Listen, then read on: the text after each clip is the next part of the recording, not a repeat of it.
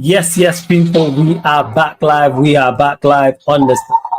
Ooh, my apologies there, people. The other laptop was on. I didn't realize the speaker was on, but we are back live. We are back live on the Sarcasm City TV YouTube for the first fan calling show of the Premier League season, people. So this is the first open one, non-members one of Talk Your Ish live on the Sarcasm City TV YouTube, people. As you can see from the title, Arsenal defeated Manchester United 1-0 at Old Trafford. Chelsea drew against Crystal Palace. Liverpool, Manchester City, and Tottenham Hotspur all picking up wins. The link to call in is in the chat, and this fan calling show right here is open for anybody to call in. So it doesn't matter where you're calling in from, doesn't matter who you are supporting. You don't even have to support a side in the Premier League. This could be the first time you found the channel, people. So feel free to call in. I want to hear from as many fans as possible. Like I said, you don't have to be a Manchester United fan. You don't even have to be a fan of a club in the Premier League. You don't have to be in the UK. So it doesn't matter who you support. Doesn't matter where you are calling in from, people. Feel free to call in. Like I said, I want to hear from as many people as possible. All those positive Manchester United fans in particular, from a selfish standpoint. That's who I genuinely want to hear for. Everybody told me we was going to roll through Arsenal. It was going to be a great performance and we was going to win the game and we finish in top 4 or top 5, top 6. I want to hear. I'm saying I want to hear all that new season optimism. I want to know if it's still there, people. So feel free to call in. Like I said, you can ask me a question. Maybe you want to debate me about something. Maybe you want to crash on your team for their opening result. Maybe you want to crash on the manager or board. Maybe you want to praise. Whatever the case may be, people, this is Talk Your Ish. Before I continue, though, make sure you run up the likes. Whether you're watching this live right now or watching this back after, hit the like button on the video. So important you do that. Make sure you share this out across all of the socials as well. At Yes It's Flawless, at Sarcasm City TV, at Sarcasm City TV. Yes, It's Flawless on Twitter/X, also on Instagram. And just as important, make sure you hit that subscribe button as well. Make sure you do so. Big up Sham in the chat.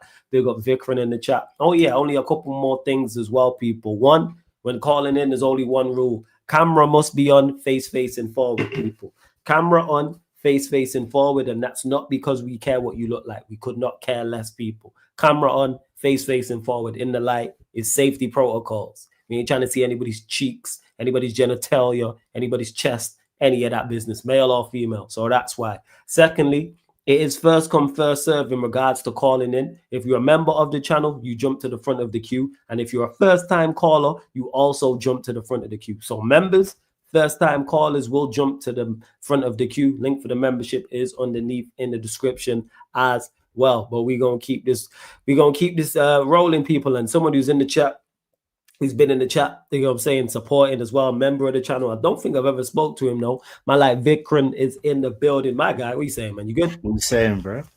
Man's blessed, man. Man's blessed. You all good, yeah? Yeah, is my mic all good, yeah? Yeah. You good. You good, yeah. You good, man. You good. Yo, who's your team? Let them know who's your team and where you calling from, my guy. United still, and bro. That game was painful, bro. Talk about it. Flo, what was your thoughts? I actually thought we played all right. Like, obviously, we finished 15th last season, so anything's going to be an improvement off the crap we were seeing last season. But I just felt like the same issues that we had are still there, but we have improved in like certain areas. Like, obviously, the attack is I'd say the defense was good. Like, they didn't really create anything. Like, they scored a set piece and then they just sat back. But I think it's the same thing letting us down, like the midfield, the manager's team selections, and the goalkeeper. Like, I honestly think we're just like two signings away from being a competitive team. But at the same time, it's like everyone's, I don't know, maybe I'm seeing something that people aren't seeing. I can hear the frustration. Go on, carry on. I just think we're so close, but we just need that midfielder. I think that's the most important signing. Like, that's why I was talking about like Adam Wharton. I think he'd be the right kind of midfielder for this team. But the manager wants a runner like Baleba. Baleba's a cold player, but like I think the midfield really needs like a ball player. Like even with Palace, like they don't have like the best midfield in the world, but they have that ball player in there, and it makes a world of difference in their team. Like we saw them against Chelsea. Like they gave Chelsea a tough time there. Like even though Chelsea have got a really strong midfield with Enzo and Caicedo, that they struggled against Wharton and what's his name? The other guy. Will Hughes. Yeah, Hughes. Yeah, Will Hughes. You're talking about. Yeah. Now you right. I get what you're saying. Like I actually agree with you in regards to. I don't think we're that far away, and that's what's so frustrating. Yeah. That I don't think we're that far away. I know that you thought that obviously it was a bit. Everyone was getting a bit too carried away. Yeah, you said it there. We were 15th. So because we were 15th, anything's an improvement, and it's like, yes, we were better. And yes, we improved, but just because you improved doesn't mean you was good. Doesn't mean you was very good. Doesn't mean you was great. Keep saying this. If you're a 3 out of 10 team and you play a 6 out of 10, yes, that's an improvement. But that doesn't mean you're a good team. No, and that's where I'm at with it. Yes, we were better going forward. Absolutely, we were better. But I knew we was going to be better going forward. Yeah, because we added Cunha and the bar's absolutely in hell. And 2, we added Cunha and Mbeumo. So yes, if me and you, Vicron, were managing Manchester United last season and had the exact same results as Amarin and the same issues and was playing the same formation, and then the club bought Mbeumo and Cunha, and we put them in the team, the attack would be better. That's nothing to do with me and you. Because it's Mbeumo and Cunha. Yeah, like I don't get people like, oh, it was no, like Mbeumo and Cunha, yes, of course, that's why we all wanted those 2 players. The vast majority, general consensus was go and get them because they're quality. Yeah. And then they shown their quality. They showed it. Yeah, Delit played well. Delit's a very good centre back. Euro played well. Euro's a very good centre back. The issues is everything else with this manager. How do you get lineups wrong? People Mason Mount, and then someone told me, oh, he didn't play in the 9. Cunha was in the 9. He played in the 10. The point I'm making is, I was seeing so many people say that he played like really well. Bro, am I watching the same game? What did he do? I saw people giving him like a 7 out of 10 in their match, like player ratings. I was like, oh, okay, he put in he did a couple of decent things on the ball, but what did he do to get a 7? Like, were we watching the same game? Bro, in the second half, I did not notice this guy at all. I didn't know he was playing. Like, honestly, when he came up, I was like, what? The only 7 was on the back of his shirt. That was the only 7. The only 7 was on the back of his shirt. What are we talking about, 7? Because he ran around and pressed and closed down and covered the ground, basics. Which he does very well. That is Mason Mount to a T. We all know that. Yeah, on the half turn. Yeah. That's all he got. That's all he's got. Mason Mount, for my attackers, 10, 9, 6. He could be playing as a fullback. He shouldn't be on the pitch. That's my issue. I had someone say that literally before I come out. How can you not say he played the 9, he played the 10, couldn't you play the 9? The overall point I'm making is he's not good. He's not. He shouldn't be anywhere there. Look at the bench. Yeah. He is our worst attacker. Why is he playing? If someone let me know in the chat as well. Like, I get that he wants to go more defensive, like, because it's Arsenal and he wants to respect the threats that they have. But what did Dalot actually offer defensively that Ahmad couldn't have offered in that game? Like, what did he do that was so, like, honestly, I did not know Dalot was playing. I barely saw him the entire game. Like, he had like one moment, one little 1-2 with Mbeumo, and it didn't really lead to anything. But other than that, defensively, you know what Dalot's going to give you. He's all right defensively, but going forward, bro, if you want to play this 3 at the back, then your wing backs have got to be attackers, man. They can't just be hugging the edge of our box where the centre backs are. Like, that's not. You're not going to build anything in attack with that. Like, I don't know why the manager can't see it. And you know what's crazy when you mention that about it's Arsenal. If he did it for the other side, I'd kind of hear it because Saka's over that side. So if you wanted to be more defensive on the left-hand side because of their right-hand side, even though I disagree, I don't understand it. You have Martinelli or Madueke, who are 2 players. You see you laughing, Vicron, because you already know what I'm going to say. You have 2 players over there, in basketball terms, guard themselves. You can leave them open to shoot the ball.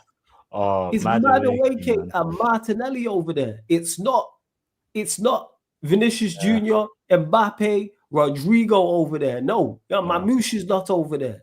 This is not prime Ronaldinho that's over that side or prime Ribery over that side. This ain't some quality left winger where we go, hey, this ain't Arsenal of old with that left-hand side. with Ashley Cole, Perez, and Thierry Henry, then I'd understand it's Madueke and or Martinelli or Trossard. Attack.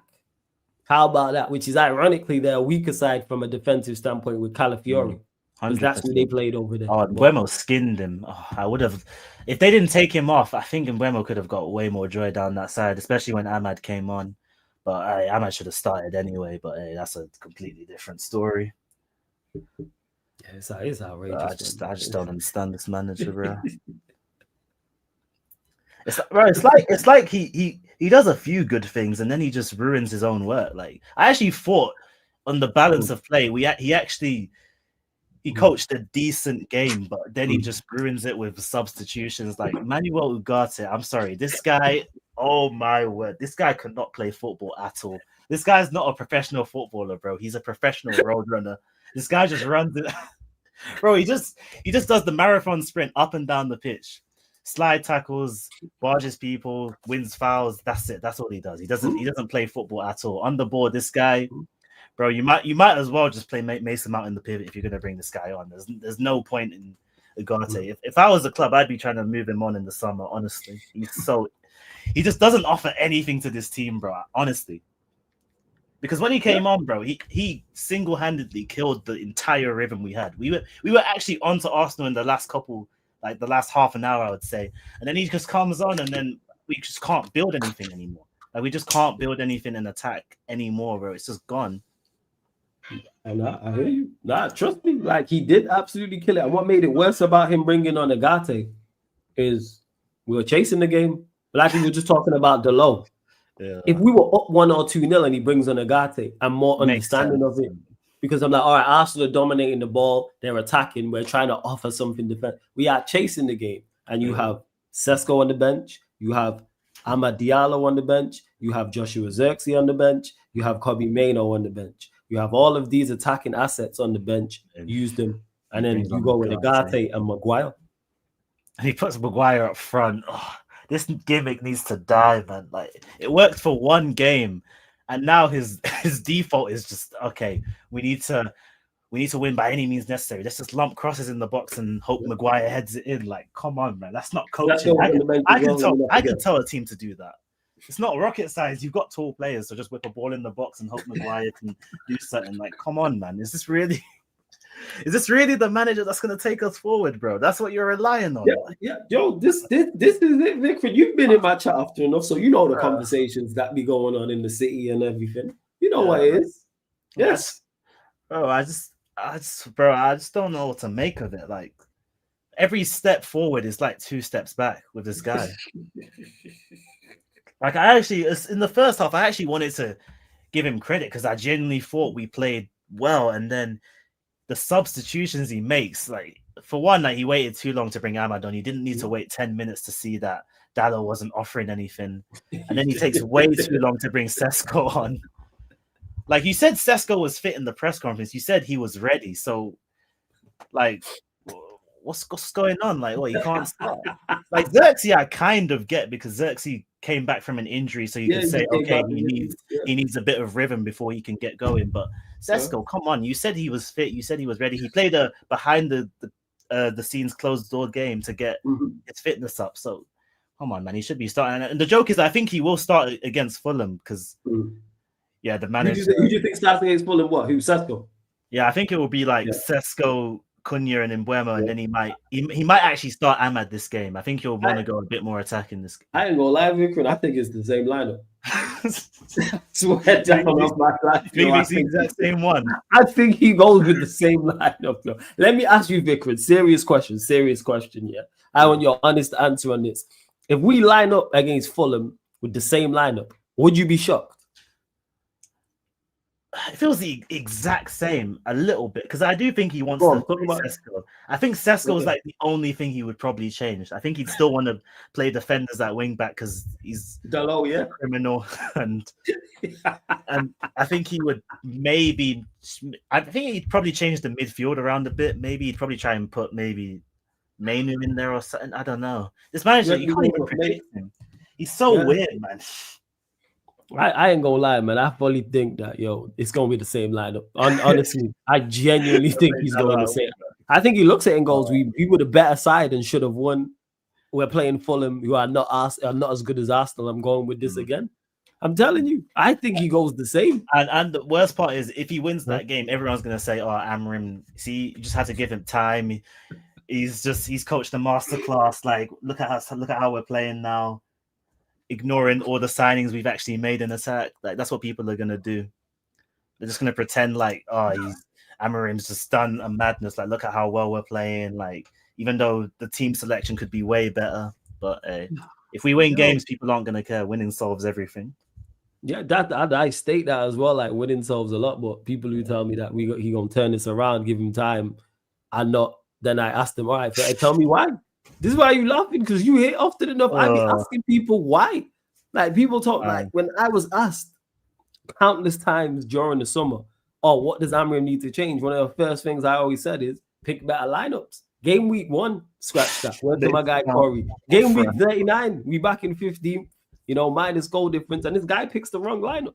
How did you get the lineup? So, like, Ahmad and Dogu is the most obvious thing ever as the wing backs. Like, there's no debate. Like, it should be the starting left wing back, the starting right wing back. There should be. It's not even a conversation. Front three, Mount your worst attacker. How's he getting in? He's out of our front three. Yeah, you look at all our attacking options to the chat. Man. Is there anyone out of our attacking options and who can play in, whether it's the strike or the 10 role or both, that he's better than? You have Mbremo, you have Cunha, you have Sesko, you have Xerxes, you have Maino, you have Ahmad, you have Bruno. So I've just named 7. They're the 7 players I can think of who playing. They are all better than him in those roles. So how is your 8th best attacker and he's getting in? There's a hot take, actually. If I was going to drop any of those players you just mentioned, it would probably be Bruno. I would probably drop him for Mount. Honestly, bro, this Bruno guy annoys me to death, bro. This guy, probably the most overrated player we've got in our squad, bro. The way people talk about him, like he's some magician, bro. He's just a 7 out of 10 player max on his day. But people talk about him like, oh yeah, he carried United out of the slums, bro. We were 15th, bro. We were losing every week. What did he carry us to? That is the slums. We were losing every week. Vicron, hear what you just said. He carried us out of the slums. Where to slightly better slums? What are we talking about? We were 15th. Bro, we went from homeless to having like a cigarette, bro. We were like, what did we get carried to? Like, you know them pity cigarettes that they give people, like people that are homeless that want a quick smoke. Like, bro, like what? We went from I don't get it, man. To 5p. Oh, you want to have that 5p without with the cigarette? That's funny. That I'm gonna quote you when I say that. I'm gonna quote you. That's bad for the. That's when we went from homeless. And they gave you a pity cigarette, bro. Like, they just felt bad for you. They're like, oh, this guy, he can't even buy his own cigs. Because let's be real, when you give like. I remember back in the day, bro, I used to be on this, like, giving these men change. And then I realized that, bro, they just want to smoke anyway. So I might as well just give them a cigarette. Like, you just give them a cigarette. You just feed in their addiction. Might as well, bro, because they ain't going to feed themselves, bro. Oh, they heat them up. That's an accurate. That's such an extremely accurate description of it. Yeah, bro. It's long, it really is, but that's not a hot take. Like, the summit is actually, I should say, because he does divide opinion, but he's not. And that's what makes it worse is, as much as, like, I don't think Bruno's a good player, one thing I will say about him is he's a final third player. His best moments are all in the final third. His goals and assists are the things people talk about. And now the manager's playing him further away from goal. In the pivot, yeah. And in the pivot, all he does is give the ball away. So what's the point? Like, you'd think that, like, any just half decent, like, just someone who's paid to, review football, to look at the game objectively, you'd think that anyone looking at this United team right now could see you can't have 2 people in the midfield that can't pass. It's not going to work. In any team, any decent team, you need to have at least 1 player in the midfield that can pass. It's a non-negotiable, but it is a non-negotiable. Big Man United can't see it, apparently. Because we're going to be fine, Vicron, man. It's going to gel. Give him time. Don't laugh. This is serious business, Vicron. We give him time, and we're going to be fine this season. We're going to fly up the table, etc., etc. We're gonna be absolutely. I think we will get up the table, but it won't be because we're just unbelievable. It will just be the games that like. Because to be fair, one thing I would give the benefit of the doubt to the team like last year is the attack was really bad. I won't lie, it was really bad. Like just having better players is gonna win us more games by default. But even then, like how much is it gonna like take us up? Like we'll get to a point where it's not gonna be enough. Like again, there's gonna be games where we're we're gonna have the same issues as last season where the midfield is just getting bypassed, we're getting cooked, or on the back foot. And we're like, oh, manager, change something. Then he brings on Ugarte, and then we're back in shambles again. Now you right. You right. Hey, Vicron, you right. Like I said, I see you in the chat. I know it's good to be able to put a face to the name as well. But you spot on. So let me ask you, as currently constructed right now, so everybody, so United as they are right now, as all the other 19 league teams are now, so no incomings, no outgoings. Where do you have Manchester United finishing? Under this manager, 7th. Yes, it's under this manager. So everything as is now. 7th. If we got a midfielder, maybe 6th, but I don't see us getting. So you got 7th currently as constructed right now. Yeah. Which I think is achievable. The only reason I say that is because I think the other teams have gotten a lot worse. Like, to be honest, like I watched the Aston Villa and Newcastle game, bro. They do not look like the same team. I know it's only the first game, but in general, like from what I saw from both of those teams last season, like I think it's the attack mainly. Like for Newcastle, because Isak is gone, it's a massive drop off. Like whoever they play up there, like they do not look like the same team. And Villa, I mean, correct me if I'm wrong, Villa haven't signed anyone. Like they've kept pretty much just the striker from Ligon. That was it. Yeah, like it's the exact same squad that got them. I mean, they finished 5th, 6th last season. Yeah, they finished. They finished. And they lost. And they lost Asensio. Asensio was a really big part of why they finished 6th. He balled out for them, from what I remember. Especially towards like the latter end of the season. He was a big reason why they were picking up points. And I think he went to Fenerbahce now, or a team like that in Turkey. I'm sure where he went, you know. I'm sure. Yeah, I think I saw Harry go for Fenerbahce, I think. Yeah, it was like mad early in the window. Yeah, that's the only player they signed. They signed a striker. They signed Gesand. Other than that, that was it. That was all. Yeah, I think they'll struggle this season, especially because they are going to be in Europe. And I think Emery will prioritize the Europa since he's won it so much. And I think he will win it, to be fair. Like he's a good manager. Like, bro, if Emery had our squad, I think we'd finish top 6 comfortably. So Vicron, what you're telling me is the manager that you have and his quality can even improve your squad. If you have a better manager, he improves what you have. 100%. Mind-boggling, man. People just say you rely on the player. You have bad players, bad team.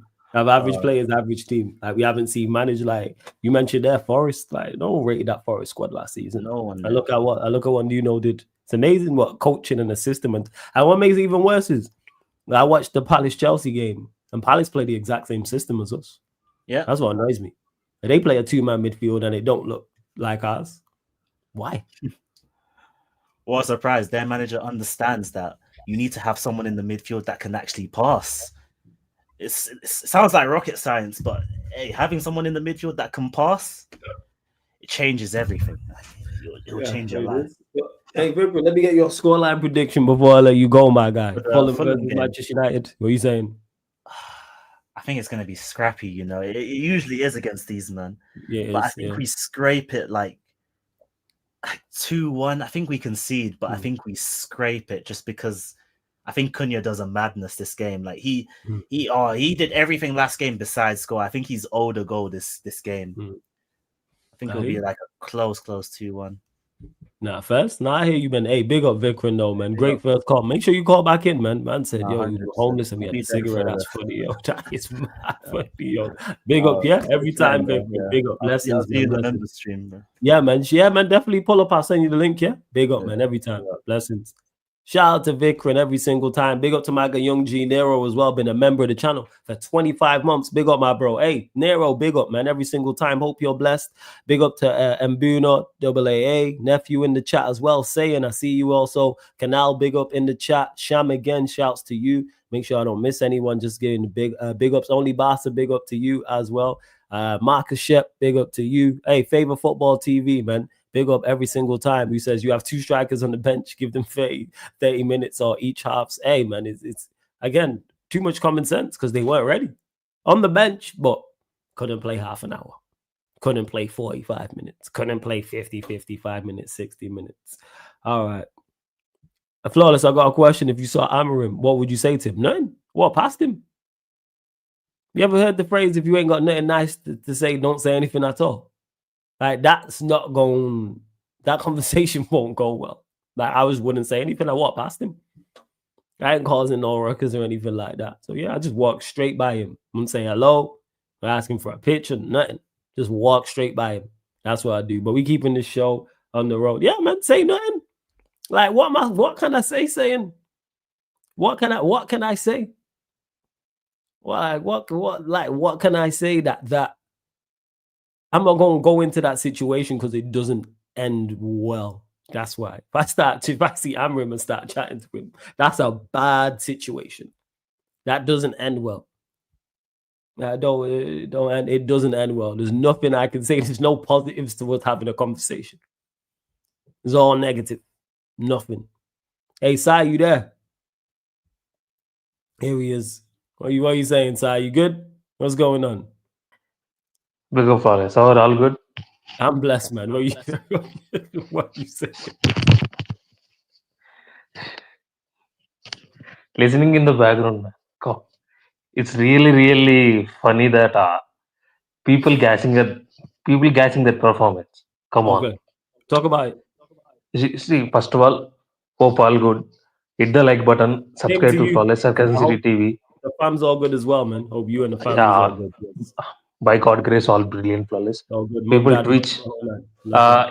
Twitch, Flawless is streaming there. Hit the like button. Subscribe to Twitch TV. Yeah. If you have Prime subscription, you can subscribe. There will be no ads. There will be more annoying ads. I will tell you, it's annoying. Now coming back to the football. First of all, hashtag no to racism, Flawless. Yes, and of course. Brilliant debut for Diego Jota. Brilliant. Absolutely loved it. Only to spoil one decade. There will be one decade in every fan base. Absolutely. Oh, it happens. We won. The police also arrested him. I'm happy that they got National Stadium ban. I read that he got National Stadium ban. Oh, did he? Oh, love that's that. Good. He got Stadium ban. Love that for real. Yes. And he got National Stadium ban. That's good. Now coming back to football. See, in desperate times, mediums. If you pay medium, also it's look like great service. In desperate, if you play medium, also it look like great. That is it. Yesterday, United played medium, but in United fans' eyes, it's look like great. Wow, we are doing something. Yeah, they do something. They thought they are doing something, but what they they have to disappoint, because if Ineos acted much before, if Ineos brought another two midfielders, they would have won that game. Yes, agreed. Yeah. Arsenal shit. Yesterday, Arsenal midfield was not there, and there is an opportunity to you have, as United fans, you have to disappoint because you missed an opportunity to win, not to draw. There is an opportunity to win. Last season, United played very well and they got 1-1 draw. That is lucky because United missed so many chances. Hoyle and Garnacho, yeah, they both. See, I think if you're telling the both names, they call it's equal to missed chances. That's it. A plus B equal to missed one as well. Mazarawi missed a good chance in that game. Yeah. Yes, same. That is then you call lucky. This performance is not lucky. You can't call lucky because United didn't create any open chances, not quote unquote brilliant chances. Yeah, clear cut. There's no clear cut chances. Yeah. See, what is clear cut chances means? If striker or anyone misses, you will be surprised. Yes. How he did miss, or the keeper has to brilliantly save that. Yeah. That is the chance. That is open chance miss. Yes. That is clear and clear miss or one-on-one. Mm-hmm. Yesterday, see, I'm telling you, yesterday United played medium because of two players. That's it. Mbemo and Cunha. Their brilliance. That's it. There is no system. See, there is 2 to 3% I'll give credit to the system, but Mbemo Cunha changed everything for United.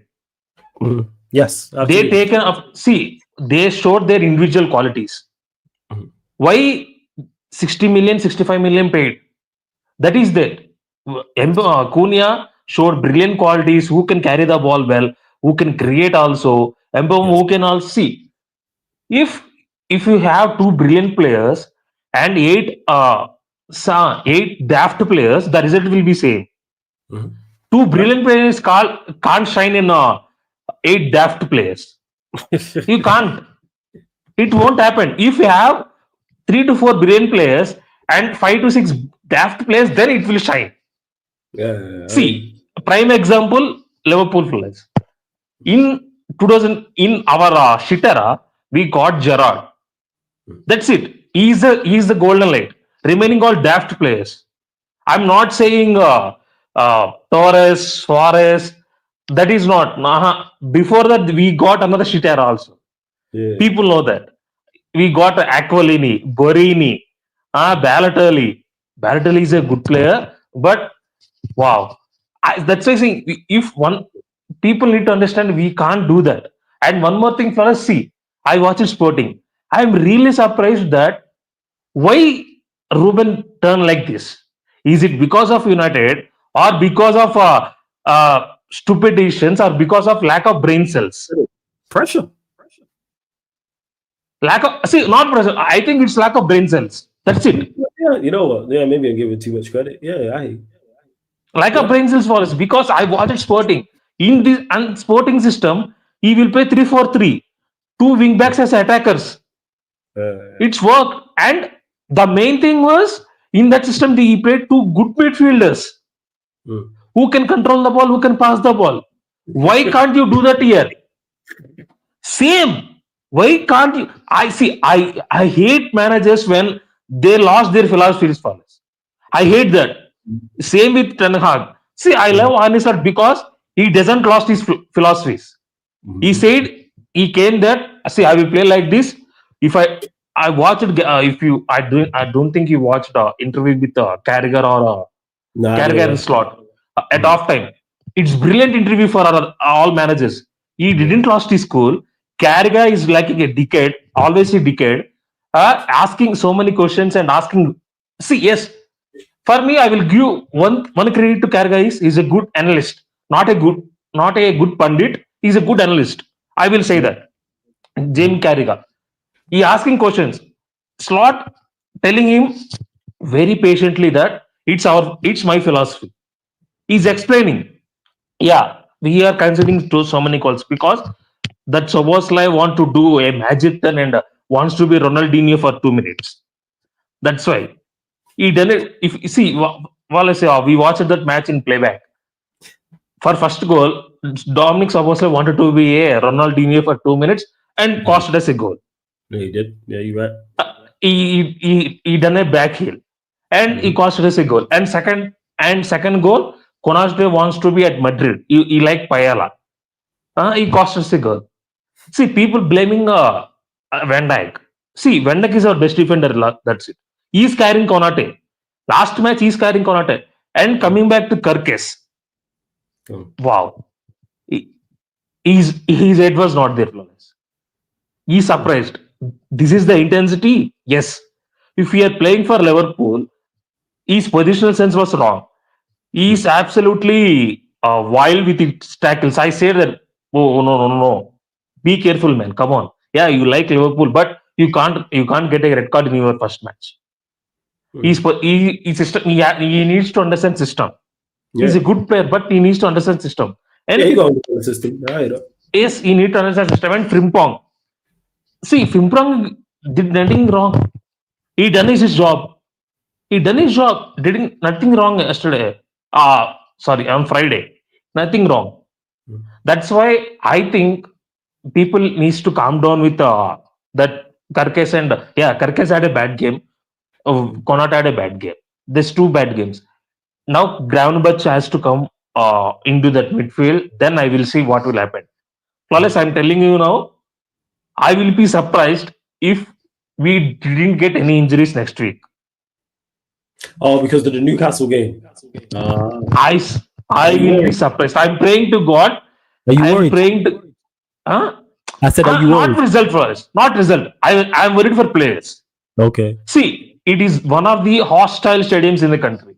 Facts. It is one of the hostile stadiums in the country. And last time we went there in 3-3. It is a 3-3 result. Well, Now they didn't have Isak, but the pressure, then the fans absolutely rinsed now. They hate Liverpool now. The way we are doing they absolutely hate us. Yeah, That's I'm why with I'm them. saying, huh?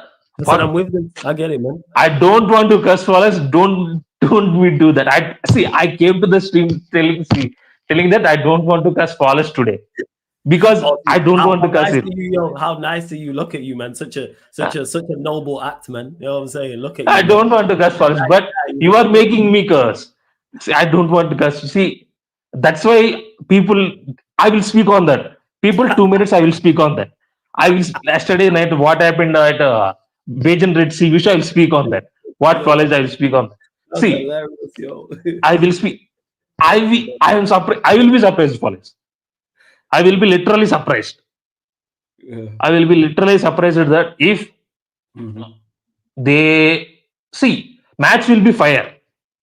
I think two managers will set up like a bat, but everything will be depend upon how the midfield will work. They got Shield, they got Roman Reigns there, they got and Kurt Ambrose there. Sorry, I see that Shield follows. Seth Rollins is there. That three midfield is very and Joe Linton man.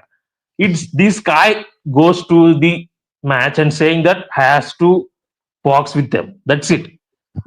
I'm telling you, next Monday or Tuesday we will get reports. 2 level players are injured. They will be out for 1 week. That's it. I can see that. Literally, Bruno G and Joe Linton, I can see that. Hope doesn't happen. I don't encourage injuries, but the hostile environment we are going to Newcastle, more. And one more thing, before that match, no Isak news will be asked to drop. If any Isak news is dropped, then it goes to another level. Wow. Yes, that is true. See, I'm praying to God for this. I want Isak at Arsenal match. I really want, because the 1 or 2 players who can give Gabriel and Saliba the game is Isak. He absolutely rinsed them.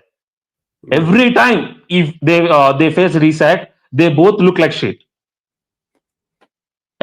See, okay, Gabriel is good. Saliba, wow, he absolutely played like shit every time he faced CSAC. That's why I wanted. And United, coming to United Flowers, yeah, you played good, but I want to see against Fulham. I want to see against Fulham. What you do? Yeah. Yes, you got 200 million spent on attack. What, Ruben? What you do? And if you see, this is the last chance for Ruben Ambrose. I slightly backed him. If you start Diego Dalot, Mason Mount against Fulham, yeah, that's it. In my list, your brain cells are 0. You are a daft. That's it. Your brain cells are 0. Up to now, I giving percentages 60, 70, 40, 30, 20, 10. If you start against Fulham, if you are going for defense, and if you starting Mount or Diego Dalot, yes, I agree. Yeah, Ruben Ambrose 0 brain cells. That's it. In my list, that's it. I don't care about you again. I curse United more than anyone. If you can see, sometimes after winning the league, and I have gone some route where I super chatted some of the brilliant jokes I read it. But if you start that again, I have to super chat it like 2 to 3 times, and flawless will say this man is on drunk. Don't do that. Okay. See, for me that is high level. Don't do that. Now Arsenal. Go on. There are so many question marks. Apart from City, after first week, there is so many questions mark for Chelsea, Liverpool, and Arsenal. Yeah, I'd say apart from City. But yeah, like, I think it depends on what you thought beforehand. Like I said, I got City and Liverpool 1 and 2, so I don't think they really have issues. Arsenal, I think, will be better than that. No. I think they will be better than that. No. For me, the main issue was flawless. Arsenal, how they connect with Gokares. That's it. I expect them to eventually figure that out. I think there's enough talent there with Gyökeres, with Saka, with Odegaard, with Rice, with Zubimendi. I think there's enough there for them to figure that out eventually. I think there's enough talent on the pitch for them to figure that out with Gyökeres. Obviously, I think, but I think they will. see, yesterday, all are hyping Zubimendi performance. I didn't see that. Nah, he was poor. Nah. I think both midfields were poor, in my opinion. I didn't rate their trio either. That's why, flawless. If United have one good midfielder, yesterday we won. See, yesterday that's it. If you United have Baliba, if United taken control of the game, United have win the game. See, we should have got Believer earlier. I'm waiting on Nero's boys Ineos to do it. Big up Nero though, man. Big up the young G. I'm waiting on his boys Ineos to get it. Hey Nero, do you think we get Believer? What are you saying? Your boys Ineos get the job done. And big up, man. Go on. See, for me, Zubimendi, it's only first game. I'm living with that. I will watch you next 4 to 5 games closely because you're playing City, you are playing Liverpool, you are playing Forest. I think I'm watching closely. Yes. Zubimendi. So after it's like Burnley, City. Zubimendi. Chelsea. Oh, who us? Oh, you talking about us? Oh no. Arsenal. Oh, my bad. Yeah, I don't know that. I know they got tough fixtures. I'm not sure. See, they played next Leeds after Liverpool, after Forest, Liverpool after Forest. Then they play West Ham, and they got City also. Mm-hmm. That's why I will watch Zubimendi. It's only first game. I don't want my judgment that, but if it is repeats, see there are question marks with that, and Liverpool also there are some question marks, and I hope Slot will do that flawless. That's it. I'm hoping that Slot will convey about that. If not, I will rectify my disappointment. I will tell my disappointment next week. And before I go, flawless, you got so many names, flawless. Take note. Snow Bunny Slayer. You got so many names, right? Yes. I will give another name, flawless. Mr. Instigator. Instigator. Instigator. Yes. Yes. How am I instigator? Yes. How? No, I will explain, flawless. Go on. You watch movies and you watch. See, in classes there will be so many people. If in class there will be so many people. Yeah. Some or do some brilliant shit. Like they will do dance. They will go and disturb classes. They will go and punch someone. They will do all like that. But someone, they sits in silence. They will pick up their movement. They will go there and just do some little shit. It will be like a dynamite. It will be like a rocket. People doesn't know who did that. It will be surprised. Who did this? Who did this? Who did this? But the person who did this silently sit there and enjoys it. Really, that's why I'm saying you are a Mr. Instigator. I will call you like that. You are a Mr. Instigator. Yesterday, after I watched Barnes show, Bajan and Barnes show, I confirmed it. Yeah, Wallace is an instigator. That's it. I just asked crap about Isak. That's it. No. That's it, Wallace. You ask questions. You know the reply. And people don't know. You see, I know you, Wallace. Okay. Don't kid me. I know you brilliant. I'm watching your content for last 2 years. I know you. See, so I seen in playback. I seen in YouTube shows. I seen in back again. See, I agree with troops. I will message troops in super chat also next time in back again tomorrow. I agree, troops. You must kick flawless so many times. I agree with that. You are an instigator. That's it. You are an instigator, flawless. That's it. Tomorrow I back again broadcast. I will say that you are an instigator. I just asked questions. I just asked him a question. I didn't know that I was going to get. You flawless. See, when I ask questions, you say that no, you can't ask. When I ask questions, it's fine, right? When I ask in chat questions, if I give information, you say no, you can't give information. You can't ask questions. Because I didn't know he was going to respond with Isak. When you start talking about legends, you know that's going to upset people. Because somebody's legend is going to get this. I just asked him about Isak. I didn't know he was going to respond like that. I had no idea. I know. See, first time you asked the question, it happened, but he continued it. You continued it. because I didn't understand his. No. You understand it. What you did was take Crab to another level. See, he spoken some mad shit yesterday. Wow. I really enjoyed the podcast, probably. See, Adman show and Bajan Red series for my favorites. They both are my favorites. Javan, Lex, Kaneki, Barnes, Pops, and first Crab. Yeah. See, I have seen Crab in Bajan Red TV show. This is the first. This is the second time in Sarkazan City TV. Yeah. But brilliant man. And that's why Crabs, brilliant. People subscribe to Bajan Red TV. And this guy flawless because of flawless. That's happened yesterday. You are instigator flawless. Because what it was, just quickly, because he was saying he rates Isak higher than I do in regards to from an overall perspective. He thinks he's the best striker in the league and thinks he's the best. Same as me. Same as me. Do you think he's the best striker in Europe right now? Yeah. Okay, so you rate him highly. So then he was saying how to me, if you're the best striker in Europe at that age, 150. Okay, flawless. Yeah, no. Who is better than Isak? No. Completely, I'm saying people. Don't get me wrong. I saying complete striker, not one-on-one. I say complete striker. But of course, he's more complete than Haaland. But I don't think he's a better striker than Haaland. No, he's a better footballer. Yes, but if you give me a choice between the two, so I can pick my 11. So I'm starting a team in the Premier League, and I can pick whoever I want for each position in the league. I'm taking Haaland's my 9. That's no chance. No. See, that is two different people. For me, Flores, if you ask me, just striker, just score goal, just striker, Haaland for me. Yeah, best striker in the world, Haaland. Best striker in the world, best striker in the Premier League, Haaland. But if you're saying best all-round footballer striker, then Isak. Because see, there are two differences for me. Haaland is if you can't give Haaland a chance for us. You've seen that in Wolves match. Yeah. You can't give him a chance. He will bury that chance. That's it. That's why I'm saying that I agree. See, Crab is disappointed because it is gone too far. I understand that. It is gone too far. With Isak, it is gone too far. I understand that. But what I'm saying was because of you, you see, not yesterday. I'm not basing this on yesterday. I watch every show. You know that. I watch every show in this show. In your show.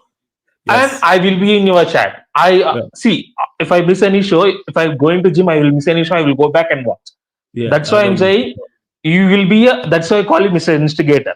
And that's it, done. Before I go, Reinders. People, I said in so many times, he's the best. He will be a brilliant signing for City. People don't understand how brilliant Reinders is. See, he was excellent. They didn't miss Rodri problems. They didn't miss Rodri. He controlled the game. He created the game. He created chances. That pass to Haaland was brilliant. Absolutely brilliant. Cut the defenses with one pass. That is I want. See, if you are midfielder, that is just to Odegaard learn from Reinders. You have to do that. Brilliant midfielder. And see, people are telling me you are scared of City. No, I see City very closely because I went toe-to-toe with them. Now, this time also, I can see that there will be brilliant players there. And people are saying Liverpool will walk away. No. We can't. This league is not a walk-away league. This league is not a Liga. This league is not a Bundesliga. We can't. There is no team who can walk the league. See, apart from last season, flawless, there is outright favorite. There is a outright favorite. Last season is Liverpool. That's it. This season, there is no outright favorite. There is no outright favorite. It is close. I'll give you that. City, Liverpool. See, City, Liverpool, Arsenal, flawless. And Chelsea is there. But my whole thing with Chelsea was Cole Palmer is melt flawless. That's it. In sun, he's melt. In sun, he can't play football. That's it. He has to be cold. Yeah, he has to be cold. He has to be like chilly weather. In sun, he will be melted. That's it. I can't see. In that game, I didn't see Cole Palmer. That's it. I didn't see that. And I seen a stat called he didn't score open goal from 14th January or like that.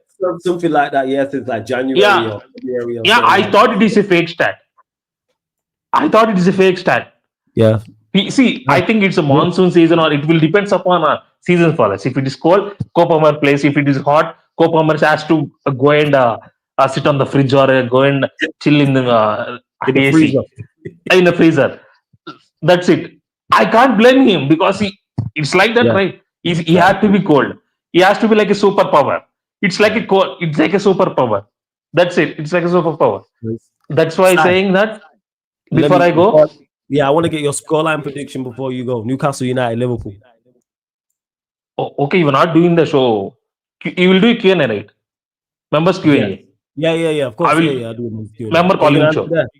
Yes, there Yeah. will. Yes, there will be a fan calling show. Members only. Yes, there will. Be. Because I want to see more reports, because there will be some news dropping. Flawless. I can see that this Newcastle game will be one hell of the game. See, I didn't care about Bournemouth. I didn't care about Arsenal until now.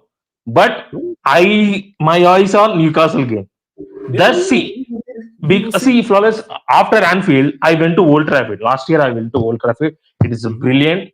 Apart from a state, see, I want to enjoy. My father is a United fan. He went to so many times. I didn't go at least one also.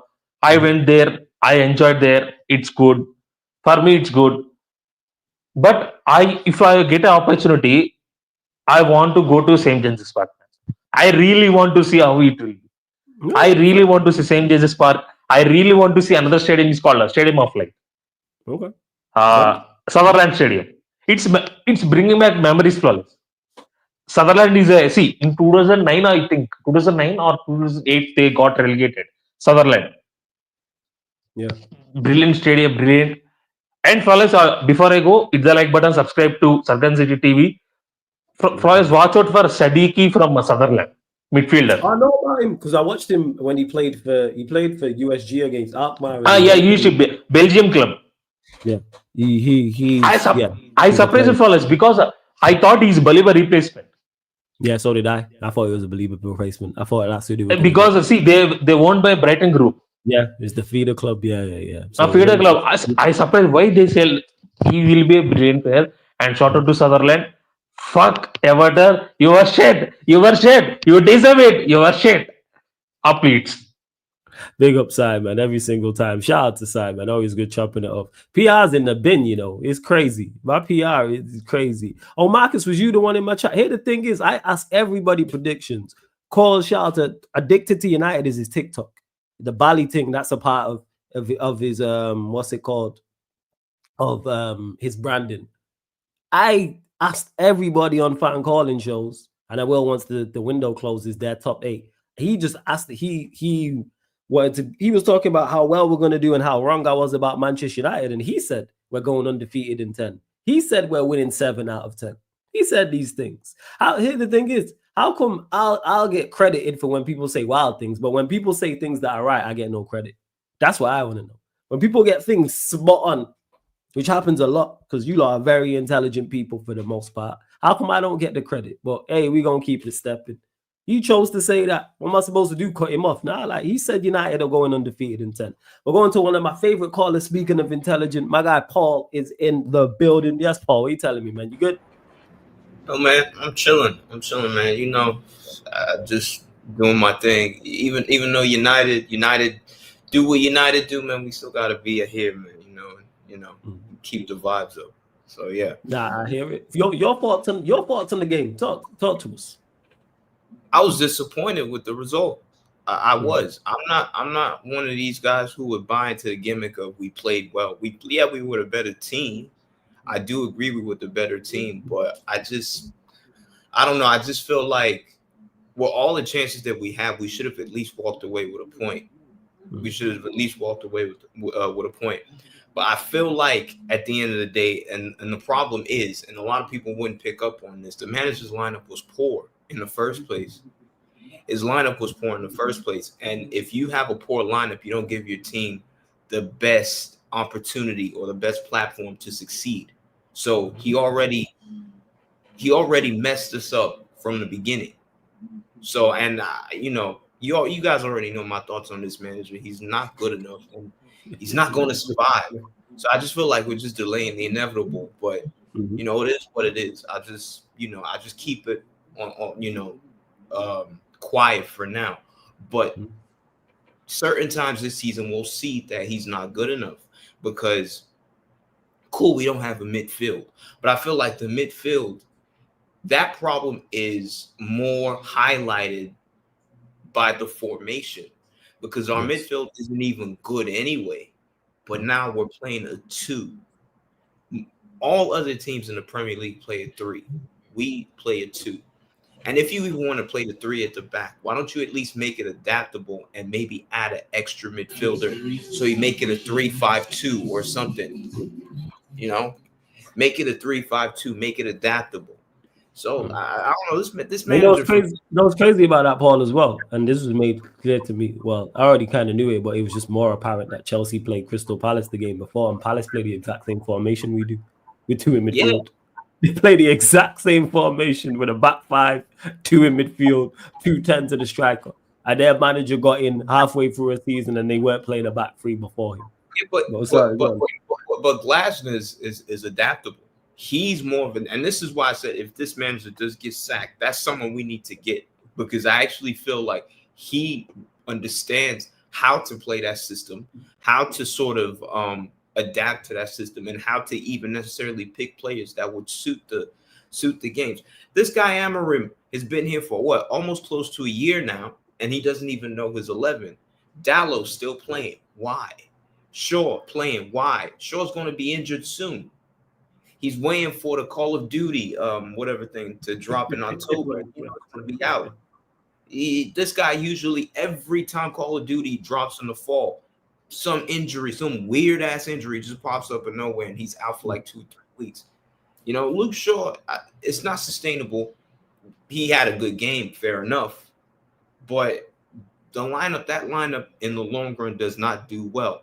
Bruno Casemiro, as much as I feared for Casemiro's legs and whatnot, he wasn't even the worst midfielder. The worst midfielder was the Captain Fantastic that people keep telling me every time, oh, where would we be without him and everything like that. This idiot was at fault for the goal because he gave Lenny Euro a pass, and Euro had to do some quick thinking to get the ball out quickly, or else he would have been pressed and he would have lost the ball next to the corner.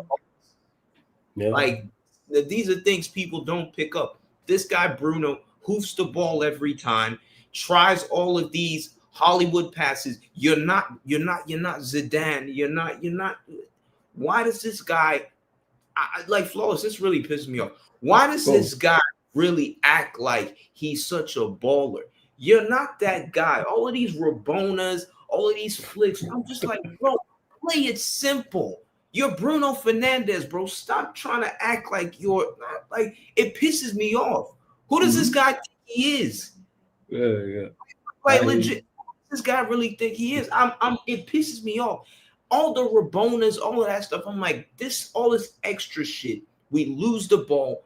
The team, the opposing team counters on us. We score. It happened in the Europa League final. It almost happened yesterday. It's just because Arsenal were just that bad that they just couldn't score. But this Bruno guy is a problem. He should not be playing. And I don't like the way we're sacrificing so many players just so we could get Bruno in. Kobe Mainoo's on the bench. Why? Are you telling me Kobe Mainoo can't get into this team? If I'm Kobe Mainoo, I'm really talking to my agent, and I'm thinking, yo, listen, what's going on? Because I'm not getting no game time. It's a World Cup here. I don't need this. So if you're not going to play me, let me go. At least let me go on loan. Yeah. If you don't want to sell me permanently, at least let me go on loan. Let me get some game time. Because our midfield is that bad. We've let Collier go, and I don't really rate Collier that highly. But if you know we haven't gotten a midfielder in, and our midfield's still trash, I wouldn't be letting any midfielders go until we find or identify a midfield target. And then we're like, okay, cool. Based on this, based on that, okay, you could go, you could go, you could go. Our midfield options are Bruno, Casemiro, and Ugarte. And Ugarte is just, for me, one of the worst signings we've ever made. And, like, what does that guy offer? What does he offer? This guy is a Uruguayan pit bull. All he just barks at people. He had so much space to pick out a pass. And Bueno was on the right side. I think Cunha was there. I think Sesko. I think he had a couple of options to pick out. What does he do? Unleashes a wild shot that flies into space. It's probably hit some fucking satellite now in space. This guy, like, bro, this guy is so shit. This is our midfield, and this manager keeps entertaining these players instead of actually giving people like Kobe Mainoo a chance. Kone, get well soon. Didn't get no chance in preseason. Right. I'm like, bro, like this midfield is not great, but it's made worse by his team selections and by He his magnifies it. Yeah, he magnifies it. Yes, he definitely magnifies it, 100%, without question. It's just crazy, man. Like I don't understand what the whole fundamentals are. This guy cannot do basic level coaching, Amarin. He can't. And this is why, as much as we played well yesterday, it would mean nothing if we go lose to Fulham on Sunday. And I know at the end of the day, and that's why I'm not saying anything. I'm just waiting to see how this transpires. Because if I'm not going to say once, because I do want the team to win. If we lose to Fulham on Sunday, we need to just pack it up. Tell him, bro. Because I'm not out here to do this whole lose every week, because there's so much optimism now in the fan base. We've lost one game, but the fan base is still really in copium saying, yeah, we played well. And parts of it I agree with, but I'm not really going to go overboard because we lost the game. So I'm just going to be like, you know what? Some positives to take away. Cunha and Bueno, fantastic players. Nonetheless, okay, are you going to build on this next week? Are you going to build on this against Burnley? I just need us to beat Fulham and Burnley. The City and Chelsea game will take care of itself after international break, but we desperately need those 6 points to at least fill me with confidence. At least at the end of the day, if we beat Fulham and Burnley and lose to Chelsea and City, I'd be like, okay, it kind of evens itself out, because those are games I expect to lose. But if you lose to Fulham and then maybe scrape a win against Burnley, it's like, what do we go? Like, what are we doing here? Where do we go from there? Nah, I get what you're saying. I don't know. I mean, this guy needs to really buckle up and really start coaching, because this for me is unacceptable. All right, we're not where we are, cool, but we're not supposed to be 15th. We're 15th again. This season, like, bro, we're fucking 15th again. I couldn't believe it when somebody told me, shit, United are 15th again. I had to check the table myself. I said, God damn. I said, oh my God, we're 15th. I was praying for Everton by heavy margin, so we just move up to 14th. Now we're going to be 15th on Sunday till we play next. Yeah. Until the Saturday games to kick off.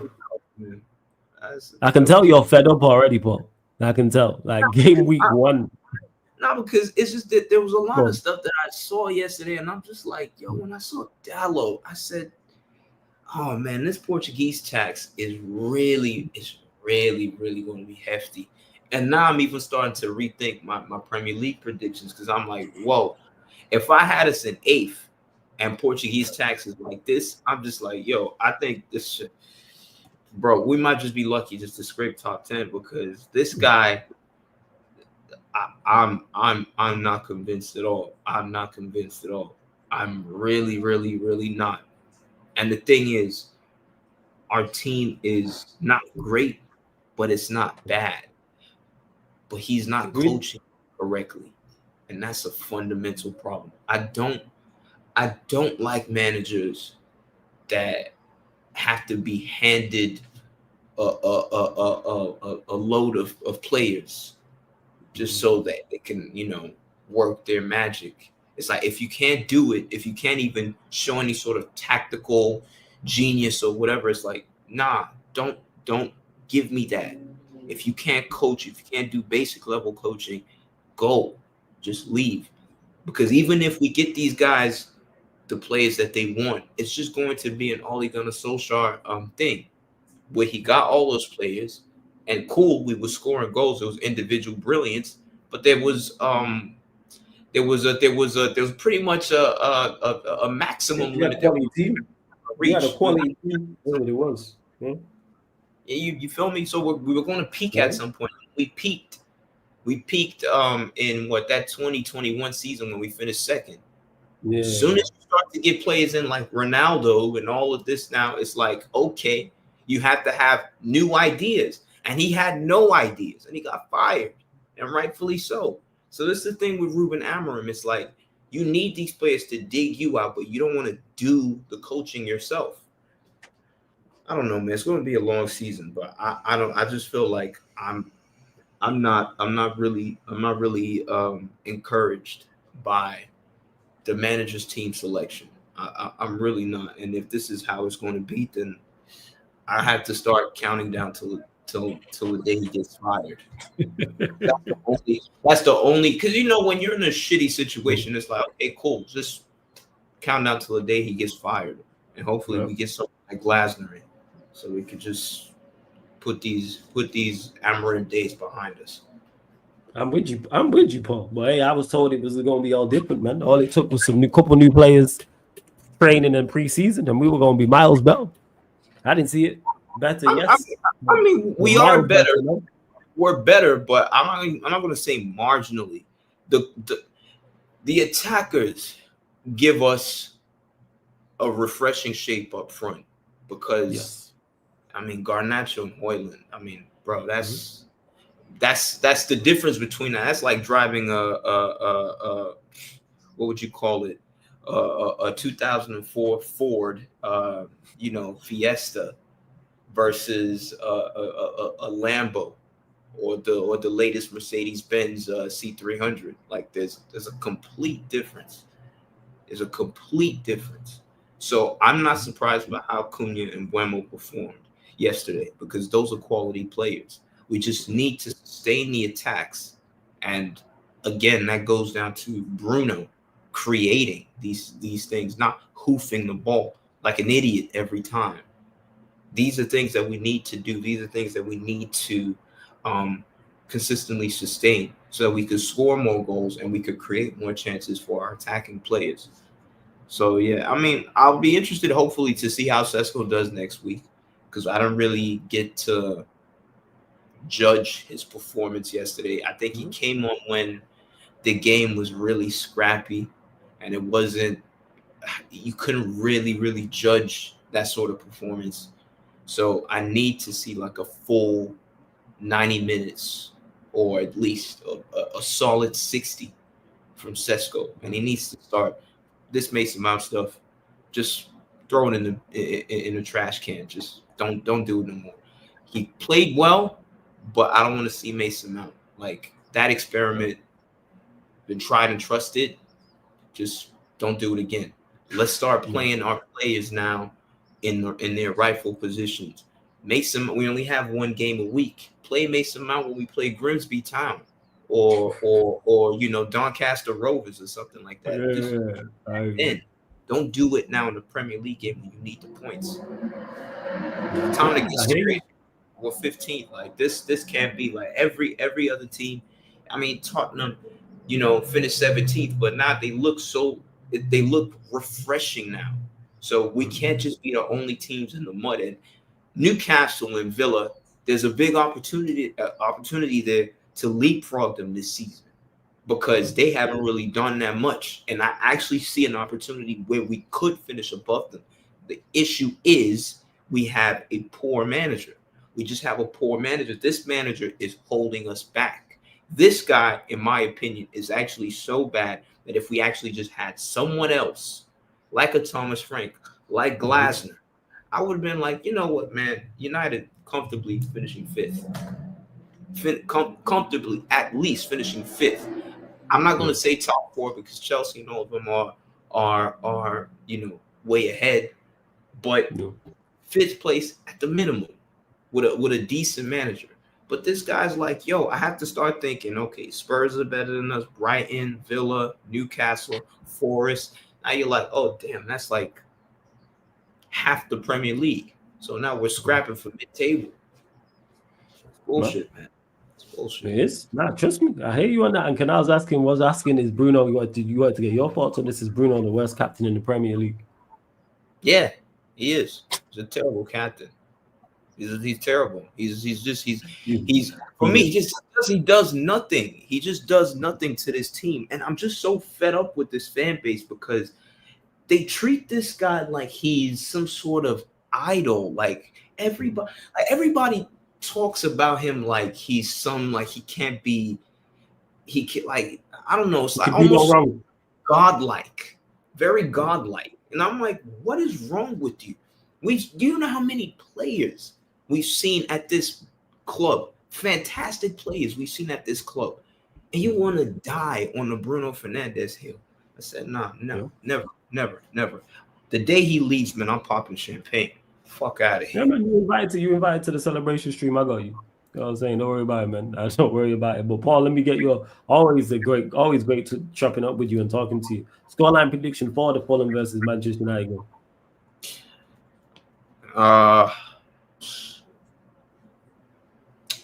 2-1 United. That's me backing the team. I think there's a world where we could lose the game, but I'll just be positive and say 2-1 United. That's very fair. Hey, big up Paul every single time. Yeah, and yes, Canal, to answer your question, yes, I think Bruno, he's a worse captain than he is a player. For all his deficiencies as a player, he actually has some positives. Captain, I don't see it. Like, I'm thinking about if I was a player, would I enjoy him being my captain on the pitch? Do I trust him to lead by example? Do I trust him to, lead us into battle? This was a guy that got sent off twice in 1 week. How's that captain material? I mean, sometimes people forget that. How do you get a red card? It gets overturned. You come back. You get sent off again. We got booked, didn't he? Yeah. We got booked. When that happened, I said, "Oh my God, get this guy out of this football club ASAP." Anyway, man, I'm done ranting about Bruno. I just United to be great again, so I could talk shit to these rivals, man.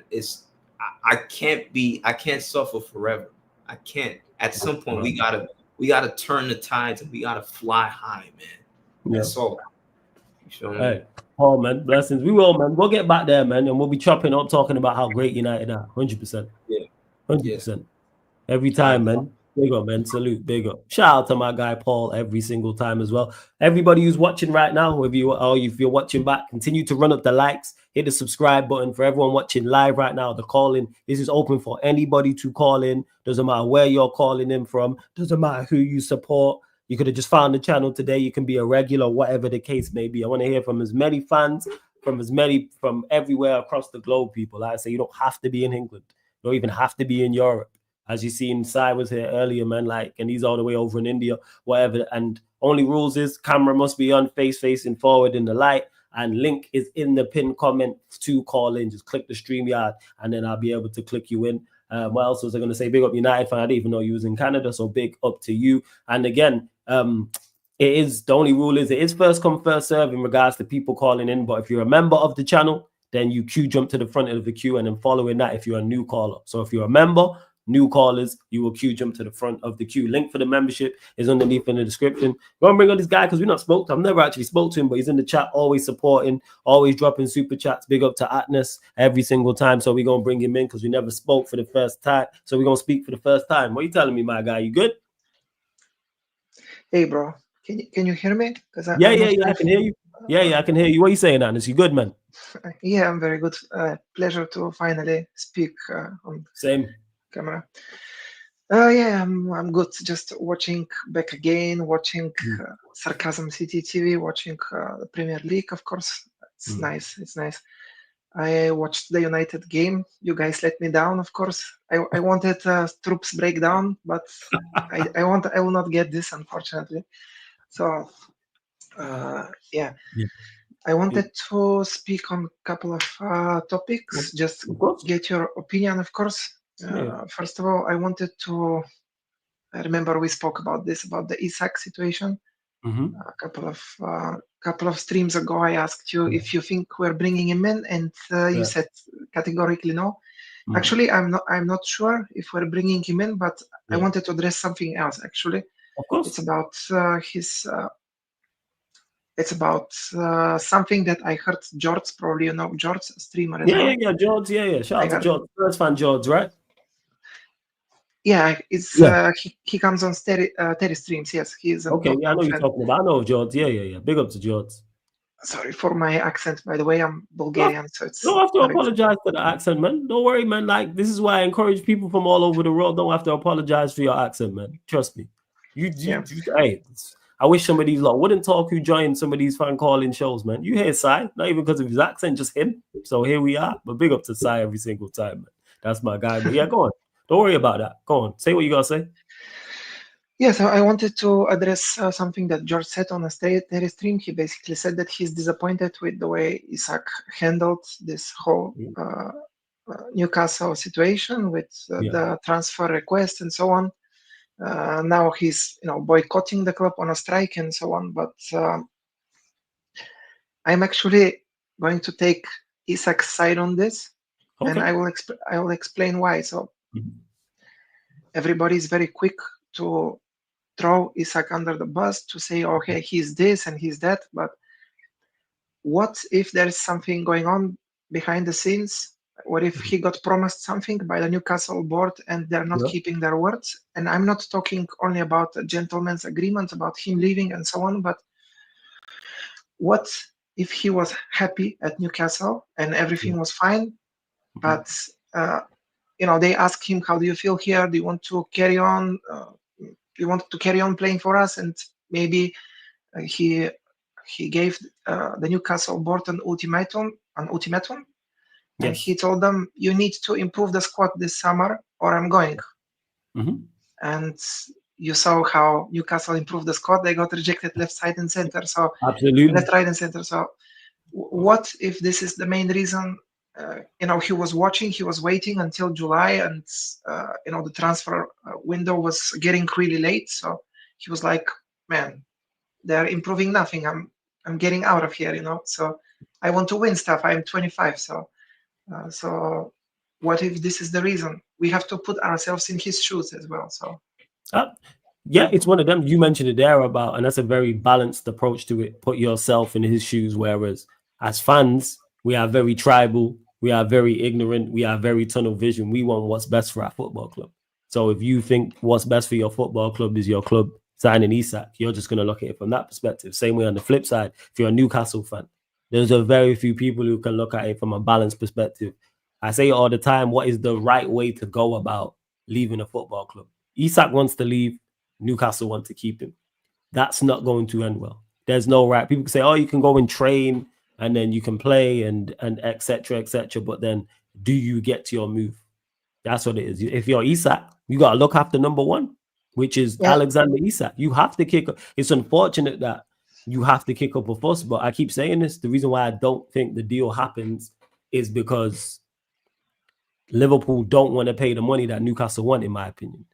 I think if this happened today, if Liverpool put in a £150 million bid, he's a Liverpool player the next day. Liverpool do not want to pay the money that they want. I will say something that Mons said on a Back Again stream. No player is worth 150 million, in my opinion. So today's market is just might not be for you, but I'm saying to Newcastle, to me, if I look at it, if I'm Liverpool, I'm paying the money for him because I think he's the difference in us winning the Premier League or not winning the Premier League, or winning the Champions League or not winning the Champions League. But it depends. Yes, but when you've already planted the seed and he wants to come to Liverpool, why should you pay that kind of money if he doesn't even want to play for Newcastle? So he's like tying Newcastle's hands, They have to sell him. Doesn't matter for 100 or 110, but it's not going to be 150. I'm pretty sure of this. Do you think the deal gets done? Do you think he's a Liverpool player at the end of this transfer window? I think it eventually gets done. If I'm wrong, I hold my hands up. So there's something else. There's something else I wanted to say. Of course, it's about Isak. The type of character he has doesn't strike me as this type of person to go on a strike, to do this kind of bullshit. In my opinion, something happened behind the scenes that none of us fans or streamers or Twitchers or nobody knows about this. Something happened that annoyed him to the point where he wants to leave, like badly. So, in my opinion, there are different cultures, there are different mentalities. Maybe for the Swedish people, if you say you're going to do something, but you don't do it, that's like a serious offense or insult or something. So it doesn't matter if it's a contract or no contract. If he got promised something verbally and they didn't do it, then he's like, what the fuck am I doing here? So yeah, he did. Apparently that's true though. Apparently he did have a verbal agreement with someone, but that person, I think a woman who was there, I don't know if she was their director of football or something, but she left. So the person he had an agreement with left. And that's where I think the issues is lying. Yeah, that's what it is. So what price do you think you get him for in the end? I think 120 or 125 with 10 million add-ons. So like 130, 135. But 150, absolutely not. Absolutely not. That's what they want. I'm saying I think that's what they want. That's what Newcastle want. Okay, I have 3 more questions for you. I will try to be quick so the other viewers can get on as well. So the first question is, how do you think so far Florian Wirtz is doing, and how do you think he will do for the season at Liverpool? And do you think he is worth the money? And what do you think of his potential as a player? In regards to how he's done so far, obviously it was only the one game against Bournemouth, and that was a welcome to the Premier League game. That's what that was, because the Premier League, we all know, supremely fast-paced. Arguably the most fast-paced league when it comes to the top leagues. Maybe you can put Ligue 1 in there. I don't watch a lot of the games, but outside of Ligue 1, he's coming from the Bundesliga. It's a much quicker paced league, and you're playing in the center of the park as well. You're literally playing where super mobile players are, super athleticism, and you know what Bournemouth are going to give you. So he didn't play well in that game. He's a quality player overall, though, in regards to his standard and where he's at. I think he's quality. I think he'll adapt fairly quickly, and he's going into the right team to adapt as well. And I think he'll be fine overall. Yeah, he's got a high. He's good now. He's very, very good now, and he's got very good potential as well. Do you think he's going to be a flop? No, I don't think he flops. Okay. I don't think overall. I think overall he will be worth the money, because you lot are going to be in for the Premier League in regards to winning it, and you're going to be in the last stages of the Champions League. This is another thing why. This is another thing I love the Back Again podcast. I love all the members. Of course, you're my favorites for your objectivity, for your honesty, for just the way you try to keep it real about all teams. Like you don't. You try to keep your bias aside, like always objective opinions. This is what I like about you. Appreciate it. This is one thing I really like Mons, because he's like the biggest comedian on Back Again. He's like the top comedian. But what I don't like about Mons, I will be honest, it's him gassing up all the time. Liverpool are this, Liverpool are that, the big Bidney and so on. Bro, come on, just calm down, humble, okay? Just because you are setting us up for failure in this way. Like I understand we are Liverpool and so on, but just be modest. Because what it is, Mons knows regardless if you fail, how he is. All right, there might be extra towards him, but if you lot don't win the league or Champions League after making all these signings, he knows he's going to get absolutely cooked. He knows that regardless. So he adds because that's one is just a character. Like you said, he's a comedian. He's going to be braggadocious like that anyway. And he believes in the team. And he's been waiting for this as well. So that's where it stems from. Same way with me, with United. I get cooked regardless. Even if I'm like, hey, this isn't good. I'm still going to get backlash. I'm still going to get criticism. A lot of it from my own fans, to be honest, which is the craziest part. But that's a whole different conversation. So yeah, but he believes it. And if I was but in you have to Liverpool, agree. Sometimes he goes over the top. Come on, sometimes. Of course. Yeah, of course. But if I was him, I'd probably get carried away too. I'm not gonna lie. If United were like that and had the season Liverpool had and was like that, I would definitely be going over the top. And like man said in the chat, Monty's a character like that, so he's going to be, because he's been waiting for this. Because Liverpool have been bad most of his life.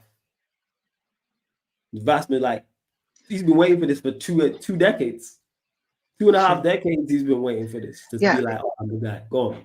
Yeah, don't get me wrong. I support Liverpool for a very long time, since I was 9 years old. Now I'm almost 34, so 25 years.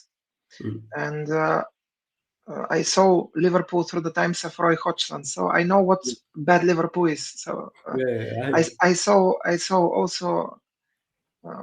I saw us getting almost winning stuff when we had Brendan Rodgers and so on. I saw a lot of things, but only in my lifetime, of course. I got introduced to the Premier League when my father was watching Arsenal, because he likes Arsenal, and I started supporting Liverpool because I don't know, there was something about the crowd, there was something about my favorite player, Steven Gerrard, of course.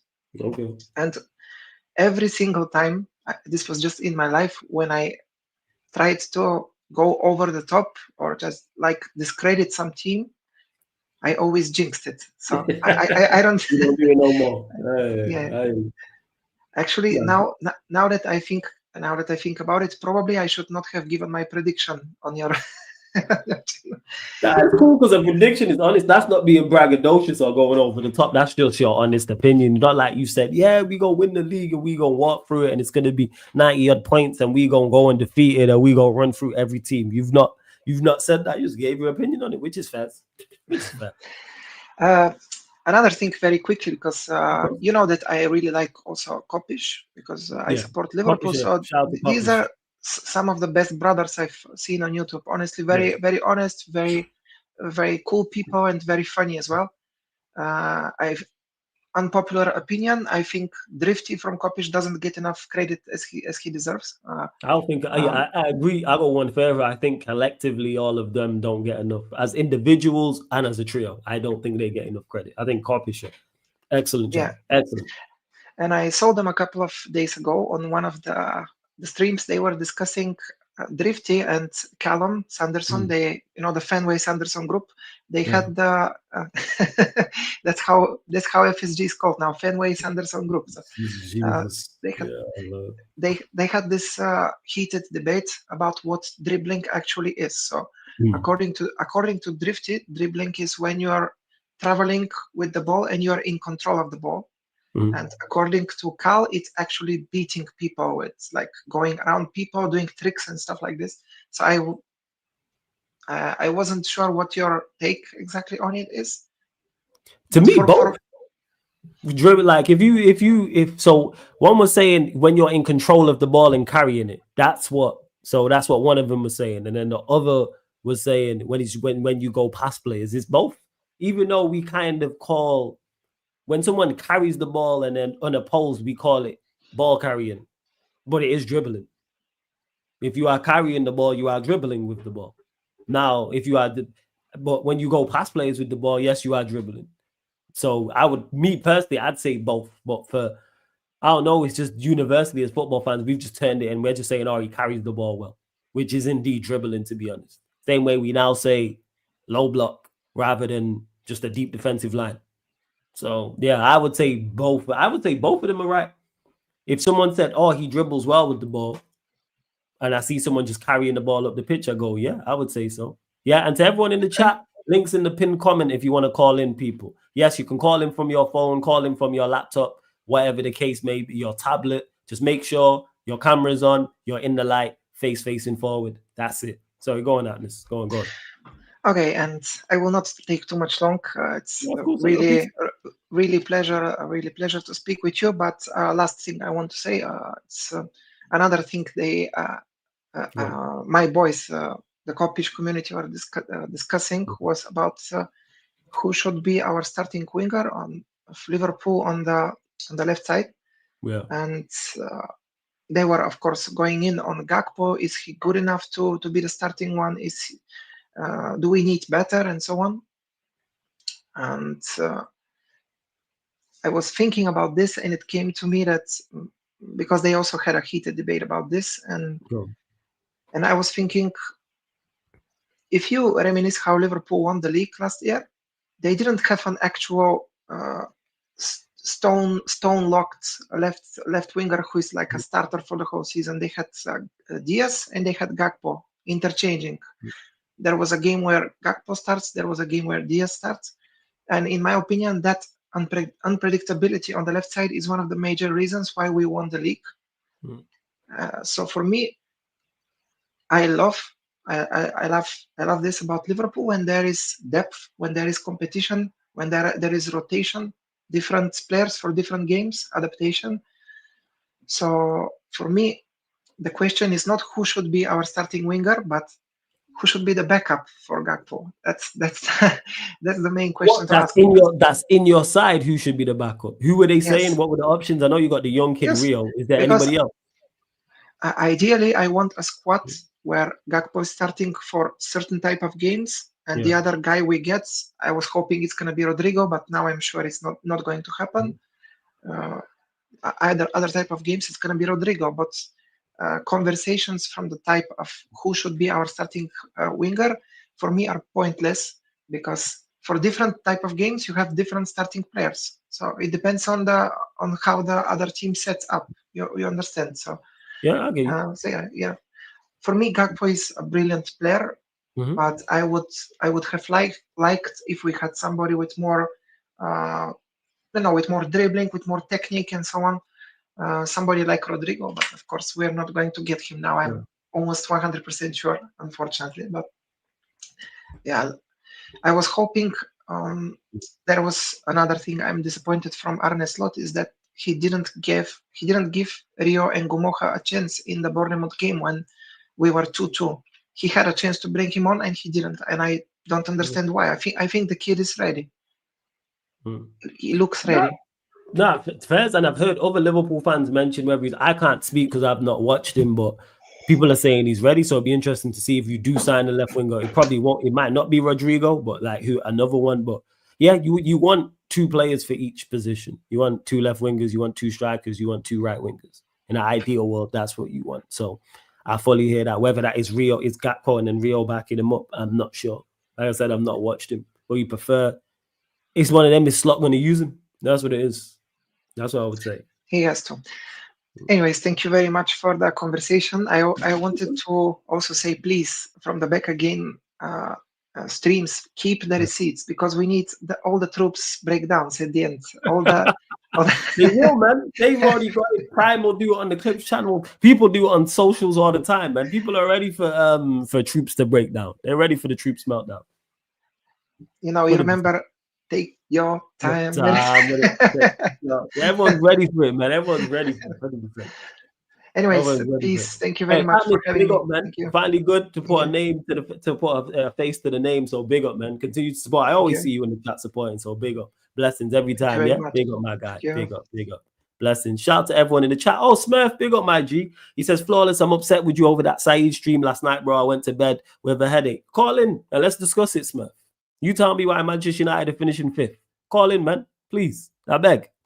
Make sure you lot go check that out. Because anytime, like I said, I've noticed this, especially after that. Anytime I'm critical of Manchester United, it's a negative. It's received negatively. When I was told this time last season, when I said Ten Hag wasn't it, I was called negative. When I said we are not scoring 90 league goals, 80 league goals, 70 league goals, I was called negative. When I told everyone over there that Ineos are not a good institution and I'm not good ownership, I was called negative. Anytime I am, and I was right. I'm 3 from 3. And you're not going to see with this manager, but all right, Smurf, I hope you're still there, man. Call in. We're going to keep it moving. New caller in the building, man. New caller. My light size in the building. I already know that this side going to be better than our side. So let's move. Yes, side. What are you telling me, man? You good? Hey, man. Thanks for having me on. Of course. I actually had a conversation with the other side for like 4 seconds a couple of months ago. I think, was it a year ago? I actually don't remember. we actually speak the same language as well. So I guess. Oh, jeez. could- Yeah, we you might be kinda- twins and you have variants of each I other mean, and that. You feel me? Yeah, we could abuse each other in our mother tongue. So yeah, Who's your team? Who'd you support? So I'm an Arsenal fan. Okay. So yesterday's game was interesting, to say the least. For thoughts on it from an Arsenal Yes. perspective, was your thoughts on Arsenal's performance, Gyökeres, and also because this is the first time we speak, and your thoughts on Arteta overall and your expectation of him this season? Yeah. So I like to. So first of all, like I was actually looking forward to the game because UFC 319 was on the previous night, and I actually enjoyed the card. It was a great card, a lot of fights. So I was like, okay, the sporting feeling was very high in me. And then when the game came, I was like, what the heck is this? This was just such a drab, boring, dog piss performance. There are two aspects that I'd like to sort of bring forth to everybody. The first one is more of what specifically happened yesterday, and then the second one is a pattern that I've noticed over the year, over at least a year, if not more than that. So specifically yesterday, I think we were trying to do something different. And the reason I say that is because if you notice, right, and I'd like to know what you think, we weren't pressing the way we would normally pressed last season and the season before that. We weren't pressing as high up, as far as I remember. We would drop back. Even when the center backs got the ball, it was just Odegaard that was trying to sort of get some reaction. But we very quickly sort of retreated to a mid block. But with the mid block, the problem is you should be tough to break down. However, your midfielders are just getting the ball through our midfield easily, right? Even Casemiro was getting the ball through. Casemiro was not a ball playing guy. Like he was just bypassing a midfield like it never existed. So how can you be a team that doesn't press high up and you're open in the middle? For me, one explanation is you're trying something different. And another sort of piece of evidence was the fact that we actually had counterattacks. So 4v2s, 4v3s, wherein Odegaard would either overhit the pass or Martinelli would run outside the stadium instead of actually towards the goal. It was just all over the place, right? So I guess that is one explanation. The other explanation is probably the fact that the manager is just he's just incompetent. He's not good enough. So I guess that was how I looked at the game. I think we were trying something different because things just weren't working, right? People are overhitting passes. They were even controlling the ball, something as basic. Like I used to do that 10 years ago. They weren't able to do that on the pitch yesterday, which is embarrassing. Yeah, man. I mean, that was the worst performance I've seen in a win under Arteta like ever. I've seen even last season, a couple of draws. We actually played better than what we did yesterday. There was I think like only 2 players played well yesterday, probably 3. That's it. What would you say, Gabriel, Rail? So David Raya man of the match, I think was the right call. Yeah. Calafiori, I felt was the only one who's trying to push the pace. By the way, the guy who converted him to a centre back needs to be tried for treason. How he became a centre back, I'll never understand. This guy's all his best attributes are on the ball. He's a good ball carrier. He strikes the ball well. He's intelligent in terms of possession. He makes the right runs. How the heck is he a centre back? Why is he a centre back? So I kind of understand why he plays left back, but he just allows runners behind him almost all the time. So he is almost all the time a detriment on defense, but he makes up for it because of his on-ball abilities. He's better than Martinelli. He's better than Madueke. So if I were the manager, I'd actually stick him up at centre forward because some of those finishes last season were extraordinary. I mean, the City goal, the Wolves winner, incredible finishes. I mean, Kai Havertz wouldn't be able to do that. So I don't know, man. I mean, Calafiori, one of the most misprofiled players, but listen, it is what it is. He's a defender. So at Calafiori, I thought Odegaard was the only attacker who was trying to push the pace in terms of trying to get the attack going. But his final ball has been atrocious for a year at least. So, yeah, I mean, I guess it was just those three. And I think the centre backs, I have reached a level with them wherein it's like I trust them.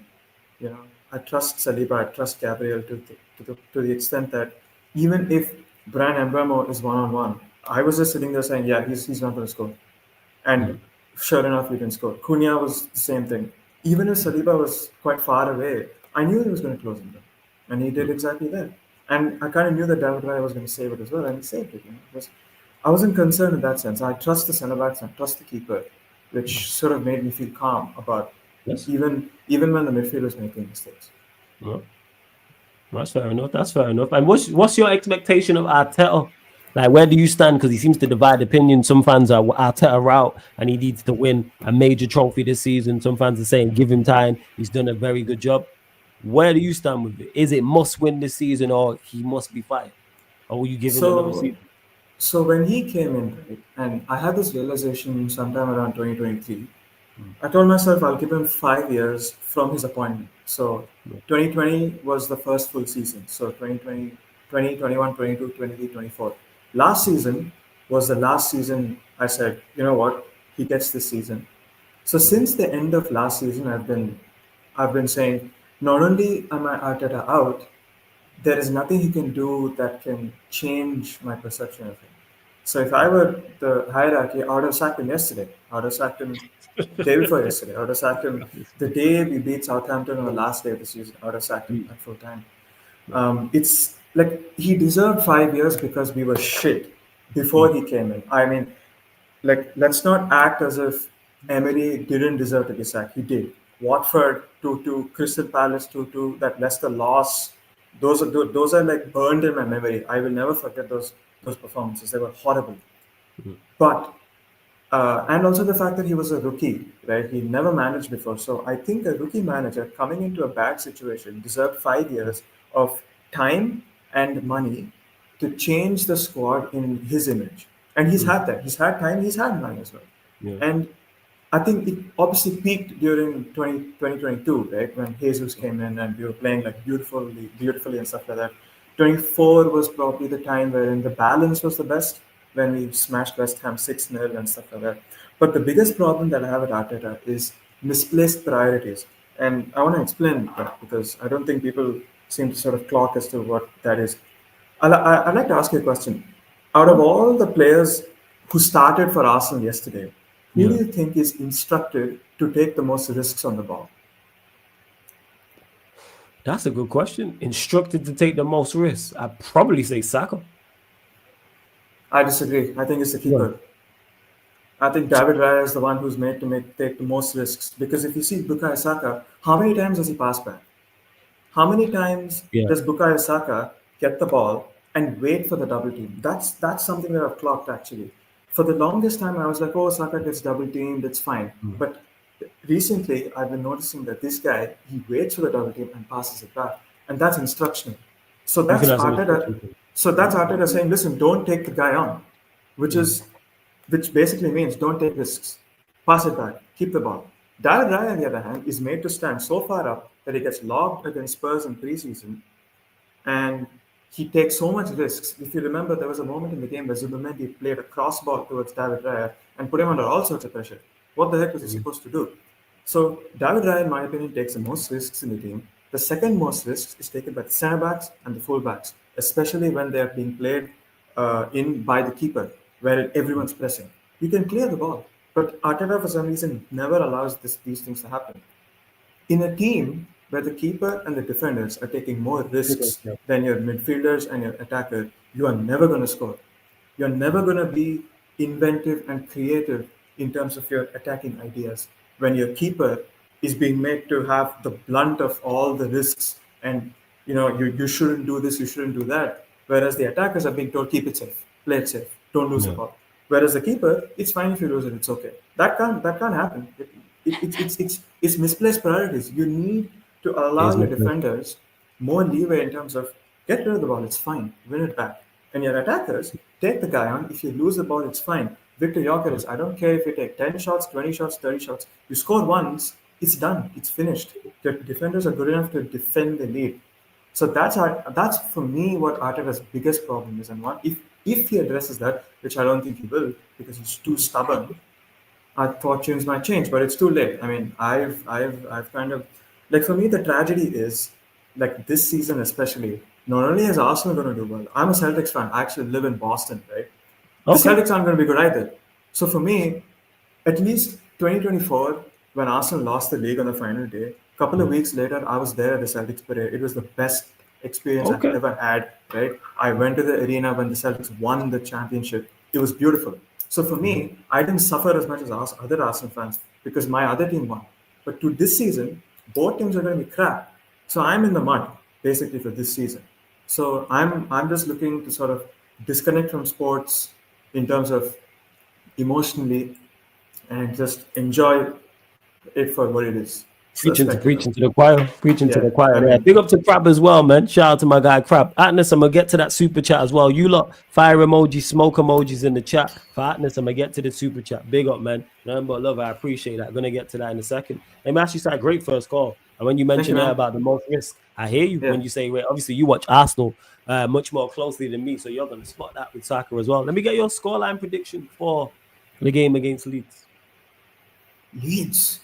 Because I was actually watching 10 minutes of the Leeds game and I was actually scared. I mean, I was thinking, yo, these guys are actually playing the ball around. They're quick. The passes are quick.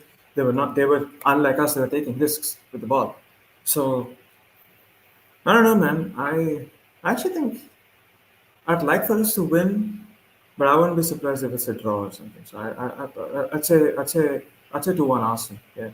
Also, 2-1 Arsenal. And where do you currently, as everyone's constructed right now, everyone in the league, so everyone has same manager, same team. Where do you have Arsenal finishing in the league as of right now?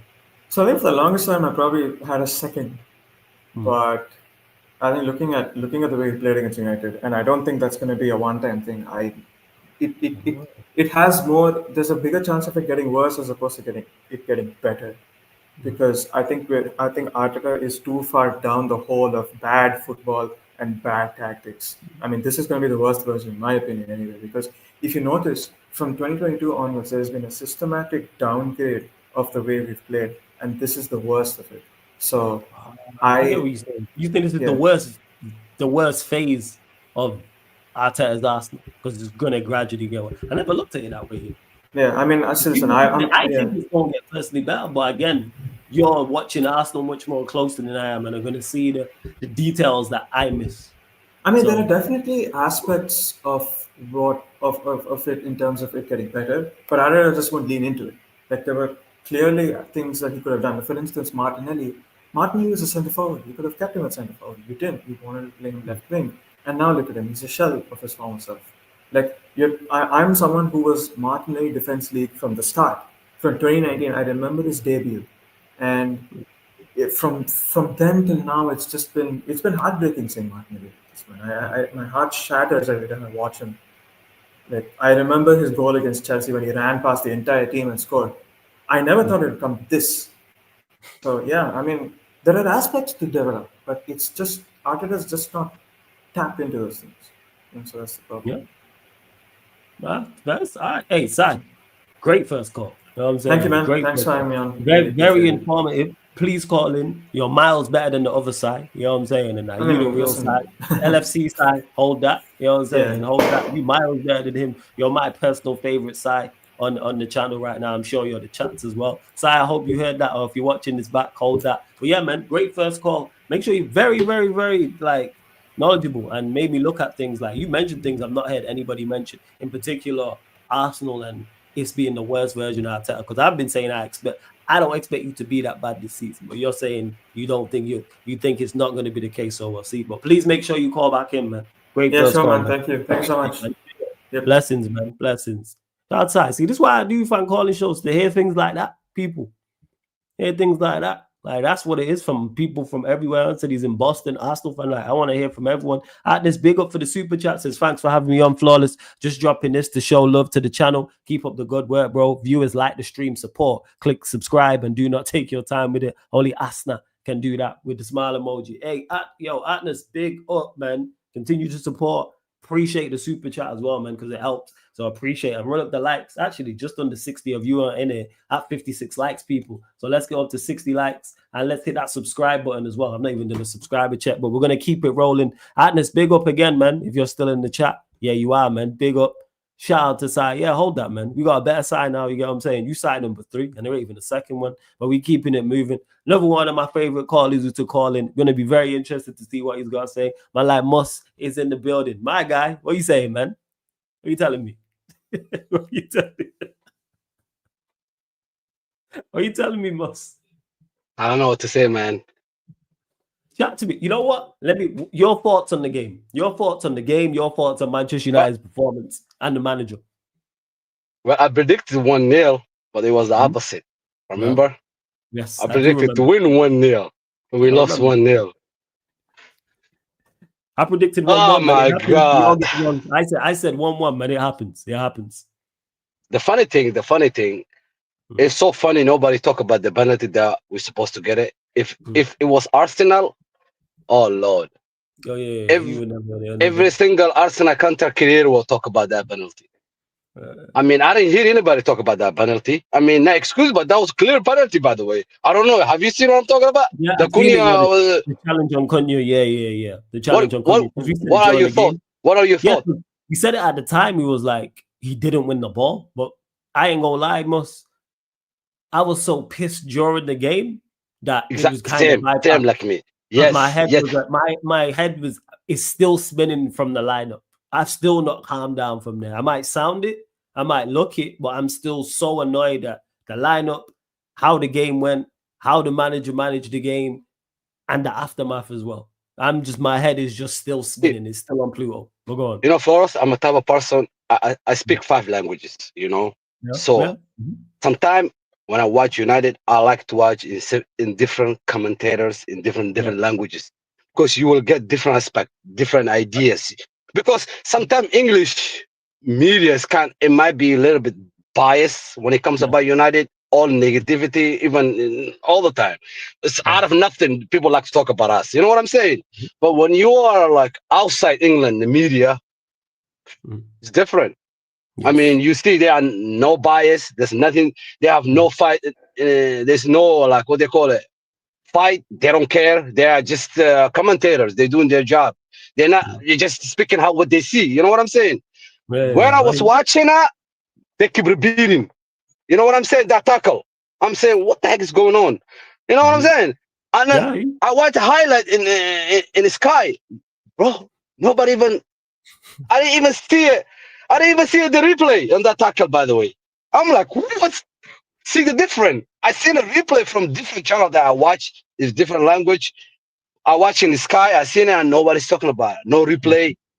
A lot of content creators, I've been watching them. They were talking about the same thing. Nobody talked about the penalty because whatever channel they were watching, nobody was showing that clip. You know what I'm saying? I think I don't know, bro. I don't know about English. That's why I don't like to watch a lot of things in bias. Even in boxing, I'm a big boxing fan. Yeah, go ahead. I was just gonna say, with me, when it comes to decisions, because the referees are so bad, I'm like, you mentioned boxing, bring your own judges. Don't wait on the judges to score the fight, knock the guy out. That's where I'm at with it. Do I looking at it back? Yes, it's a penalty, but we shouldn't be relying on the referee. Yeah, I know. I agree. That's where I'm at. But go on. So, Floyd, if you don't know, I used to be boxing. Amateur. Okay. I had about 25 for amateur. So boxing is my favorite second sports, by the way. So boxing. So that's why when I watch boxing, I move the commentators, because a lot of like DAZN, ESPN, you know what they call it? They're biased against black fighters. Bias. When a black person throwing a punch, they never say it. I swear to God, bias, especially in America. A lot of men sports media, especially boxing, ESPN. Oh my God. You know, like they're biased against black fighters. So I noticed the same thing about England there when it comes about Man United. You know what I'm saying? They always we bring a lot of views when the media will talk about us, because we have a lot of fan base, by the way. You know, I've been over 7 countries. The amount of fan base I've seen in United. By the way, Flores, where you from? In your family's from. What are you talking about? Where my descent from? Barbados and Jamaica. They're the two. By the way, Barbados, I was in my honeymoon. That's why I was asking. Okay, I went honeymoon there. Honeymoon. Yeah, see, I'm married right there. Honeymoon. You know, I went there, bro. Love that for you. I was married. I was married too early. I was married at the age of 21, by the way. Jeez. You was married early. Jeez. Now, 45 years old. Jeez. Yeah, man. It is what it is. Yeah, Flora. So Go on. I have a question before the game. We went to the game. Why do see my dad used to be ex-footballer in Qatar long time ago. He retired like over 30 years right now. Yeah. Why do always ex-footballers or managers they're obsessed with those? We view those players as shit players. My dad believes Kai Havertz is a good player. I always fight with him. Yeah. It's not the first guy. Babatov, he thinks Kai Havertz remind about him. He said like he's what he see on him. See, a lot of footballers, they rate players, not us fans who would never want to sign in our team. Yeah. But to that point, I always say this, like when you look in particular at the highest level, the best players we look at and we say they were top class, world class, elite, our favorites. When they manage outside of Zidane, they fail. Zidane's the only one who was like, you say, okay, you are a world class player, a manager, you made it to the top. Most players who are same like NBA though, same as NBA. Tell me any like superstar player that become coach in the team and become success. None. Even basketball. My knowledge of NBA is not like that, so I'll take your word for it on that. Because Okay. We've seen it back in the days. I mean, what was this guy named Russell? I mean, I didn't watch it. He was coached, but back in the days was different, you know. But our modern history, like watching basketball, any good we call super duper star that retire and become coach? Nah. I guess everywhere like that, you know. So another thing. A lot of managers, a lot of ex-players rate Bruno Fernandez. Most of Man United fans don't like Bruno Fernandez. The amount of people, the new players that we sign, they ask him who you excited to play with. They tell you Bruno Fernandez. Our young kids, you know, our younger ones, they always talk about, okay, who's your role model? Bruno Fernandez. So that's why I see Bruno Fernandez. The reason Man United didn't want to sell him, he's a big personnel in the dressing room. That's my point of view.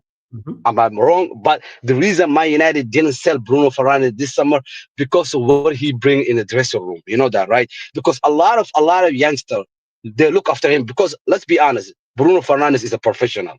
You know, he never injured. He's very disciplined. I mean, of course, people look after, you know, of course, a guy that always consistent playing, never injured. How long he's been injured since he's been in Man United? Barely. How many games he missed? One game he missed. Handful game. I don't think even he missed 6 games or even 5 games. Like 2 or 3. Exactly. So you need those. You need to follow those. What do you eat? You know, of course, he must be doing something that behind the scene. You know what I'm saying? He's eating the right food. He's eating the right nutrition. So the thing I see Bruno Fernandes, he stayed in the club. That's reason. He's a big personnel in the dressing room. You know. We might not like it, but that's the reality, Flores. You know, we don't. He's not Roy Keane, so we don't have to view Bruno Fernandes as our ex-captains. We have. First of all, I hate people say, "Oh, Bruno is not a captain type, bro." Don't view it when we used to be successful, but we're not success right now. I'm sorry. I swear, God, you don't expect what they call it, a guy like a Cantona to walk in the door. Or Roy Keane to walk in the door. We're not gonna have it. We have him. It is what it is. I don't think he's the worst captain ever. I don't agree with that. We've seen a lot of bad captains. I'm sorry. People have a short-term memory. I don't know. Sometimes fans, they call it prison of moment. They only see right now what's happening. You know what I'm saying? We've seen a lot of bad captains getting red card back to back. With Ramos, are you gonna call Ramos a bad captain? How many red card he got over and he's a captain? Roy Keane, we seen how more. Is he bad captain? Nah, exactly. Yeah, facts. Now you smart. You don't know what like is a good captain. We know that. It doesn't make you a bad captain or good captain. At the end of the day, he's human. You know, he lost his head. Human. This is football. You know, it happens. Messi got red card before. I hear you on that. I think it's just more. It's more so. You know what it is. You're more forgiving when a player who's consistently good has a bad game. You're more forgiving than a player who consistently plays bad. That's what it is. Like people think of United in the 90s and early 2000s. Those teams lost games. Don't get it misunderstood. We lost matches. Yeah, The yeah, reason yeah. why we were more forgiving because we know, one, it was rarity, and two, they'll probably put it right the next game. It was rare that man lost 2 games in a row, 3 games in a row, etc. And that's for most top teams. That's where you get grace credit in the bank. Yeah, I agree. Yeah, I agree in some degree. I just want to stick with Bruno Fernandez for a little bit. If you, I don't know if you watch the game, right? I just want to give you this. Yeah. I watched the game, of course. Yeah, if you watch Bruno first half, Bruno, he was reckless. You know, he was all over. That's Bruno for you. He was all over. He was making mistake. He was all over, running all over hill.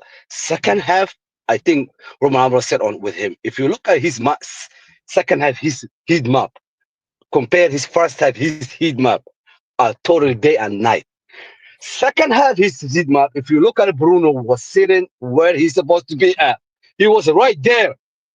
He was not moving. I swear, God, I think Roman Abrams have talked to him. I swear, God, he have been talked.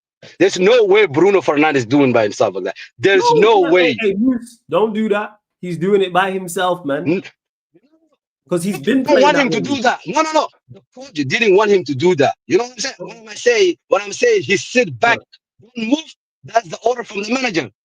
Told him stay there. If you look at the second half, his heat map, and the first half, his heat map, totally different. Second half, his map, it's in the box. You're breaking up a bit, Moose. You're breaking up. Lift up your phone a bit. Yeah. Go on. So speak. Go on. If you look at the second half heat map, right there in the center. Cunha, the one was coming and moving with the ball more. He is the one more carrying the ball. Bruno Fernandez was only giving the ball to him. If you notice it. And the first half, he was all over. He was in the box. He was like making mistakes, doing all that. Second half, Ruben told me, man, you're doing too much. Stay where if you look at the second half, we dominated more position because you know why? Bruno Fernandez didn't go all over. Even when Ugarte even come in, Ugarte was actually more forward than Bruno. Bruno was staying there. See, I told you, if a Bruno manager have talked to him like this, he can do it. He need position and discipline. That thing about him.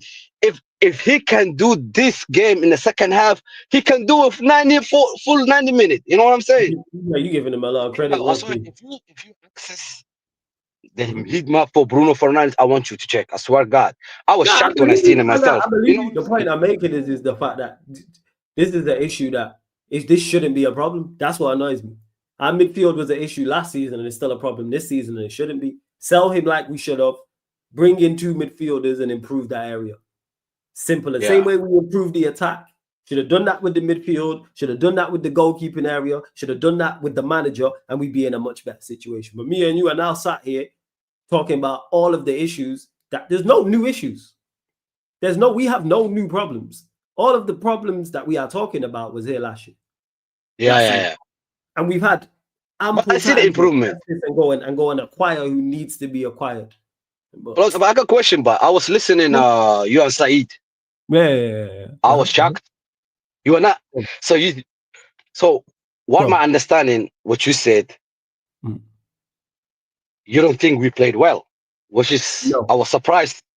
No, I don't think we played well. I think go on. Because you say there's no any improvement. Am I quoting you wrong, or I don't know? I don't remember exactly what you said. We improved. Yeah, there was improvement, yes. But just sorry. Yeah. Just because we improved doesn't mean we played well. If we go from a 3 out of 10 to a 4 out of 10, that's an improvement. But that doesn't mean a 4 out of 10 is good, or from a 3 to a 6, for example. Top 3. Give me your top 3 best performer for United. Top 3 players. Bremo, Cunha, De Ligt. Oh, they were my top 3. Yeah. I was going to say, people are not. See, one thing I hated even from our fan base, the way they talk about De Ligt. They're making it, but De Ligt is a bomb. I don't agree that. Remember De Ligt. Remember De Ligt. He's the only player that won young player of the year. The only defender that time. The only defender to win it in a long time. Mostly who wins it? Mostly it's attackers always win it. You know what I'm saying?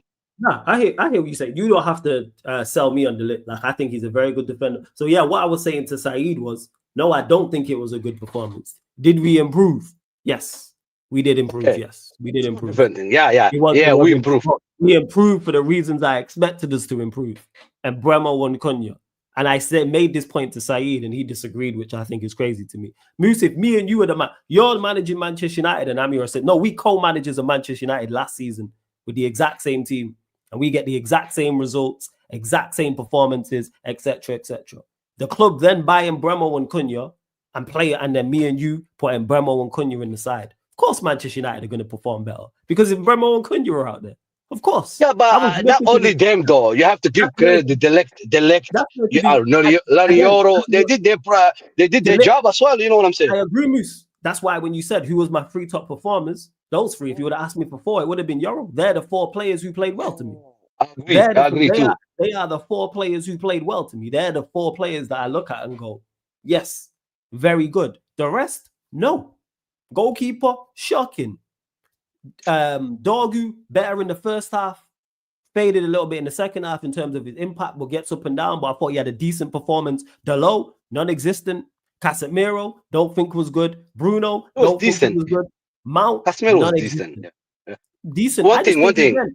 I just think we were less shit than them because their midfield was awful. Odegaard wasn't good. Odegaard, I think he's the better one compared to Rice and Zubimendi. I think Odegaard was. That's where it is. You know what I'm saying? And that's where it is. I think because the bar's so poor that people are praising the bare minimum. Like for us, word to my guy who said it, Vicron, who said it right at the start of the show. We're a homeless guy, and someone gave us a cigarette, and people will be like, "Where would you?" That's it. And we praising the person who gave us a cigarette. We are homeless. Flores, yeah. Like I know we talked about this before. Go on. Who recruited Beyande? I just want to know, bro. Did anybody really watched him went to Turkey League and watch him and really picked? I just want to know, what did they pick on him? Merit of what? What does he have? I just don't get it. What's wrong? Whoever was recruiting this guy, man. I mean, is he even goalkeeper? Oh my lord, he's a 6'4", 6'4" goalkeeper cannot command his boxing. Ray is a 6'1" or 6'4". Look at how he's punching the ball. See what I'm saying?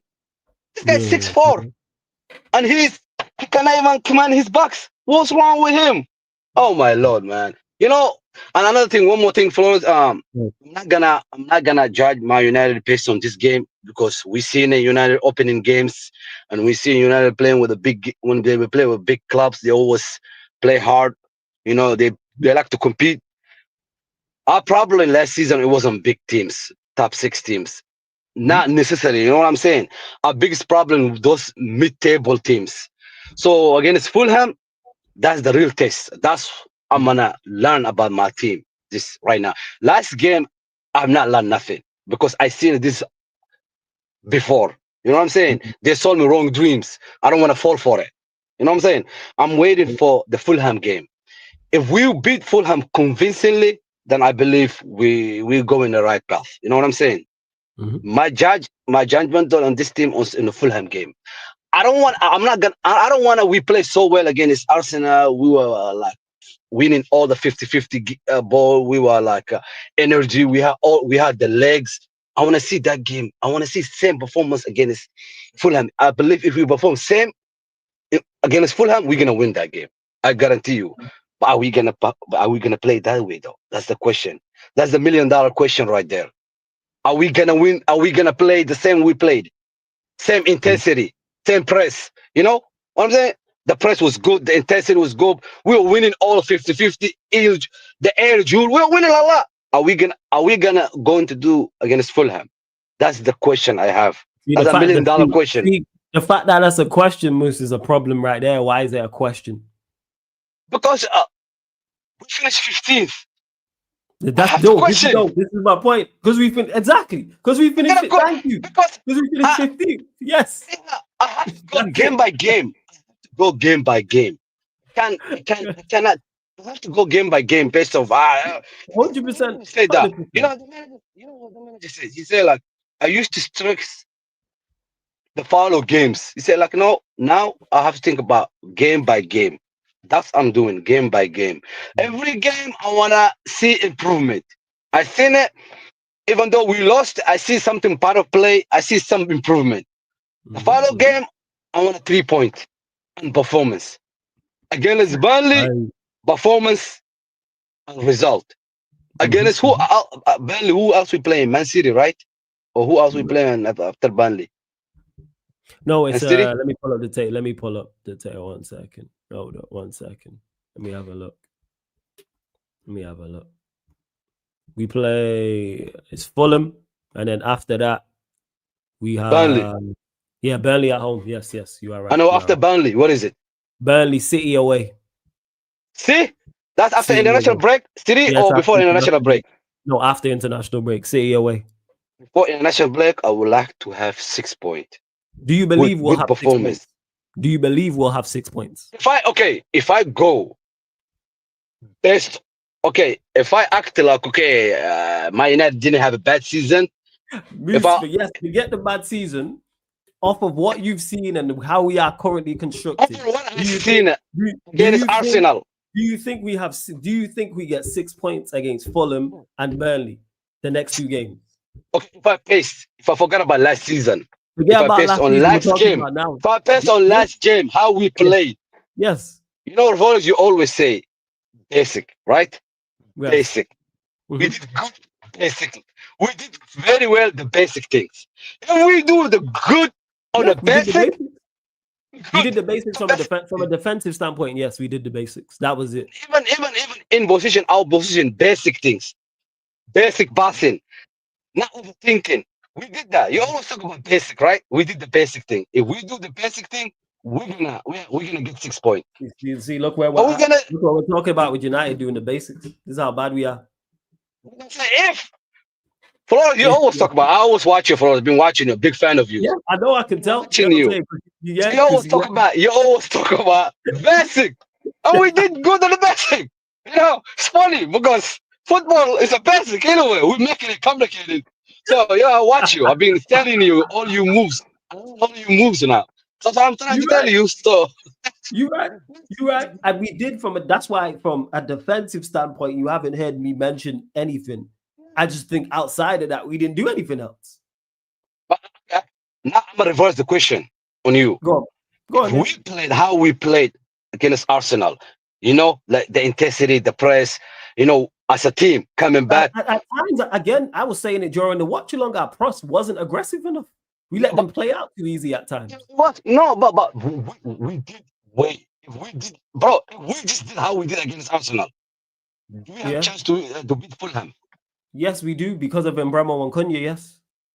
Okay. We do. But again, that's not because of how the team played overall and did it. It's literally, like I said, individual brilliance. Because if Mbeumo and Cunha, make sure they are fit, for some reason are unavailable, and we don't have them to, I am not confident going into that game. And I have a question, though. The reason why I'm predicting us to win that game is solely based off of those two. Oh, I have a question, though. Now, if they tell you, pick one position, midfielder or goalkeeper, which one you pick? Will you pick one position? The fact that it's only one, I go midfield. Same. I don't think it's likewise. More important, but I go midfield. Likewise. You know why?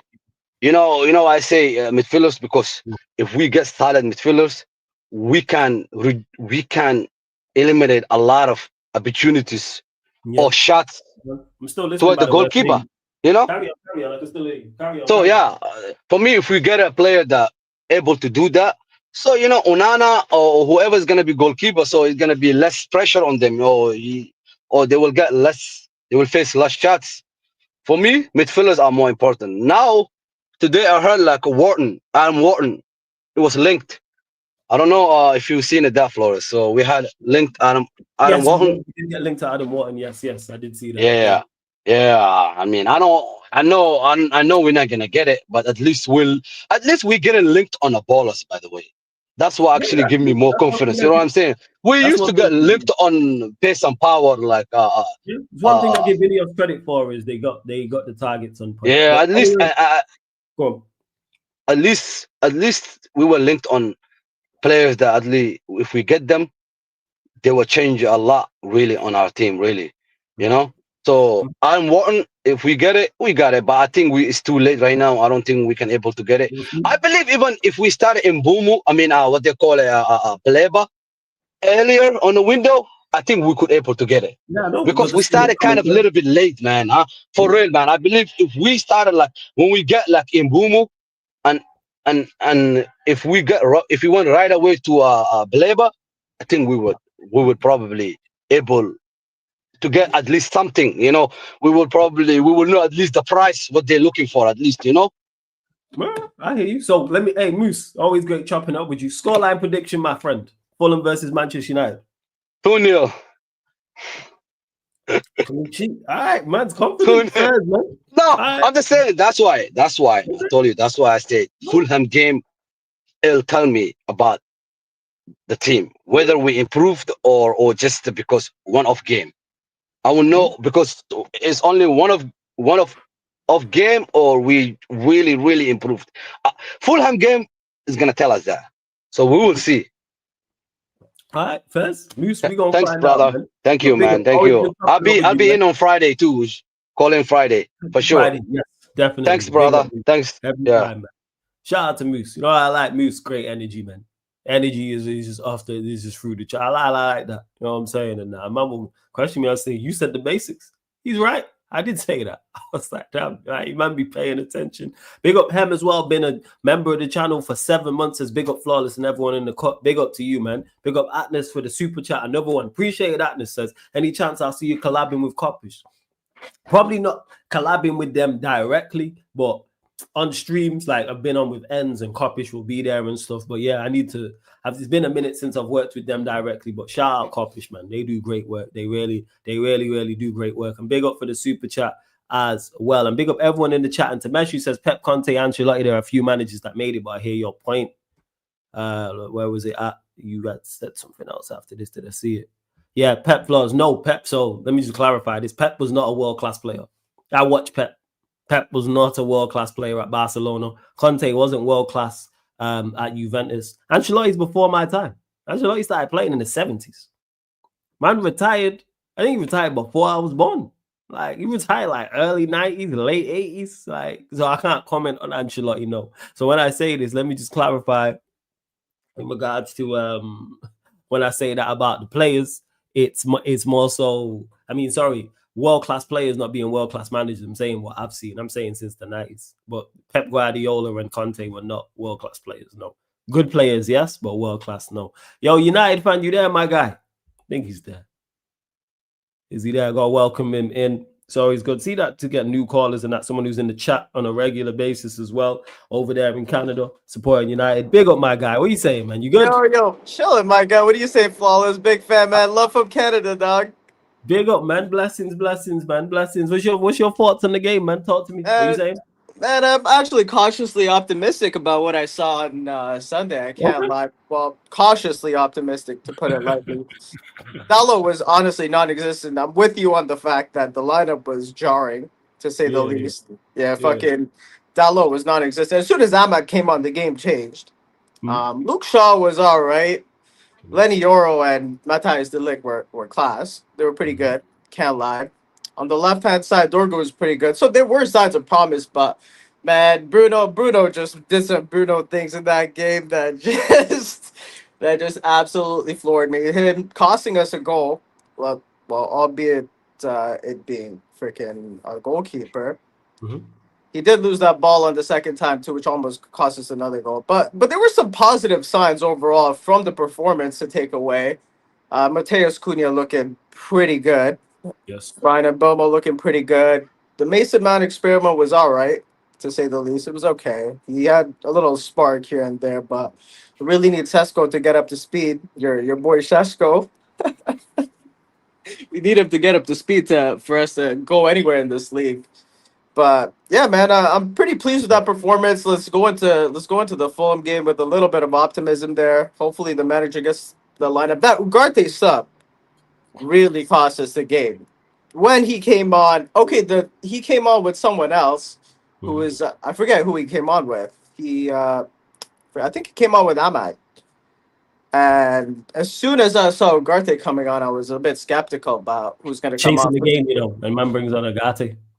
I know, right? And Casemiro was playing pretty well too. I don't know if it's a lack of fitness with Casemiro that he took him off, precautionary reasons, but man, it was a jarring substitution. I really do think that potentially did cost us the game.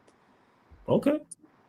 Yeah. So, yeah. So, but yeah, I really do see your point about Bruno. I think he played pretty decently overall, though. However, he had a couple decent passes. He's going to. You know why? Volume. So he's going to. Yeah, he held his position a lot better than he would. He was a little bit more disciplined overall. Yeah, Moose was saying that as well, that he was a little bit more disciplined. Yes. Yeah. He was saying that. Yeah. So what are your thoughts of the game? What do you think? What do you think our outlook on the season is looking like? The same. Like, is what I didn't see anything that I didn't expect. Was it an improvement? Yes. Slightly. Did we play? Yeah. Was it overall better? Yes. But for the reasons I expected, you added Konyo and Bremo to the side. So, of course, we're going to perform better. Because you've signed 2 quality attackers and they've shown their worth. Arsenal were poor. We did play our part in that as well. We dominated the ball, which I didn't expect. Didn't create anything clear-cut. Defensively, very sound. Right. We shut down everything. That's one thing I do think. But outside of that, nothing. Right. And we had all the possession on the ball and didn't create anything. People will say structure. At times, we still struggled. It's just that Odegaard made the wrong decision. There's on a few occasions where Odegaard got into situations, but he overhit the ball and and them. I just think we were less shit than them. That's what it was. I don't think we played exceptional. I don't think we played very well. I just think they was very poor, and we was better than that. But just because you're better, you can be better than you can be better than Arsenal and still not play well. And I just don't think we do. I just think we praising the bare minimum because we defended well and kept the ball. That's literally it. We kept the ball and defended well, and people are jumping up and down because we looked better in attack, which we did because we added Bremo and Cunha. So, but other than that, and it hasn't changed for the season. The only thing is, individual brilliance is going to carry us. We're going to get as far as our better players that are on the pitch. So, Bremo, they're the only reason I'm picking us to win the next game. Is those two. Facts. Do you think the attack could negate our deficiencies in defense or our deficiencies in midfield or a lack of midfield? Yes, but I don't think our attack can negate the deficiencies in the dugout. That's the biggest problem. Right. I think the team overall, with the quality we've added, can negate each other. So even though our midfield's not it, I think defense and attack can. The manager's the problem. He's the biggest issue in the team. Because like I've been saying all summer long, just add talent so he doesn't pick terrible ballers. And he still manages to pick terrible ballers. How you have all them attacking players to play in the front three. Yeah. And you pick Mount. You have Cunha, you have Mbeumo, you have Bruno, you have Xerxes, you have Sesko, you have Maino, you have Ahmad. You have those 7 to pick for those 3 spots. And you go, Mason Mount. How? There's 2 points of contention with this manager that I primarily have. His lack of ability to integrate Maino into the team was probably our best midfielder because of systematical reasons or whatever you want to quote. And B, his inability to just try something new.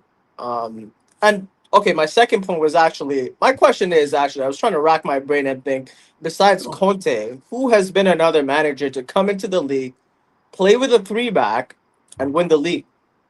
Because I don't think there's much of a repertoire for managers that come in and play a 3-back and win the league. Yeah. Very few managers at the top 6 clubs are vying for the league have actually played it. Like Van Gaal played it for us when he was here. But when I think back to Manchester United teams, no. Liverpool sides that have contested, no. City sides when they've been contested, no. Chelsea outside of Conte, no. And that was for one season. That was literally for one season where he rejuvenated Victor Moses from the dead. Because, the back 3 can work. Because like I keep saying, crazily enough, and it's like it was just there that day, things was just there to annoy me even more. That Chelsea, I swear on my life, I swear, like, I just feel that day, like, my head still, I might be talking calm, I might have calm exterior because I'm laid back, but my head is still spinning because of what happened yesterday. And watching Palace play, because people have been saying you can't play a two-man midfield in the Premier League with that system, which I do agree with to an extent. And then I watched Chelsea play Palace, and Palace play the exact same system we do. And it doesn't look like that. It don't look like that. Palace play a two-man midfield with 3 centre-backs, 2 wing-backs, 2 10s, and a striker. And I watched them play. And every time I watched them go away to Chelsea, who are one of the better sides, and they don't look like us. And if we had their team, our fan base would kick off. If Will Hughes was one of our midfield options, our fan base would kick off. Imagine if we had Will Hughes. Yeah, Wharton's great. People can talk all they want. White Jesus, because people love Wharton. Worth 100 million, people are telling me. I personally don't see it, but I think he's a good player. So, I don't see him fitting in at United. The calls for bringing him at United, I really don't see it. I think we need a more physical profile to get Mino to get in the team, because man, that's probably my biggest gripe. Is I love seeing Kobbie Mino play. He's such a good player, calm on the ball, just exudes calmness, and he keeps the play ticking. That's what when you guys were talking about Florian Wirtz, when I saw his debut for Liverpool. As much as people want to say, it was a stinker, I think there were some redeeming qualities about that performance where he was conducting play, he was keeping the attack ticking, he had a couple good touches here and there, so it wasn't all bad. If he's not going to bag like he was in the Bundesliga, he's not going to score 20 goals like he is over there, because you got Salah, you got TK, you got Gakpo scoring goals here, so that's not necessarily his primary function in that team. So he's still going to be a good player, he's just not going to bag as much. But in this United team, we're gonna have Bruno there. I don't think Bruno's output it's gonna be as influential as it were in the previous 2 seasons, because he's playing in a deeper role. But we need to hope for the best in terms of him contributing something, because that Arsenal game is not promising from what I can see with Bruno, man. Yeah, it's not. We've got the same issues, same problems to everyone in the chat. I can see you lot as well. If you click the link, you'll get clicked in, people. Links in the pinned comment. I see you. To Crown Focal who asked. Links in the pinned comment, people. Literally, it's right there. And yeah, like that's what it is in regards to it. Overall, I just look at it and yeah, same issues. Yeah, we still 15th. And we ironically 15th with a minus goal difference. But all it was going to take was new players pre-season and training, and we was going to transform. I don't see it. I see the individual brilliance. Yes, defensively good. Yes, because I think we actually have good defenders, in particular in De Ligt and Euro. I think they are 2 very good centre backs. And Euro was class. Wow. Yeah, Euro. Wow. I look at it and I just go. I'm just like, yeah. It was all right, man. Hopefully we do better, man. Again, yeah, this is where we are. Hope, man. Hope. Copium, a little. I'm an optimist. I know. We've had our little conversations. You're not much of an optimist as opposed to me, especially when it comes to our Big Ben, our striker. He had a couple good touches in the box. He had that little chance there. My main issue with him is just the price tag. That's the biggest issue with Sesko. Does it matter after we got him? Doesn't matter. Yeah, I think it does. Because that money can go elsewhere. I think 1, because that money can go elsewhere, and 2, expectation. We already spent it. It's already gone. It's like spending bottles at the club. It's already gone. No, that's my point. Is if you buy him for 40, that 30 million you didn't spend on him could go elsewhere, maybe to a believer. Yeah. But it seems like we got the money. Seems like we got the money to. Yeah. And on top of that as well, my expectation. How many goals do you think he's going to get this year? In the league. I was saying 10 before yesterday, and I seen that shit. Everyone's numbers have gone down. Really? Yeah. Everyone's numbers have gone down. Not because of anyone did, because I'm saying when I say that, I'm talking about the manager. Because that line, he's gonna go defensive. He's gonna be defensive. Yeah. So probably Sesko, probably like 7, 8, I would say, in the league, and not because of him, because of the manager. I don't think it's a Sesko problem, because before yesterday, I had him getting 10. I had him getting 13. Yeah, I can't lie. Yeah, but maybe give him a couple more games. Maybe he gets a couple chances. But it's not because of Sesko. It's nothing he did where I was like, oh, you're gonna get less. It's the manager. I don't trust the manager to put the right players around him for him to score as many goals as he possibly could. Give him the best possible platform to succeed. Yeah, and Bremo and Cunha's all great, and then you just got hella defensive players behind him. You won't be out there with 3. He gonna do what he did last year, where it was like Bruno. No, it would be like Bruno, Mount, and like Garnacho, or Bruno, Garnacho, and Højlund. And it's like everyone else is defensive. You got 2 DMs, You got 2 defensive fullbacks and wing-backs and 3 centre-backs. That's where it stems from. It's not a Sesko did nothing to make me criticize him or check. Like, that's not it. Manager. Him. Yeah. Because I forgot how bad his lineups can be. And dude, as soon as the lineup dropped and you saw Dallo starting instead of Ahmad, it was just like, what are you doing? This is what I thought the preseason was for. Like, literally, this is what I thought. Hey, you're going to implement your system and we're finally going to be a little bit more attacking. But it takes me back to that City game last year when I think we ended up we ended up winning when Ahmad scored at the Etihad. Oh, yeah, shit. That was scenes. Yeah. Right. That was scenes. But I remember as soon as he brought Ahmad on, that right side got exposed so fast after taking Dallo off. They were just running through that right side because Ahmad was caught up top. He gets caught with the ball, and they're running through that side. Centre-backs, though. The reason why you have 3 centre-backs is to compensate for your wing-backs. Let's say your wing-backs are defensively not the greatest. That's why you got 3 centre-backs, so they can go out to those areas, and then 1 or 2 of your central midfielders are also defensive players, so that's what they're there for. But you just got hella defense. Like I said, I was saying this yesterday on the United Arsenal show. Take Mbeumo and Cunha out of the side. Look at the other 8 players in the outfield. Where's the creativity and goals coming from? Dorgo looked all right. But this is my point. We defended on a fullback. Yeah, he looked all right. Yeah, and that's not at Dorgu because I actually think Dorgu's a good player and I have no issues with him. But my point is, help him. Put Dorgu out there with Ahmad, which helps Dorgu because Ahmad will get more attention, which gives him more space. Put Maino out there or Xerxes. Put more attackers on the pitch to help us try and score. Is my point I'm making. Yeah. Now the rest of them combined, Bruno got 8. The rest of them combined probably got 8. It's probably like 16 goals between the rest of them. Yeah. Now worried about Xerxes too. I'm worried about Xerxes place in the team. You saw links with him, but he's not playing, man. Yeah, people saying Xerxes playing. Xerxes ain't playing, man. Yeah. Fuck, man. I don't think he's gonna play. Links with him with Napoli. Apparently, his agents were in talks. They shut it down real quick, but I don't think he's gonna play. Like, it's not looking good, bro.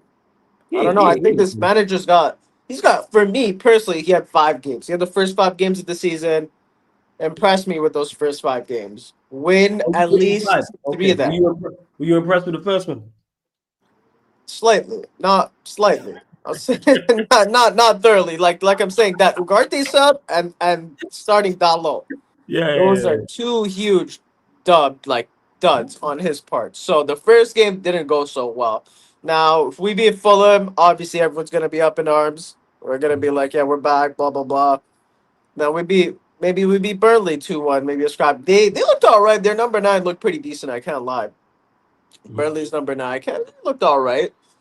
Then we go and we play the real tough games. We play City and we play Chelsea. That's when I'm really going to be the judge of this manager. And I don't know how many games any of us are giving him. I hope it's not 10. Too many. That's how many games. I say that much. I don't know how many it's going to be, but it's going to be too many.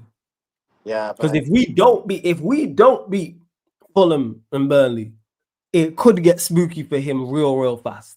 For sure. It should be. Granted, I think we beat them both, yes. But I'm saying if we don't beat them, City and Chelsea next. Don't let him be 5 games in, no wins. Or even scratch that. One win. Even 1 win is not. Yeah, even 1 win. These two games are must win. So yeah, thoughts on that. Let's get to that. Fulham, Manchester United. What's your scoreline prediction? And I'm going 2-0 United. I got Cunha getting a goal, and I got Big Ben getting us a nice debut goal for him on a start. First? All right. I hope Sesko starts because I can see him going with the same lineup. I'm not going to lie. I don't want to see Mason Mount play for this club again, man. Take that number 7 shirt off. Do not be surprised. I'm saying this now. I think he's going with the same lineup. I want to be wrong. He's going with the same lineup in my opinion. I hope you're right, man. I hope I'm wrong too, man. I hope I'm wrong on all of this. I hope I was wrong about Amarim, but hey. Yeah, we got 5 points. All right, man. 5 games. Love, my brother. Appreciate you, man. Blessings, yo. Love from Canada. Shout out, man. I'll see you soon, brother. Have a good one. Cheers. Every time. Blessings. Always good chopping up. Hey, you not be remembering everything I say, innit? Jesus. You know what I'm saying? You don't forget nothing. Crazy. Don't forget nothing. Big up Atnas for the super chat before I get to the next call. If you get Believer flawless, I lose it. I want him at Liverpool since time. If you pull that off your windows, a 9 out of 10, but I don't rate your manager. Yeah, just go get him, man. We just need to go and get him. Big up Steve in the cut. Just go get him. Like, that's what it is. Big up for the super chat as well, man. Big up for the super chat. Go and keep these calls rolling through. Again, people, if you're a member of the channel, you will queue jump to the front of the queue. If you're a first-time caller, you will queue jump to the front of the queue. Let me get to this guy because he has been waiting for a minute. So I get, even though he's not a first-time caller or a member, but he's been here. I want to get this out of the way. I'm really not trying to talk to him because I can't stand him. But yeah, Mohammed's in the building. What are you saying, man?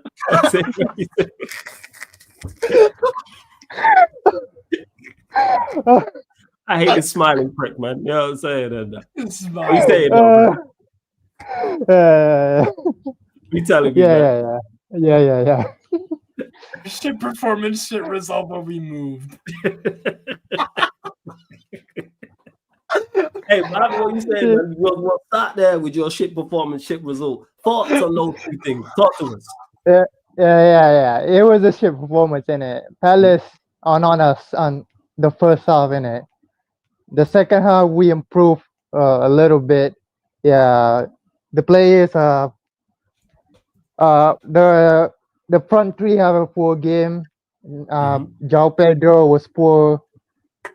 Palmer was poor. He did nothing. Palmer was poor. Enzo was poor. Neto was alright. Gittins, we don't get the ball too much to him. Yeah. Caicedo is Caicedo, innit? You're gonna give 8 out of 10. James, yeah, he's gonna be he struggled. Yeah, James, he struggled a bit against AZ, but he was alright. Cucurella, you're gonna give 6 out of 10. He's alright. Sanchez is Sanchez, innit? He's gonna do some dumb mistake like that. Thank God about the new rule, innit? I thought it was a legit goal. Yeah, it should have been. It should have been. Yeah, There's no reason that should have been outruled. I'm so pissed about that. Yeah. Even if that was against Newcastle. If that genuinely, if that was against Newcastle, I would have been like, yo, that should have been. So, man, what's going on with Mr. Cole Palmer, man? Talk to us, your thoughts on that. Hasn't scored an open play goal, I think, since January, right? Talk to us in the Premier League. Yeah, he got outmarked by was the midfielder Will Hughes. Was it called Will Hughes? Albino Iniesta. Wow, were you telling me he got clamped by Will Hughes? Yeah, he did. I watched him. He got clamped, and he got clamped. You did? Walton was. It sounds like you need some new attackers, man. You know what I'm saying? So hurry up and run that money, man, for Alejandro Garnacho, my guy. You know what I'm saying? Hurry up and run that bread. Talk to me, scumbag, yo. Talk to me, man. Hey, run me my Garnacho money. What are we talking about? You know what? Yeah, flawless. Go on. Go on. Go on. What are you saying? Yo, go on. This is a joke, right? And this is a joke. I think Garnacho will probably a decent backup, and he's gonna do a good sub, and but let's hope so, man. I can't wait to see him in that Chelsea shirt, man. Bring tears to my eyes, man. Yeah, tears of joy, man. Tears of joy, man.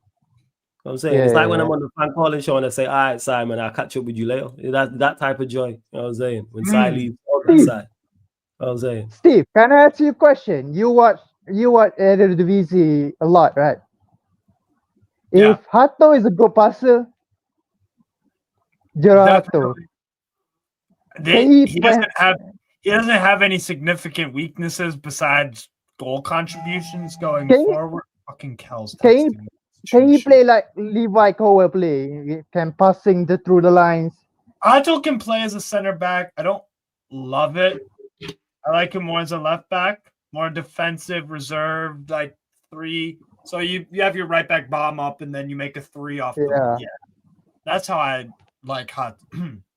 But he's athletic. He's got good passing range, good vision of the game, good reading. Like this guy always get the fuck out of here. They saw him. Oh yeah, definitely, man. This guy always chatting to his babes before he calls into the show, man. All the time, yo. Always, man.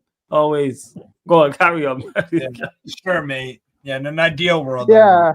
No, not you. We're talking about Muhammad. He's Oh, always, yeah. he always is. Look, man, always chatting to his babes and all that. But Yeah, but your game flawless. You were playing all right. you want to just skip past Chelsea and Palace? All right, go on. Thoughts on United, Arsenal? Go on, talk to us. Yeah, look at you. You playing all right until Gatti come on. Oh, he was terrible to me. Come on. Yeah, he was terrible. I remember that shot he take. Oh my god. Just like Gusto take a shot in it. Yeah. The shot was terrible. I know exactly I'm flawless. I don't think it's a penalty on Cunha for me. It's not a penalty. Why don't you think it's a penalty? I think Cunha lift his leg to Saliba, make it look like a penalty. I seen it. Yeah, it's not a penalty. Okay. Yeah. Yeah, I seen the replay in it. I think Cunha lift his leg to Saliba. Even though Saliba didn't get the ball, I think Cunha lift his leg in it to Saliba. Okay. Yeah. The reason why I don't complain about it is because we know what referees are like, man. We contributed more than the referees to our own downfall with our own just stupidity. That's what it is. Like I said, I'm still pissed. A day later, and I'm still I am human. You know what I'm saying? I'm seething, like still, like it just like I just seen the lineup and just the United game. Like I've just seen the lineup. Like I've just watched the game. Yesterday. Yeah. I'm still, my head's still spinning. Oh, so you thought you're not like these other United fans who thought you were fucking great and you deserved a victory and all this shit. They didn't. It is again, and the problem I have with it is that we contributed to it. I would have rather Arsenal just packed us up and were exceptional. I'd rather do, but they were there for the taking, and we still couldn't get the job done. And yet again, poor decision made. Did you ever feel like you were gonna beat them or no? Like in the game, I didn't really win the game, no. But even during the game was there for. If we would have made the attacking subs earlier, we still have a shot because they were poor. So, but we move. Sorry, go on, Mohammed. Go on. Speaking of Arsenal, if they play like that, they're not gonna win the league. And oh my god, they were terrible. They were terrible. Gokra is gonna get some goals against lower sides, but against the big team, oh my god, he's gonna get clamped in it against big defenders in it. Yeah, they were terrible in it. Martinelli was terrible. The latest body man. I hear Hook halftime Hook said that Martinelli should play left back. Then Ricardo play left wing. It was so fun. They should switch side. He was terrible in it.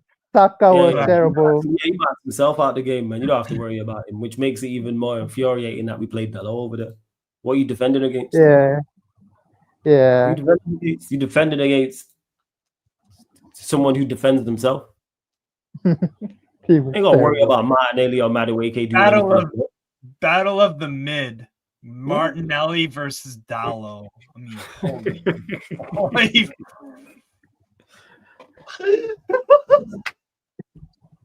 Steve, about your game, that was terrible as well. Oh. Look at this guy, yo. You see this guy, why he's a full-time, you are a full-time crook, you know. No, it's this guy joined, Chelsea fan. Like, we're bad. Well, bro, yo, flawless, you know, United, Arsenal, hey, Steve, Newcastle, Villa. This is what I call it. I expected from. Nah, don't let him do that. I was saying, hey, let's talk to you, Mohammed. Chelsea, are you concerned about your poor performance? Is that signs to come, or do you think you improve? Huh? This guy. I think we were improving it. It's first game, isn't it? First game. Oh, yeah. You don't get the first game pass, though. Yeah. First game pass. Hi. Huh? What we talking about? Hey, world champions. Where did you have Chelsea winning? Wait, when do you have Chelsea in the league? Like second? I think third. Third. No. This is why we write things down. You carry on, mate. I can't remember what you said. I don't even know if I got your top 8 still. I'm not gonna lie. I don't even know. I think third. Nah, I don't think I did, you know. I didn't get yours still. Did I get yours? I might have. Maybe I took Yeah, a I picture think of you're it. right, man. Yeah. I did. I don't think I did. But go on, carry on. Nah, I didn't. Yeah. Carry. So from this moment going forward, though, you're saying Chelsea third. Yeah, third. Minimum third. Yeah. And win trophies.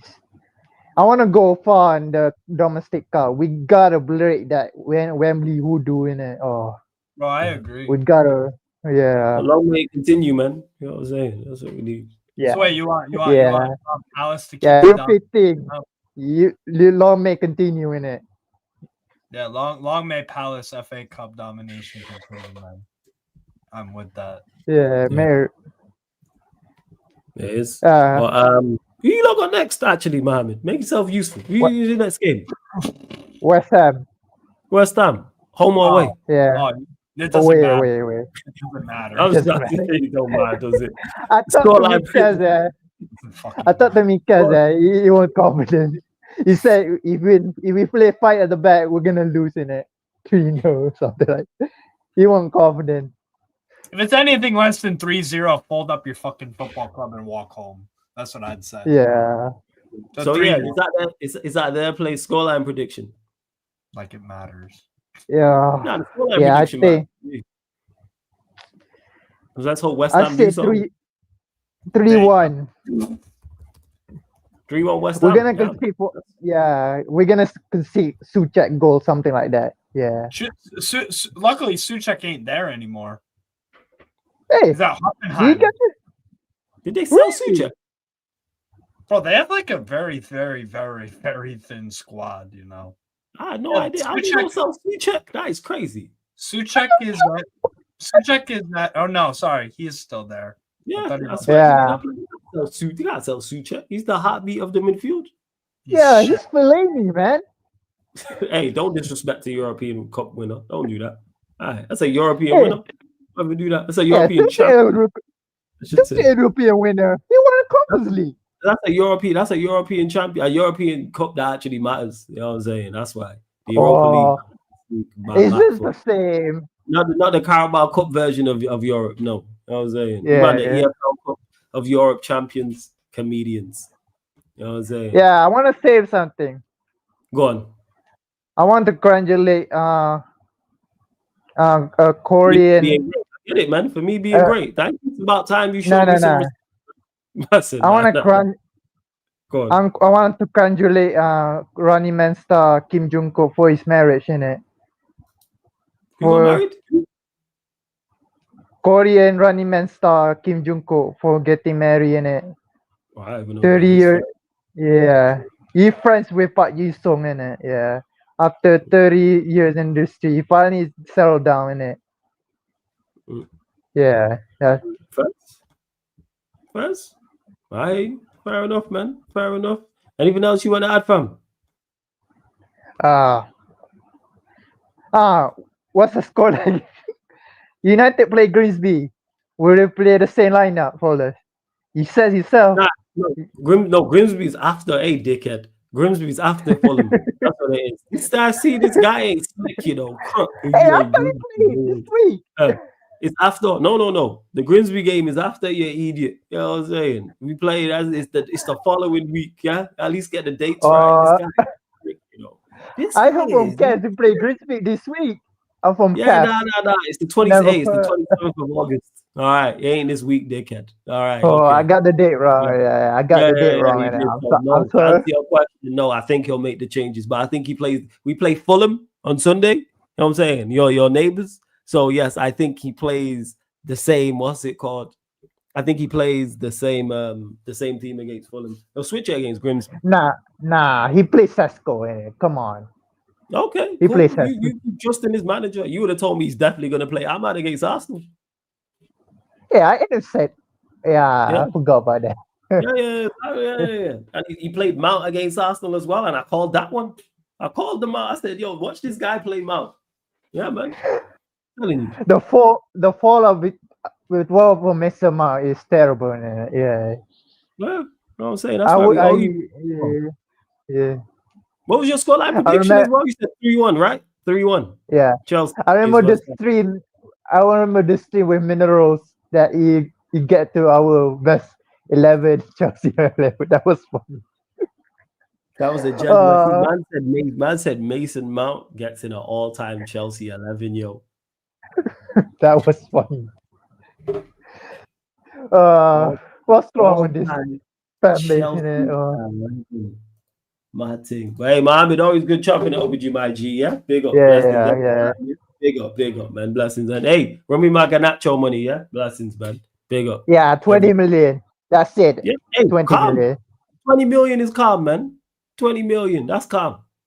I'll pay the You know Uber what? Fabrizio is and he's just like you, innit? Instigator. What's it called? What do you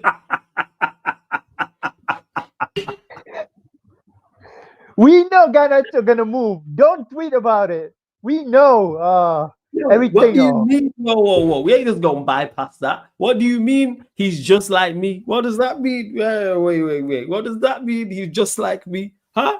What are we talking about here, yo?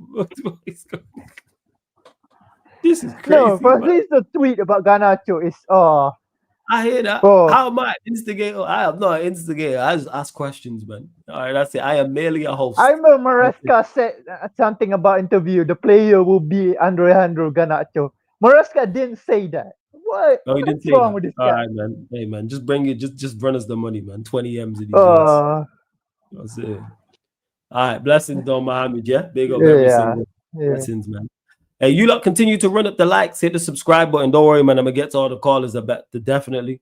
I appreciate everyone being patient. Run up the likes because we're at 78. Big up to everyone for the raids as well. Let me know who raided earlier because I'm not sure who raided earlier. I know this joke man Steve raided, so shouts to him. Someone else raided, but run up the likes because there's over 160. We're only at 78. Let's get up to 100. Hit the subscribe button. If you don't want to call in, obviously, feel free to get questions in the chat, but it's mainly about the callers, people. So let's go to this. Not spoke to him in a minute. Regular caller. See what he's gonna say. His boy Moisey is in charge. You feel me? He's in charge. Tarkovsky, you know, unfortunate, but we move. What are you saying, Daryl, man? What's going on? Yeah, been a long time. It should have left you without no beat and stuff too. Yeah. Make sure, folks, y'all know that this stream will not be available on Spotify. So that's all it is. Definitely not. No, it definitely won't be. It definitely won't big up chat. Big up all you guys. Before I go crashing on my team, because it's been a while. Big up. Sorry for the Liverpool fans. Condolences to Jota. That thing was still shook me till today. And the tributes that dude had was pretty class, man. Pretty class. I literally was in New York working and wake up and I get the text and I look on my phone. It's like Everton Football Club and they posted Jota passed away. I was just like, Jesus Christ. So hopefully y'all know this, that, you know, life is short, man. He did what he did at the time he had and forever 20. So he's a baller. So let's go through that RIP to him before we get into that. I just had to say that because, normally I crash on Liverpool because, I'm an Everton fan, fall as we get about, but there's more important things than just that. So big up to you guys and everything's good. So let's go to crashing now. So on my birthday, here it is, which is coming up August 24th. This is a thing that I got from Everton Football Club. And it's thank me. Like, congratulations, Daryl Williams, for being your support at Gisborne Park. I've been a member for Everton for about 14 years now. Yeah, 14 years. Been a fan since 99. I am Unc. I've been an uncle since I was 3. So if you call me Unc, that's fine. I've heard it since I was 3 years old. August 24th, 1892 was when Goodison Park opened up. All right, that was the first ever game. August 24th, my birthday. August 24th, 2025 is the first ever game at the new stadium. So when people ask me how you're an Everton fan, it's like, I didn't choose to be it. They chose you. Everton chose me. Everton chose you. You know what I'm saying? They chose a real one. 100%. Everton chose me. You motherfuckers. You fucking bastards. That game, oh my God. Bro, Leeds bopped us off the park. Yeah, it wasn't the best game, I can't lie. It wasn't. Leeds bopped us off the park. They just got promoted. You mother. Oh my God. Oh my God. 21 shots. Flawless. Let me repeat that for you.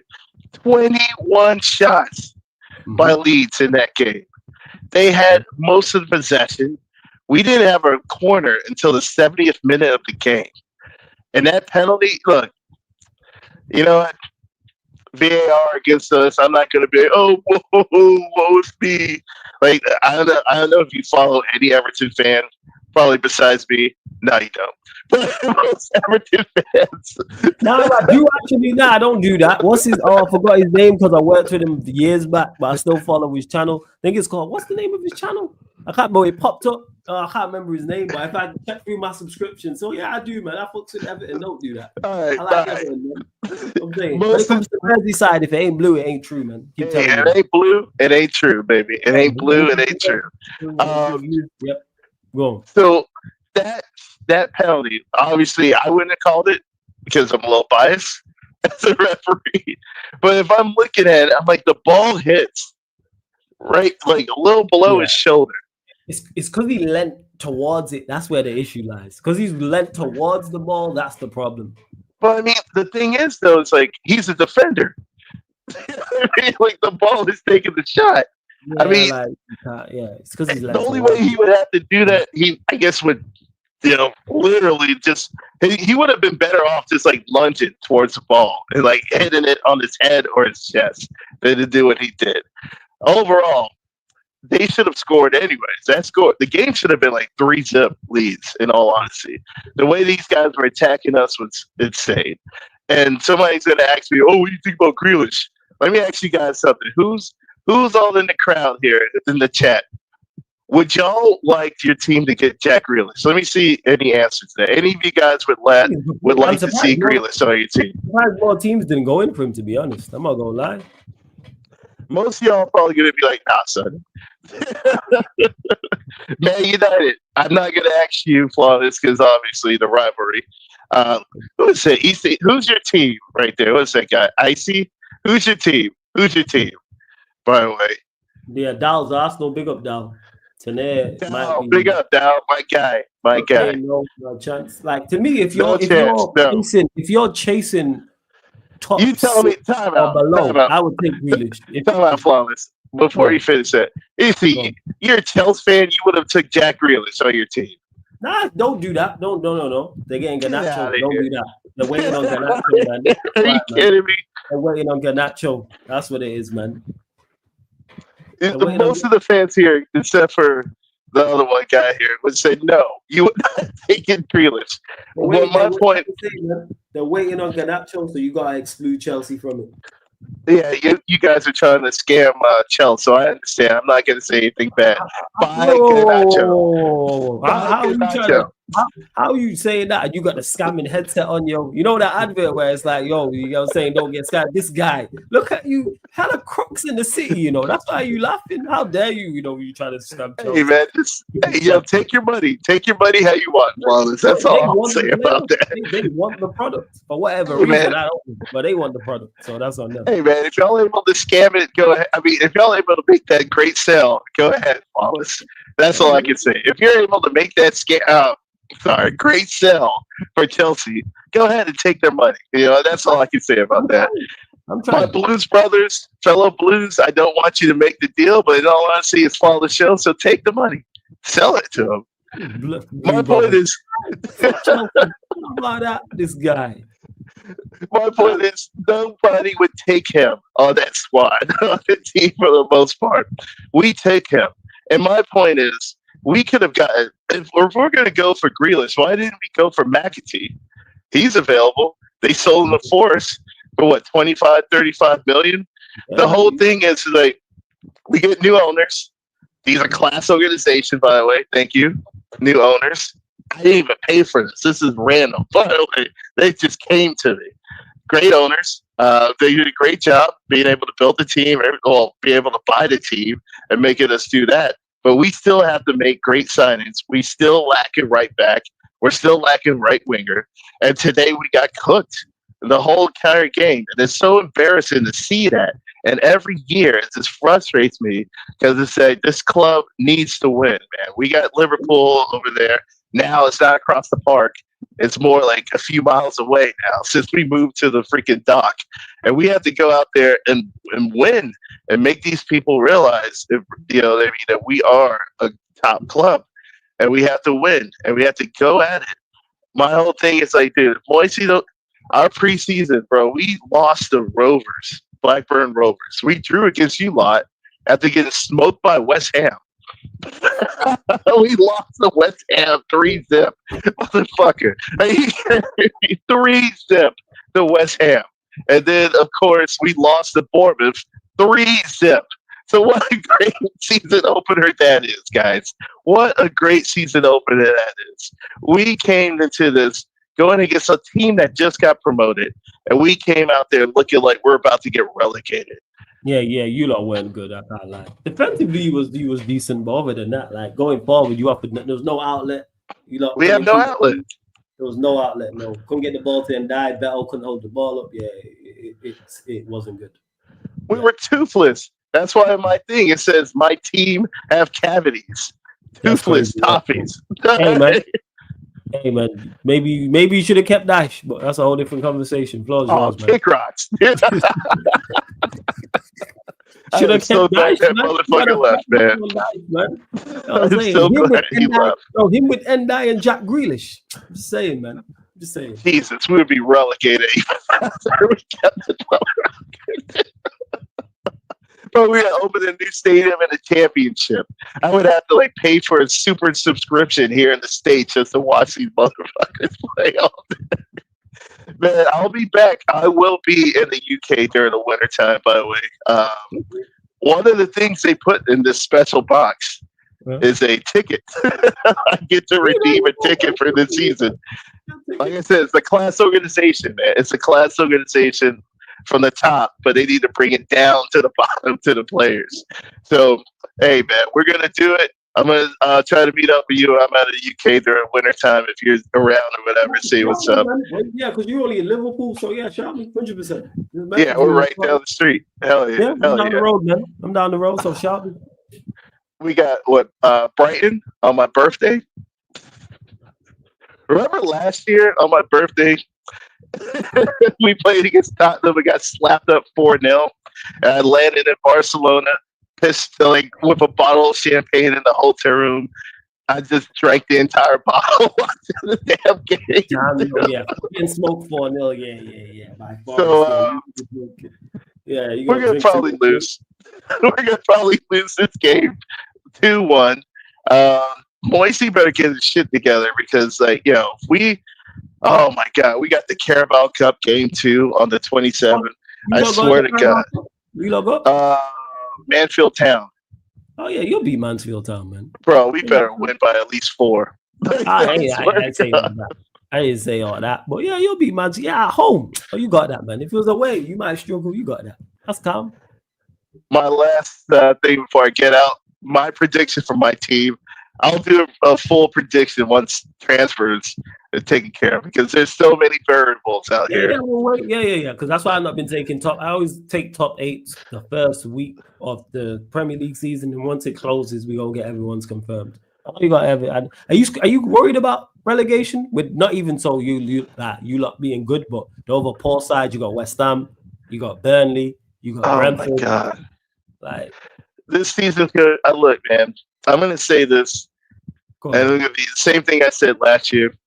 Before I even get on there, last year I was the only person that picked Liverpool to finish second place, and I hate those bastards. Yeah, facts. Remember, I was the only one. Even Liverpool fans had no idea how good how good Slot is. And I told you how good this guy was at Feyenoord, how good of a manager he was, and how he was able to take that team to great heights. I said that last year. It's in video. You can watch it. He's in there as well. I was the only one that called that, by the way. And hell, they could have. Shit, I had no idea they were even going to win, but I knew they were going to at least finish second. This year, man, bro, we better Carabao Cup final and 17th. Hey, Carabao Cup final and 17th. We moved. Hey, we Spurs moved. got a trophy. Everton gonna get a trophy, man. Calling it. Yeah, now. we need that trophy. We need that trophy. 17th and the cup, because I knew what's going to happen. Look, man, I want a Carabao Cup. I know some of y'all in the chat probably be like, Carabao Cup. We haven't won a trophy in 36 years. No, it's less than that. No, it's less than that. 19. Wait, 95. Sorry. 31 years. 31 years without. Oh, Jesus Christ. Hope I didn't curse the club. Hey, it could be worse, man. Certain teams are 6 years without a trophy and have spent nearly $1 billion. So, don't worry about it, man. You know what I'm saying? Before we get out, if McLaren bottled this World Cup qualifying, that's all I'm going to say, Flawless. You know what? Don't even chat to me about I don't even want to talk about Jamaica. That's all I'm going to say, man. I don't even want to talk about Jamaica. United is enough for me. I don't need to talk about the Jamaican national team, the Barbados national football team. I'm good. I am GOOD on that one. Bro, we got to qualify. We have to qualify. The group. Oh my God! If McLaren blows this bastard would never coach again in his life. You realize this? Are we struggling in our World Cup qualifying group? Are we struggling? We just had not yet. We haven't started the last group of knockouts, but the Gold Cup performance a bit was shit. Man, we got blown out by Panama. 4-0. Yeah, that's crazy. That's crazy. Oh my God. Trinidad, Bermuda. Yeah, man, we got this, man. Bro, we got this. All right, y'all. I'm gonna get out here because I know everybody else is calling. I'll make sure I'll call y'all earlier. When you start back at your channel as well, you joke, man. You need to get back making content when you can. All right, I'm gonna get back on it. I'm gonna, I'm gonna get on it. I gotta get on this shit. From Moyes, we want consistency from you as fans on your channel. There you go. Yeah, dog. This guy, same thing you criticize for not being consistent. We need some consistency from you. You feel me? I got to perform better than Dice, man. So I'm gonna get on that, brother. Thank you so much for having me on, man. Hey, y'all have a good night. Thanks. You too, catch you with you and Daryl, yeah? Big up. Shout out to Daryl, man. Daryl's that's my guy right there. Big up. We're gonna keep it moving as well. We are gonna be closing out shortly. New caller in the building, Arsenal fan in the building, man. Like Crown Focal is in the cut. Yes, my guy. What you say, man? Good? They saying stuff, man. Yeah, man. I'm blessed, man. What you telling me? You good?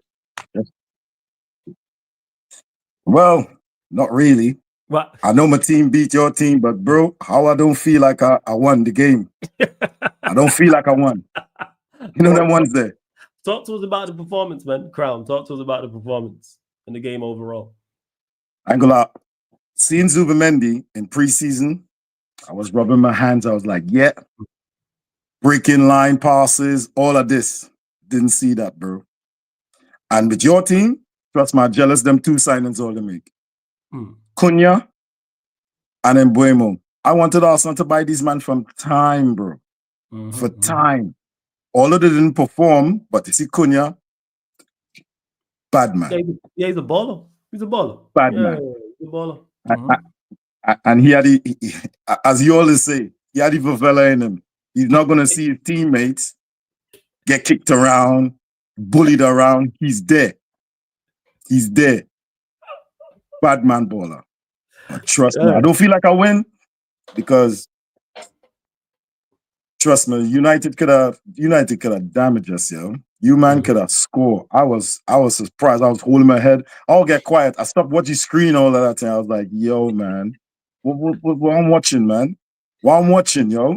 It's like, chuck. I hear you. And where do you stand with Arteta? He's someone who divides opinion in our Arsenal fan base. Of course, spent a lot of money. Some fans that back him, swear by him, say he's helped you from where he got there. Others say he spent a lot of money. he should be gone because he's not won. Where do you stand with that? And does he need to win the Premier League or Champions League this season, in your opinion? Bro, I know people is going to hate me for this, but I could see his back, bro. I can see his back. He could leave. You reckon so? He's overcoached, man. Okay. He overcoached these man, yo. He take away these man and them. You sign a guy who playing center back. Next minute I see him in the left back. These man and them not accustomed running up and down. That's why these man and them will get injury. Yeah, Calafiori, I like you still. I liked him from before. But come on, bro. My man can't defend for nothing, bro. My man has no defense. He looks good. I think he should play left wing. We don't even need to sign a left wing. Play Calafiori left wing, bro. Play Calafiori left wing. Trust me. And we cool. Madueke thing.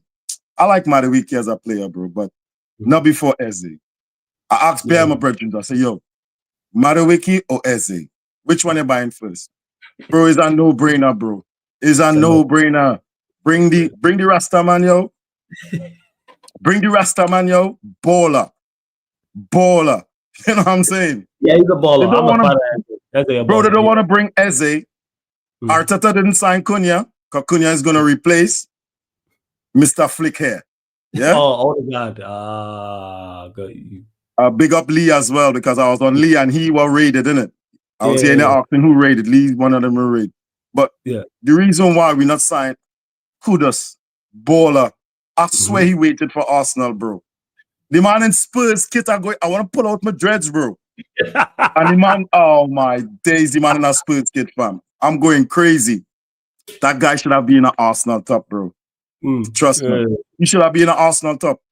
It pissed me off when Richarlison saying, it's thanks to this guy. Thanks to this guy. Next week. He making Richarlison look like a real Brazilian.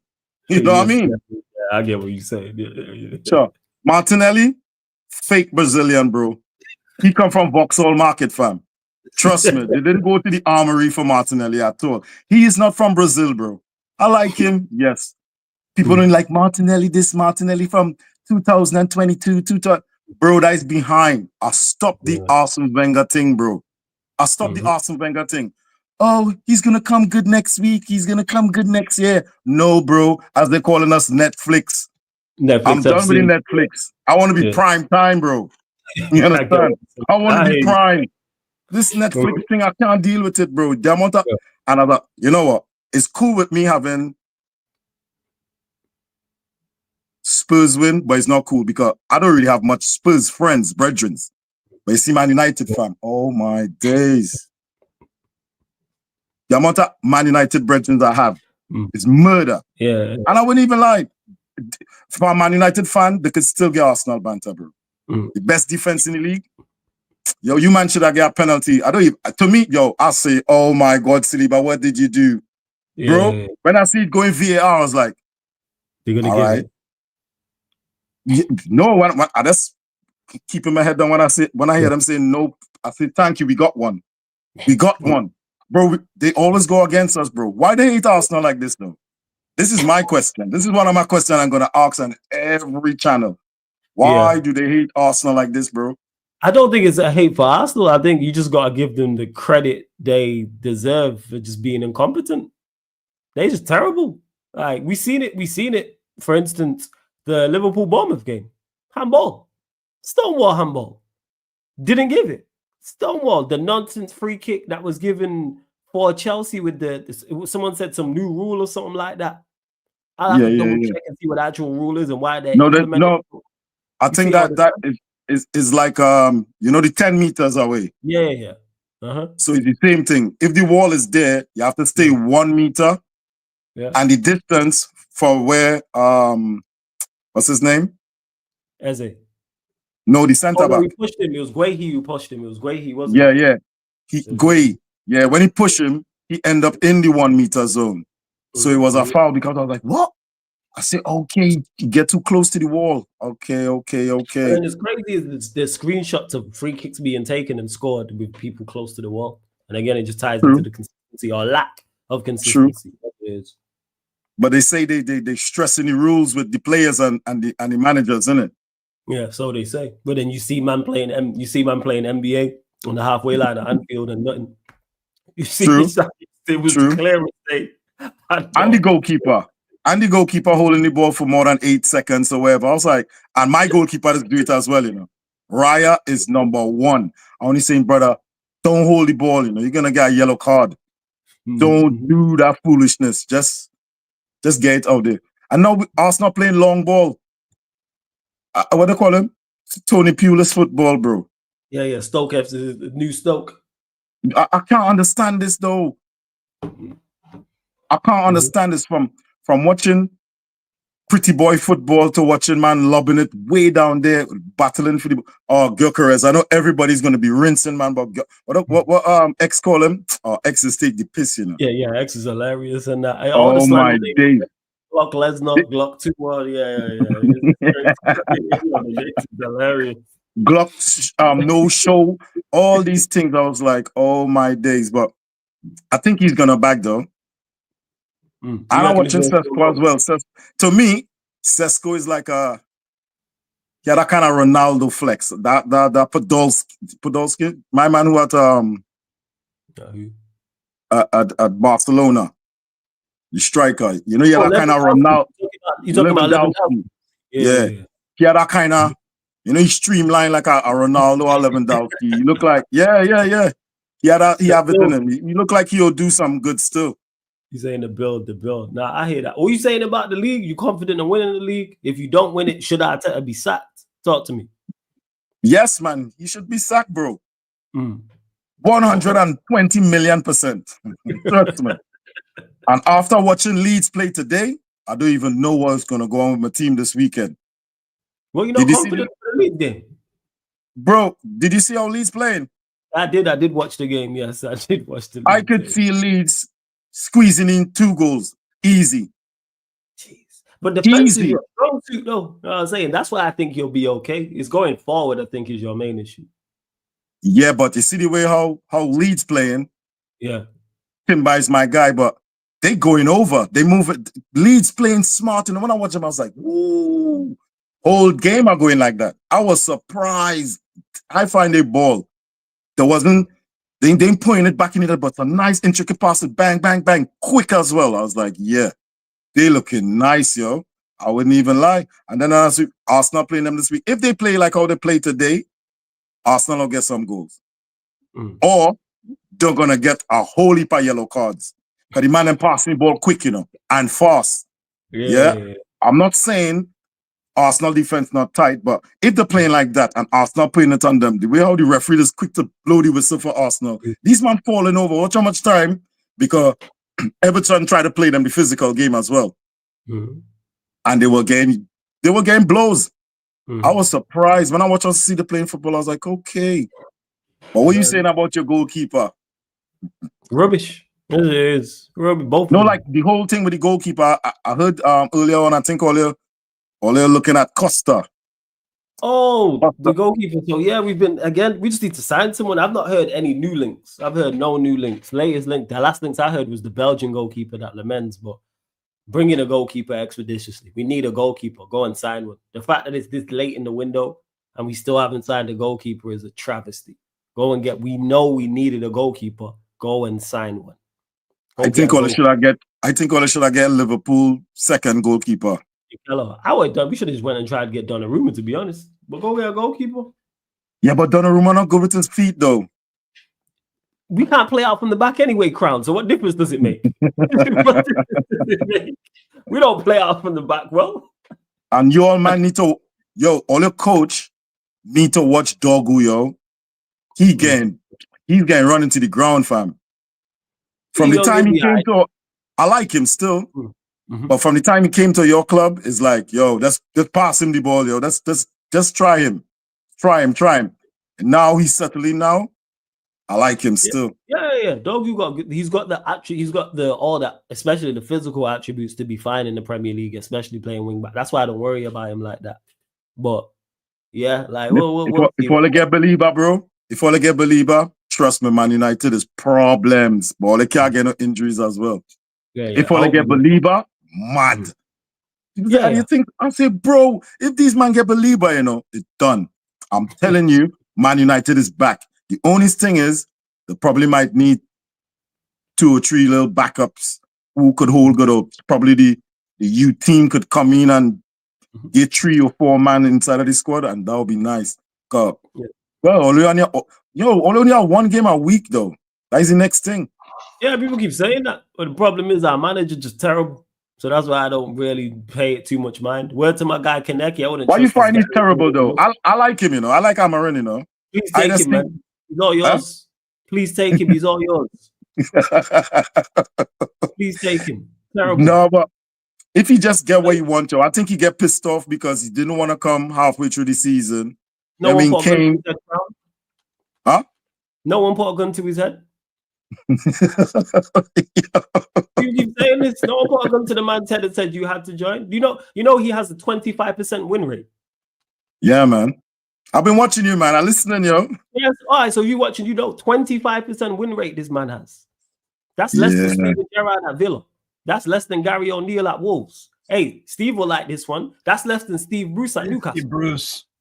Steve Bruce, by the way, is the worst Premier League manager of all time statistically. With the manager's dreadful. Everything points to it. Awful manager. Terrible. But again, people still going back. All right, cool. It's manager's there. What about if you turn it around though? 25% win rate with 5 months with not one player he wanted. It's awful. No one else has. What about if you turn it around though? I'll give him the team start to play. Yeah. Of course. But they told me that about 10 times. I think he'll turn it around though. The only thing, he's a very blatant man right now. Yeah, they said that to me about 10 Hard Crown this time last year. That same conversation. What if he turns it around with all these new players? You got people in the chat who United fans making excuses for a 25% win rate. True. You know what, sarcasm? You know what? Yeah, on all of the thing. Win rate, On all of the thing with Ten Hag, yeah, I still had a game he pips, Man still get 2 trophies, bro. Oh, yeah. You can get to that. Yeah. I still had a game he pips. Arteta get none. One. None. One. Here's one. Oh, yeah, the FA Cup. Yeah. It don't feel like it don't even feel like he got one, bro. I didn't tell you how he do so much damage. Crowd focal, what you have to say is, as a full-time manager, Arteta has 0 trophies as Arsenal manager. I stand corrected. And with his players. Yeah. And with his players. Yeah. He man playing too much of horseshoe football, bro. Yeah, man. Yes, Steve. He playing too much of horseshoe football, yo. This is that be annoying. Coming from playing nice tiki-taka football, controlling the game, like you want to control in the game. Now these man and them lobbing the ball like as man say Stoke FC, bro. Bro, it's terrible. I don't like watching you guys. I watch a ton of football. And yesterday I had a bunch of games on, and I was like, I don't want to put on the Arsenal Man United game. I'm like, that's a terrible game to watch. And I've heard it was very, very bad to watch. I heard you guys in particular were like bad. Horrible. I couldn't believe Zubimendi. I wouldn't even lie. I came with my eye fixated for Zubimendi. Let me see what he's gonna do. And I couldn't believe Zubimendi was playing center back, bro. I was watching the formation. I was like, huh? Why is Zubimendi in the middle of the pitch? Why is the deepest guy? Why are you trying to conduct the game from there? Why is Saliba in the middle of the field? I was like, oh my days, these man and them. I don't know what, as I always say, budge. I don't know what budge these man smoke. I don't know if they give these man and them psychedelics inside of the changing room, some mushrooms or something. But I see Zubimendi in center back position. I swear down, in the middle of the pitch. And the wing back and the center backs looking like wing backs at the side of him. I was like, but how this working? That wasn't the game plan in preseason. I watched the preseason games. What could I see? And I wasn't seeing that. I was seeing Zubimendi more up in the game. But this man loved Odegaard too much, bro. Trust me. He loved Odegaard too much. I don't know what Odegaard doing in the changing room to this guy. This guy only playing this guy. He don't want to buy Cunha. He don't want to buy who's my guy? Kudus. Yeah. Because I think Kudus is a better man in number 10, you know. What? Yeah, Kudus is a baller. I'm a big fan of number Kudus. 10. Yeah, Kudus is a baller. You lot could even go get Semenyo if you wanted to be honest. You know what I'm saying? I think they're going for Semenyo. I tell bad people I like Semenyo. They say, oh, he's not upgrade. What? Madueke's an upgrade though. Is Madueke's how much? 50 something? Yeah. Chelsea doing that. Chelsea is the Premiership shutter, you know. These man just do deals, bro. These man are all the stash. Yeah, what you want, bruv? Yeah, what you saying? What you saying? 10 bag, 20 bag, 30 bag. Madueke, 55 bag. But here what? You can pay me 2, give me 3 here. So yeah, man, 10 years. Just stretch it out 10 years, bro. Yo, these man and them. Oh man. Just thinking about it right now. And I only hearing all of the streams I watch. Yo, you man sign like six Chelsea players every like season after season. 1, 2, 3. And they do it before. Yo, these man and them is like, yo, these man is brothers, yo. Straight up and down. These man is brothers. It's crazy, Focal. Let me get your scoreline prediction, Focal, for the Leeds game. Arsenal Leeds. I want to say I'm sitting on the fence. That could be a draw. Or that could be 2-2. Really? It's a draw, I think it's a draw. I don't know if he's gonna change up the game, but if Leeds play like how they play today, Arsenal getting gold. And if we score 1 and he want to do the 1-0 thing, score 1 and then defend, they're gonna score goals. First, hey, Crown man, great first call, my G. Big up, man. Make Yeah, sure you man, call you're gonna see me on sometime. That's organizing my channel right now, yeah. Do your thing, man. 100%. Call back in, man. Soon as 100%. Yeah, blessing. Yeah, yeah man. Thanks for having me on, yo. Every love, time, love, man. love. Big up, man. Big up. Good to meet Shout you. out to Crown, man. Every single time, man. Big up, big up. Great first calls. Good, man. So many good new callers as well, man. Informative. That's why I do these shows in particular as well.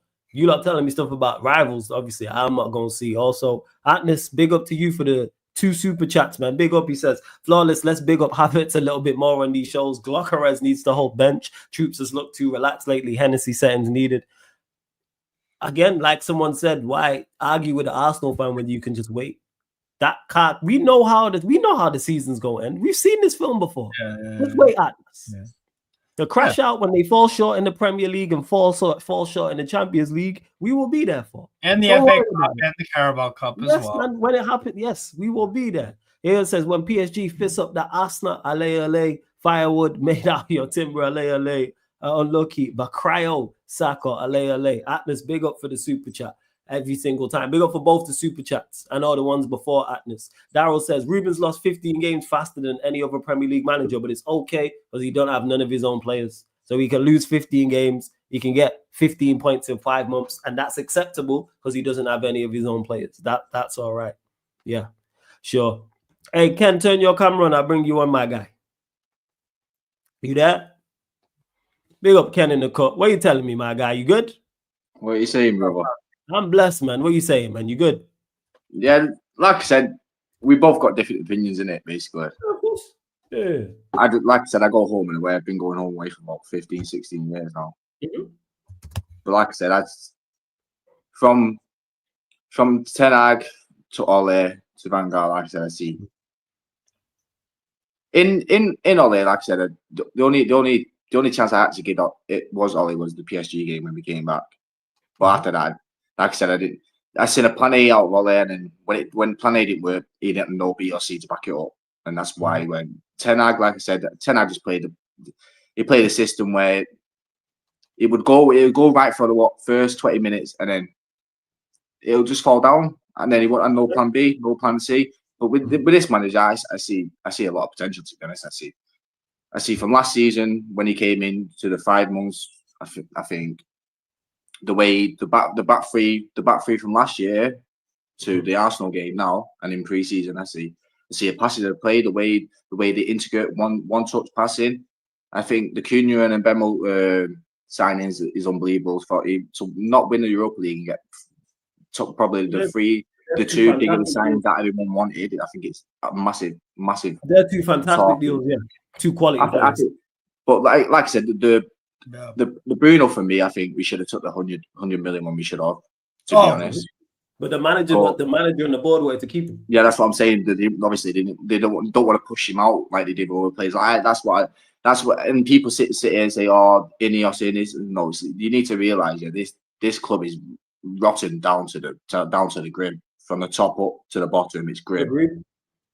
Man, I agree with that. like I But said, we obviously out. understand what people needs to realize. Yeah, like this manager's come from a Portugal league where he dominated it with Sporting. He did week in, week out, won the league back to back to back.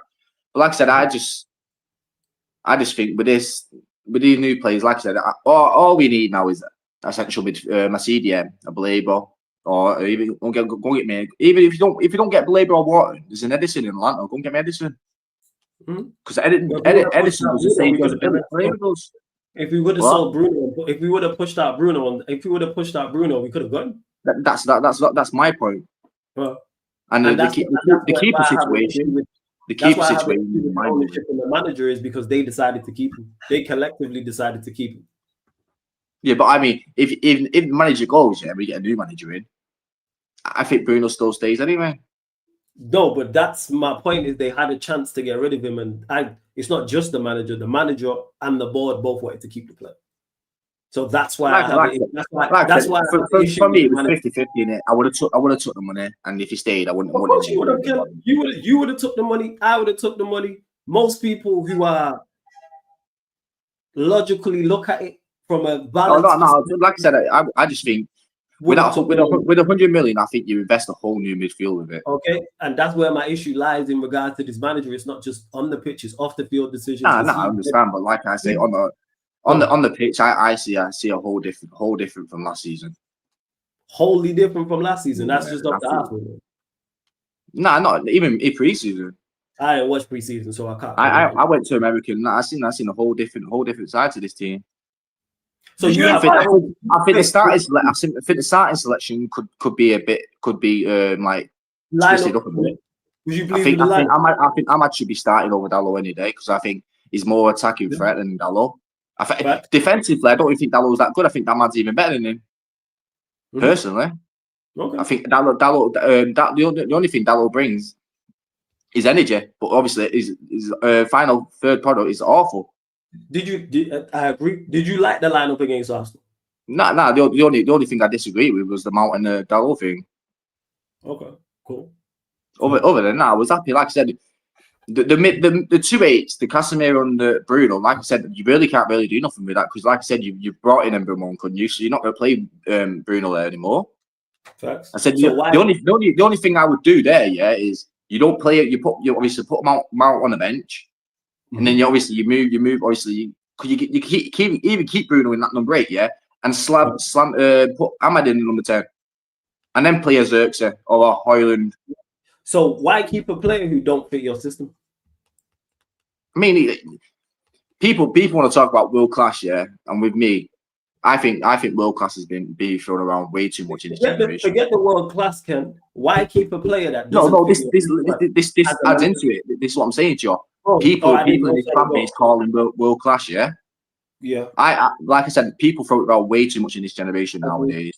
Like I said, I've seen a Steve Bruce, I've seen Gary Pallister, I've seen all these, and Dennis Irwin's like that. But you're 90s baby, right? You're 90s baby. Nah, 80s.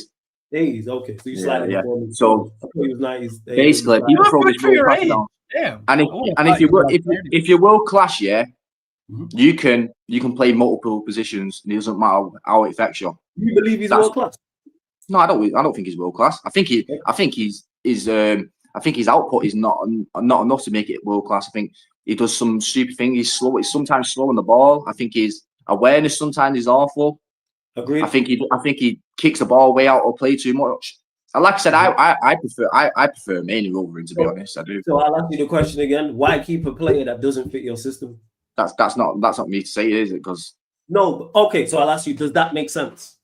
No, it doesn't make sense to me. No, like I said, I'll take the 100 million in a heartbeat. Like. Okay, so that's why. So when I'm critical of Amorim, it's for stuff like that. Yeah, but like I said, I can see. Like I said, you say you see more negatives than positives on the Arsenal game. No, I see the same. I see the same. To be honest, I'd say we're way not, but we're not moving off that. Why keep up? So if he's the reason why I criticize him for stuff like that is because it's not just on the field and that it's not just the Arsenal game I have an issue with. It's everything. So you can say that, yeah. Then so this Garnacho, he wanted him out. He's gone. Who played again? Yes, who played him all last season? Right, so yeah, he had to. He didn't have to play him all last season. No, he didn't have to play him. Who's going to play there? He didn't. He did not have to play him. Xerxes could have played there. Mano could have played there. Okay, so can I ask you a question then? So he had to play him there. So if Garnacho got injured, let's say Garnacho would have got injured November because the City game is when he dropped him. So let's say Garnacho, I don't wish injury on anyone to touch him. Let's say he was unavailable for the rest of the season for whatever reason from November to the end of the season till May. Would we have played with 10 men or would someone have played? No, someone would have played, obviously. Okay, so there's other options there. But he gives you an outlet that anyone else doesn't. Say that again? He gives you an outlet that anyone else does on that side. Outlet? Do you rate Garnacho? I don't rate him like highlight like other people do, no. But I think he's got potential, yeah. Do you think he's a good player? What would you say? What would you define as a good player? Whatever you define as, whatever we define, what you define as good players. We know what good players are, man. Do you think he's a good player? You guys rate Xerxes. I think Xerxes is a good player. Yes. There you go then. I think Xerxes is a good player, but we're not talking about Xerxes. Do you think? Why do you answer every question with a question? Do you think Garnacho's a good player? Yes or no? He's an average player. Okay, so you don't think he's good? No, he's not good. He's average. So he's average. So average isn't good. Yeah.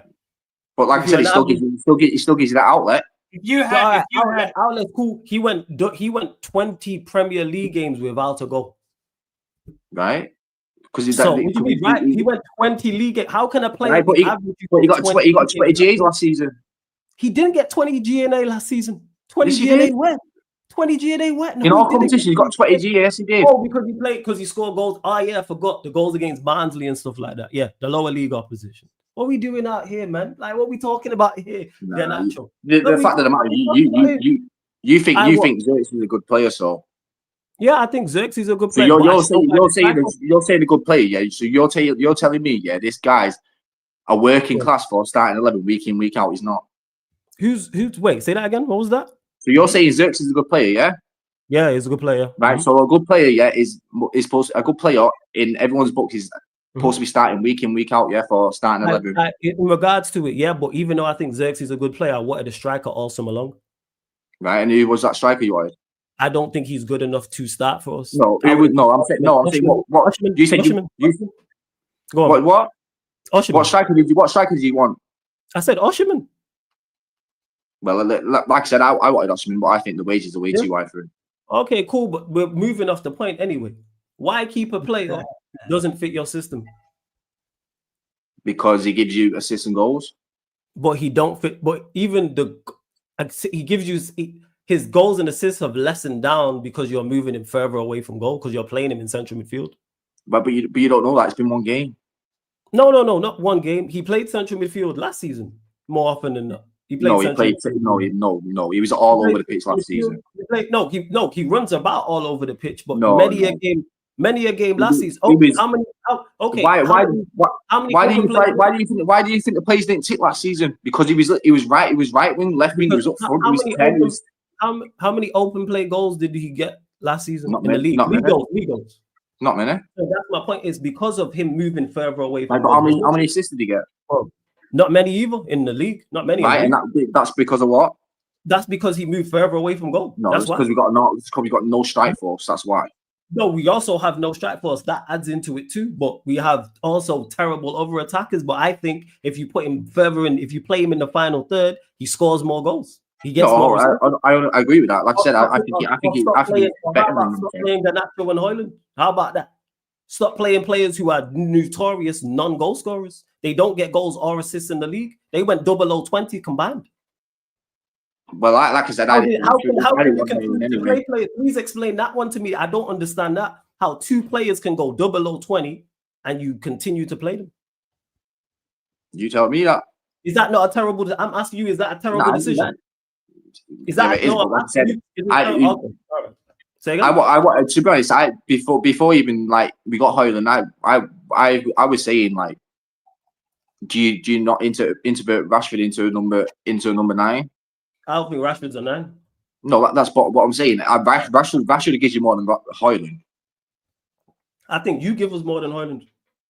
Well, I mean, I did play for Jaws on the Academy for 14 years, so. No, I'm saying no. I'm being general. I think Steve does. I think I do. I think Højlund. What I'm saying, the point I'm making out is the bars on the floor. Does Rashford give us more than Højlund? Yes, he does. 110%. But I think my nana does, and she's dead. So.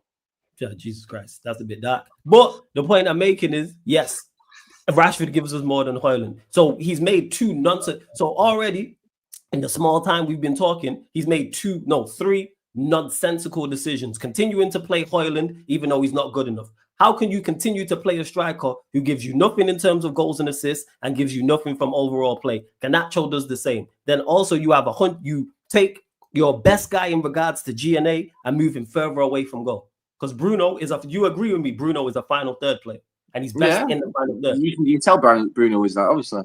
Okay. So you've just said it's obvious. I know it's obvious. Steve knows it's obvious. So why take someone who's obviously best in the final third and take him further away from goal and take away his best assets and his best he's skills? Brought 2 10s in that can do that.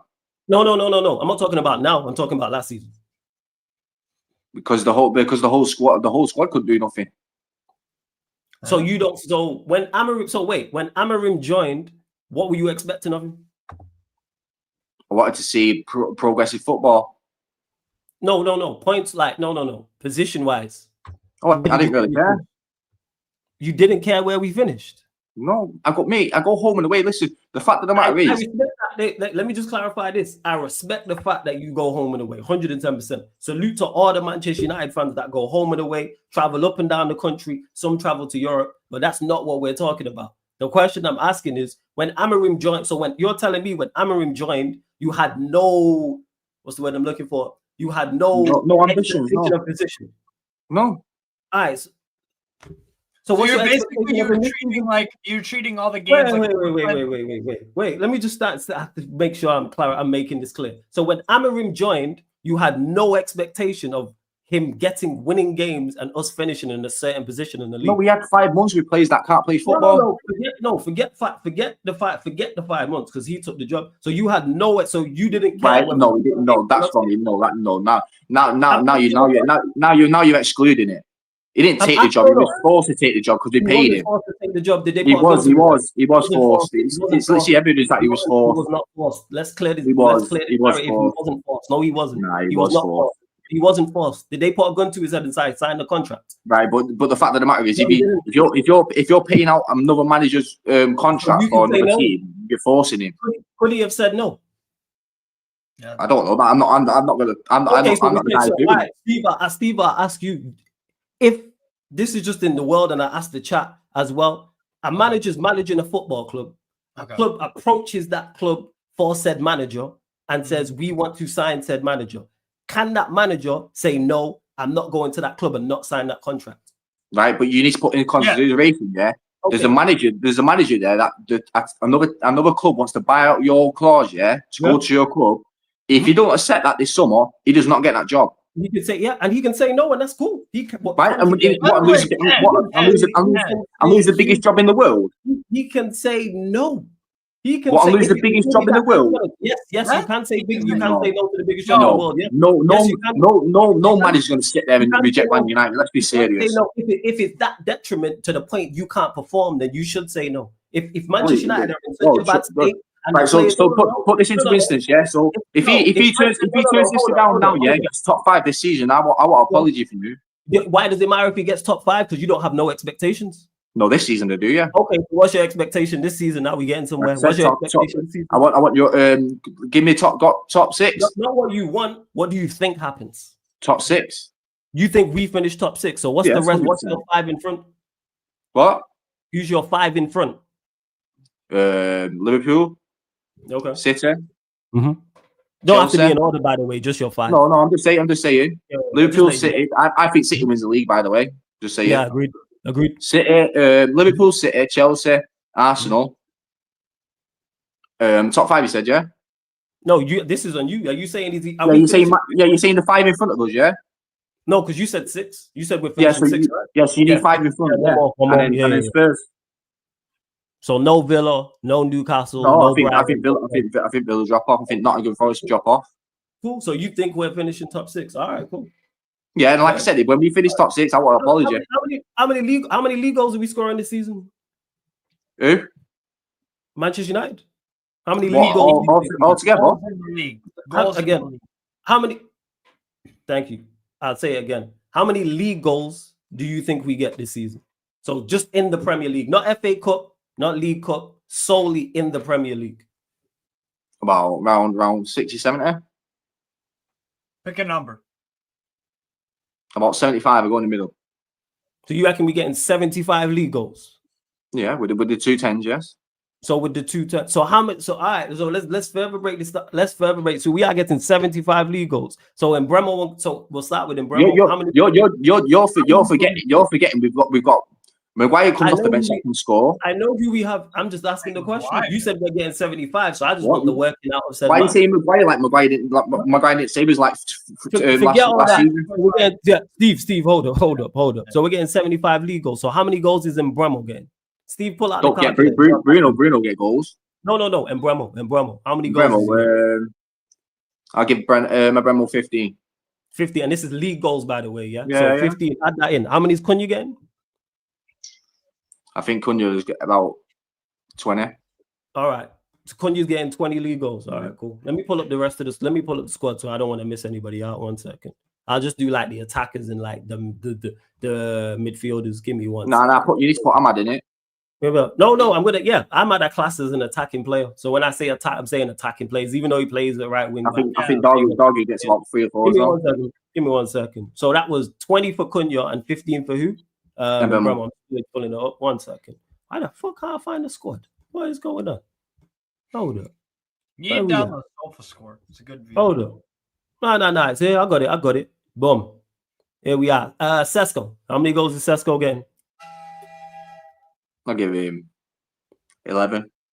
Sesko gets 11. That's generous. But okay. No. Don't interrupt, man. You just want to hear the numbers first and foremost. Ahmad? Well, he's right wing back, so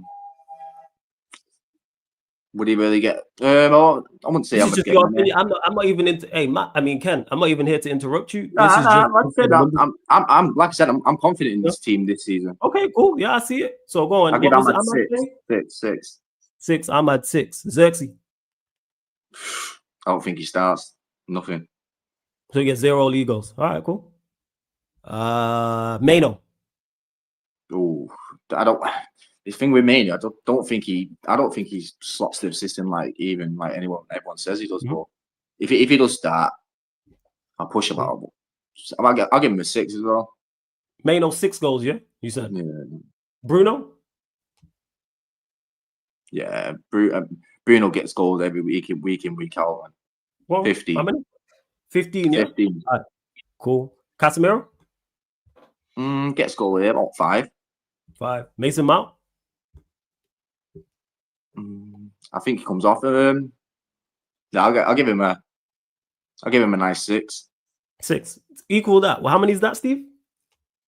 84. So we already well over the 75. So we're gonna keep going. So that, and how many players was that? That was 1, 2, 3, 4. That was 5, that was 6, that was 7, that was Sesko and Bremo, Ahmad, Xerxes, Cunha, Mano, Bruno, Xerxes, Casemiro, and Mount. Again, 84. Say that again. You said Xerxes, yeah? Yeah, I did. You said 0 for Xerxes, but I just added his name in. So those, how many players is that? 1, 2, 3, 4, 5, 6, 7, 8, 9, 10. So 10 players are getting 84 league goals. That's not even the rest of the team. So how much is the rest of the team getting? We just added the defenders and everyone else. I mean, depends. You get at least 20, right?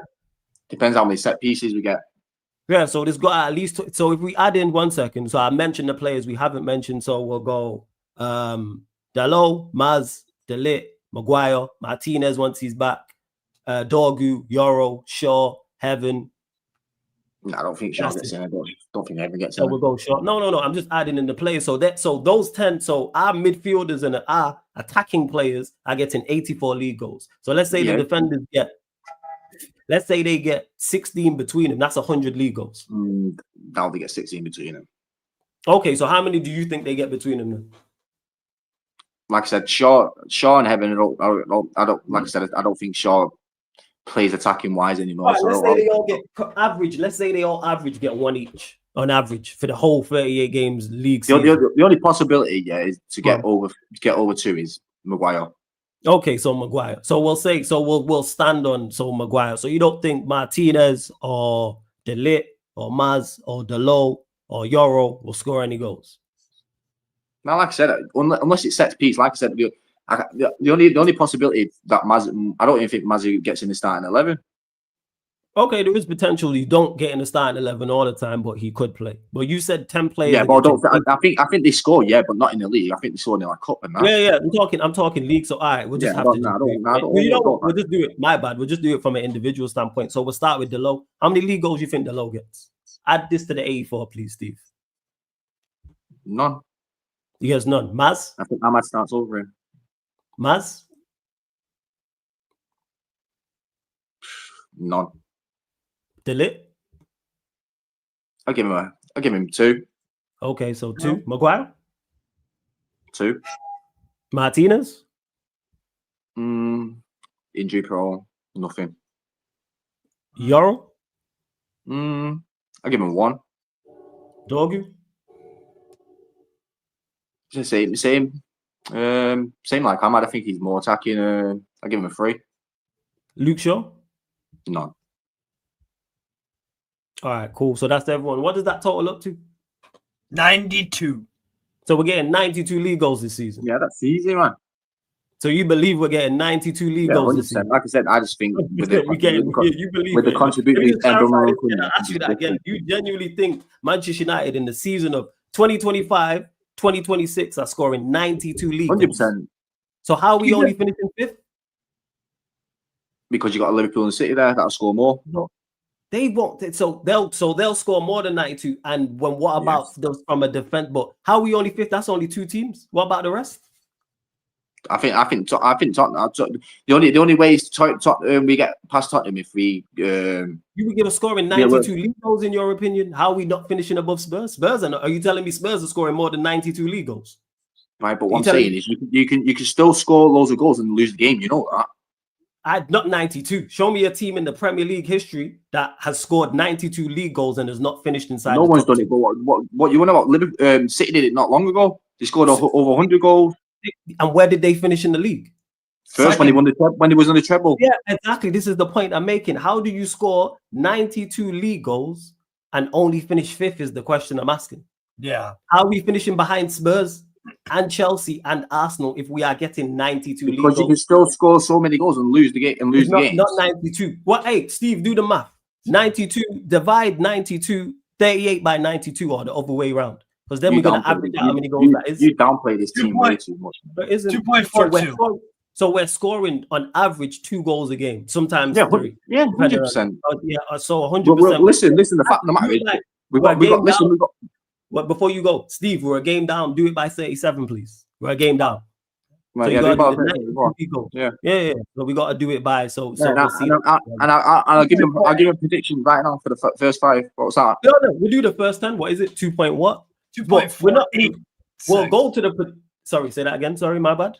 2.486. Okay, so we're basically it's like 2 or 3 goals. How are we only finishing 5th, scoring 92 league goals? Listen, we got Fulham Sunday, yeah. No, that's not what I'm asking. How are Spurs finishing above us? If we score 92 league goals. I'm just saying. You said my expectations, and I said 6.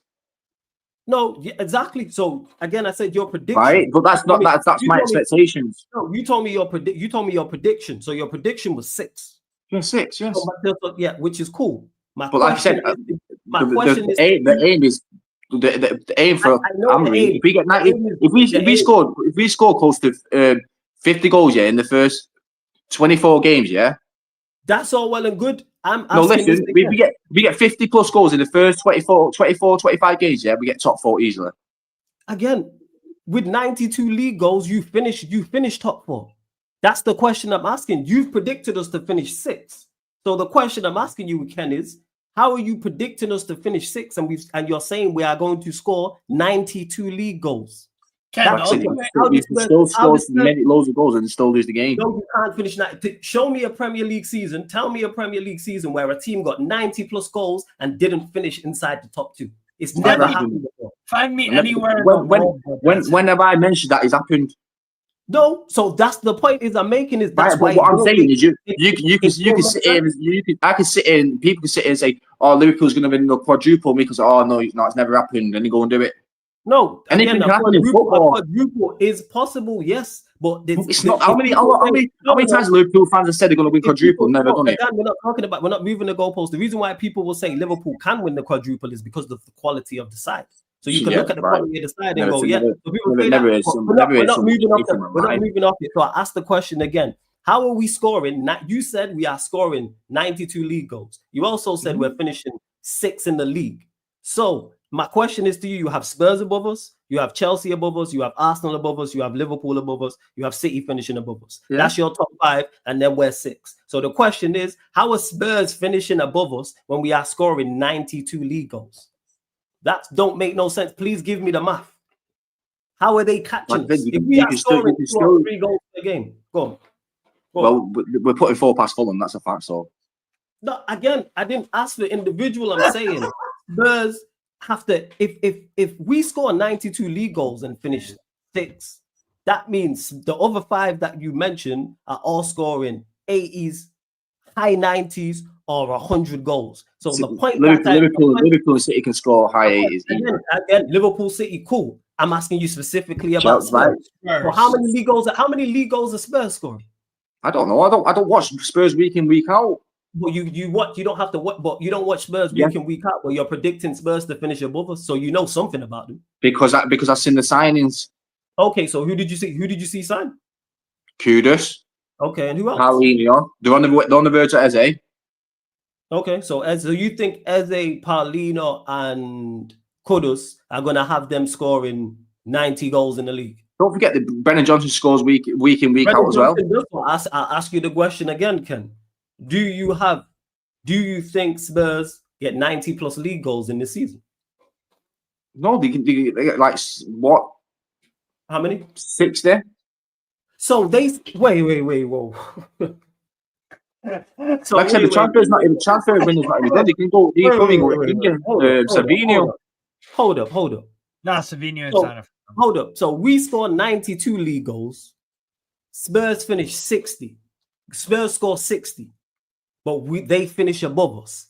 How? We've outscored them by 32 goals. How are we finishing? You still outscore someone. No.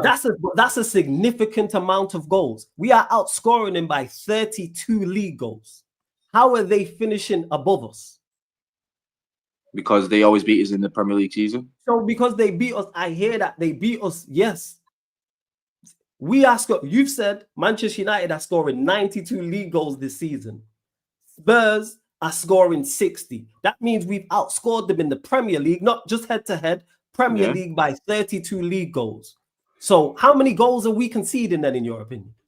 If we're scoring 92, how many we conceding? That's what I was going to ask. Actually, I'll give you last season.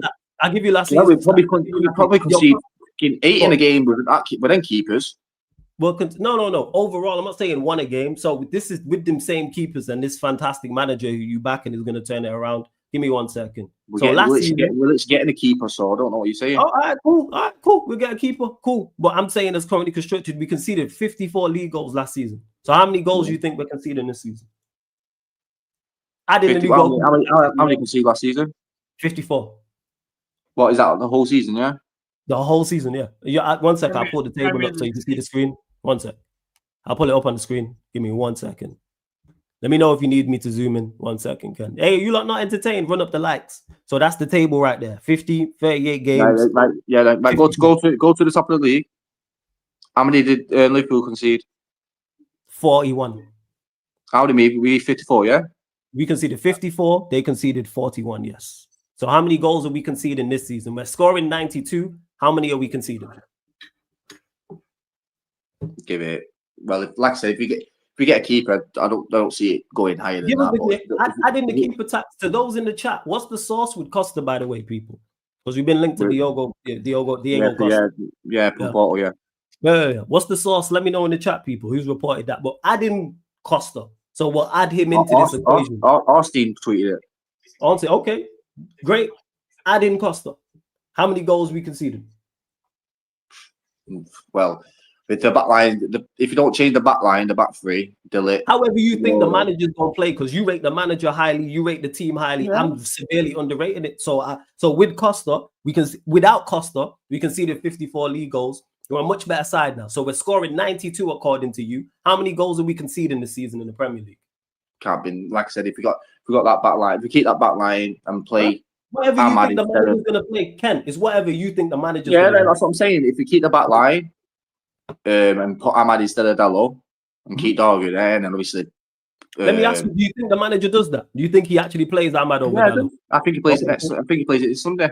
Cool. All right. So again, I ask you the question: how many goals are we conceding next season? Less than 54. If you've got Diego Costa in there and the back three, I didn't Costa. Yeah, I didn't Costa. Yeah. Lower than 54. That's like give me a number. What? 46.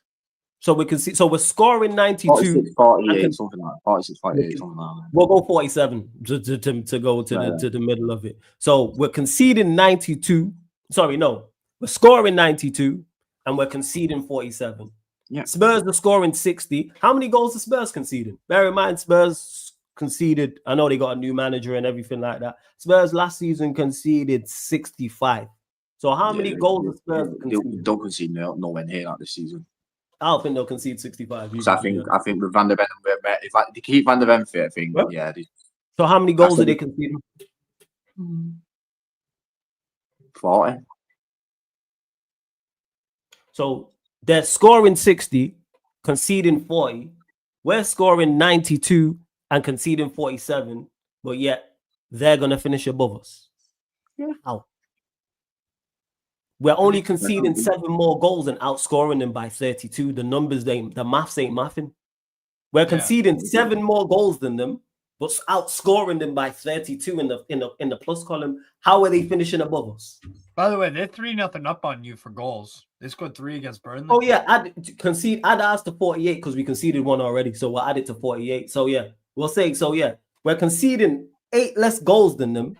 No, sorry, we're conceding 8 more goals than them, but outscoring them by 32 in the plus column. How are we finishing above them? Does that make sense to you? Yeah, it does. Please explain how that makes sense. Like I said, you can get draws in the game. You can go and loss. I'm saying from a mass perspective. I understand what you're saying, but we're not talking mass. This is not mass. This is football. Yes, because we are. All right, we're talking stats, which is football. So I'll explain again. If you outscore a team, if you outscore a team by 32 goals, chances are you finish above them in the league. Right, 100%. Yes, I never said you didn't. Yes, right. So if you outscore a team by 32 goals, 100%. You just said it there, Ken, that you finish above them, but you have Spurs. I never once said you didn't. So you've said you have Spurs finishing above us. Yes, off the whole because of the signings what they've made. Yes, cool. So you have us outscoring them by 32 goals. Does that make sense to you? Never said it. No. What I'm trying to say, is you need to, in a whole perspective of a football game, you can what go. Let's say we go Chelsea, 3-3, and then go Spurs go away. Let's say to whoever they play. Let's what next game? They're playing City next game. No. I mean, when we play Chelsea, that's what I'm saying. When we play Chelsea, you said Spurs next, but I'll ask it again. Yeah, Spurs played. Spurs go City and battering 3-0. We are outscoring a team by 32 goals and only conceding 8 more than them. That doesn't make sense. There's no way that team can finish above us. If you outscore a team in a league by 30 in the Premier League, if you outscore a team by 32 goals and only concede 8 more than them, you will finish above them categorically. Do you disagree with that statement? Never disagree with what you said. Okay, so you don't disagree. So how are Spurs finishing above us in your predictions? Do you want to change your prediction? No. So how does it make sense? Listen, you're not gonna try and belittle me like I'm some. I'm not belittling you. I'm trying to make sense of it. There's no belittling. The fact of the matter is, I go home and away. I see perspective of what you don't. And I give you credit for that. What was that? You don't respect me because I don't go home and away. Is that what you just said? No, I said I see perspectives that you don't. Oh, it's a perspective. Yes, you do. You do see perspectives I don't, and that's why I give you credit for going home and away. I credit you. Don't forget, people in the chat say what they want. We're not bypassing that. Again, how does that make sense? It's not no belittling. You know what I'm saying? I'm trying to understand the working out. If you outscore a team in the Premier League by 32 goals and you only concede 8 more than them, you cannot. It's impossible to finish above. Right. So when Chelsea won the Premier and we came second and we outscored them, how did they win the Prem? Did we outscore them by 32 goals? No, we outscored them by 12. There's a huge difference between 12 and 32 goals. 20 goals is a huge difference. Yes, that is a 20 goals is a huge difference. By the way, I just want to add real quick. What are we talking about here? So Liverpool scored 86 goals last year. If you minus that by 32, you find Fulham in 11th with 50. 11, yeah. Yeah. So if you outscore a team by 32 goals last year, that instance, everybody finished below them. Again, that's what I'm saying. This is not belittling. I'm saying logically, it makes no sense. Wait, below who? Go on. So Liverpool scored 86 goals, right? Yeah, I understand that, but you said that everyone else finished below who? Everyone else finished below Liverpool because they scored less goals. Yeah, 100%. It's never, again, people, in the history of the Premier League, it has never happened. A team has never scratch that history of the Premier League. In the history of your, we scored more than Chelsea. They won the league. Not by 32. Was it 32? That's the key point. We still scored out. We scored out. Outscored them. Again, the point I'm making is, Ken, it's not about scoring more. It's the amount I'm talking about. 32. Right, I understand that, but 32. I don't know if you. No, it's not. Outscoring someone by 1 goal and outscoring someone by 21 goals is a completely different thing. Yes. Who said 1 goal? No, I'm just using that as an example. There's a huge difference. There's a massive difference in outscoring someone by 32 goals and someone by 12 or 15 or 25 or 65 to 5. What are we doing? So I'm saying it is impossible. It has never happened. I'll go further in the history of professional football. A team in a top flight league anywhere has outscored a team by 32, has outscored a team by 32 goals, only conceded 7 less. No, sorry, only conceded 8 more and finished above them because of the stats, because of goals going in. You are averaging, 60 goals, he said, average that by 37. 60 goals, please. Average that by 37. 60 divided by 37. 1.62. Okay, so on average, we're scoring a goal more than Spurs. So on average, if you're scoring a goal more than a team, you're going to finish above them. But I don't know how further to explain this. But if you outscore a team by 32, there's, unless you have a ton of 1. And you're only conceding 8. You're only conceding 8 more than them. You're conceding 48. They're conceding 40, but you outscored them by 32. You are by not 12, 32 goals. Numbers aren't numbering. So how many goals? All right, so Spurs, who was the other one? Chelsea. Chelsea was the other one. How many do you think our attack's better than Chelsea's? Never said that. No, I'm asking the question. Yeah, he's asking. Yeah.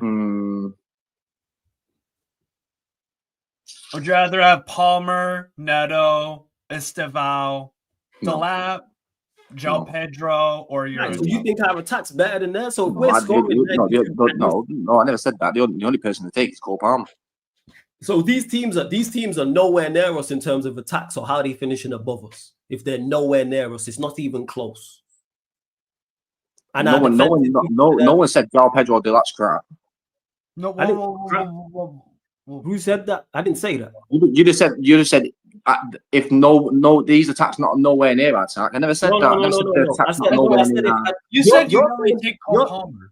You're saying they're me personally, I take Cole Palmer. That's not discrediting the other players. No, Ken, you're saying our attacks. You're saying our attack is worlds apart from theirs. How many goals did Chelsea score in this season?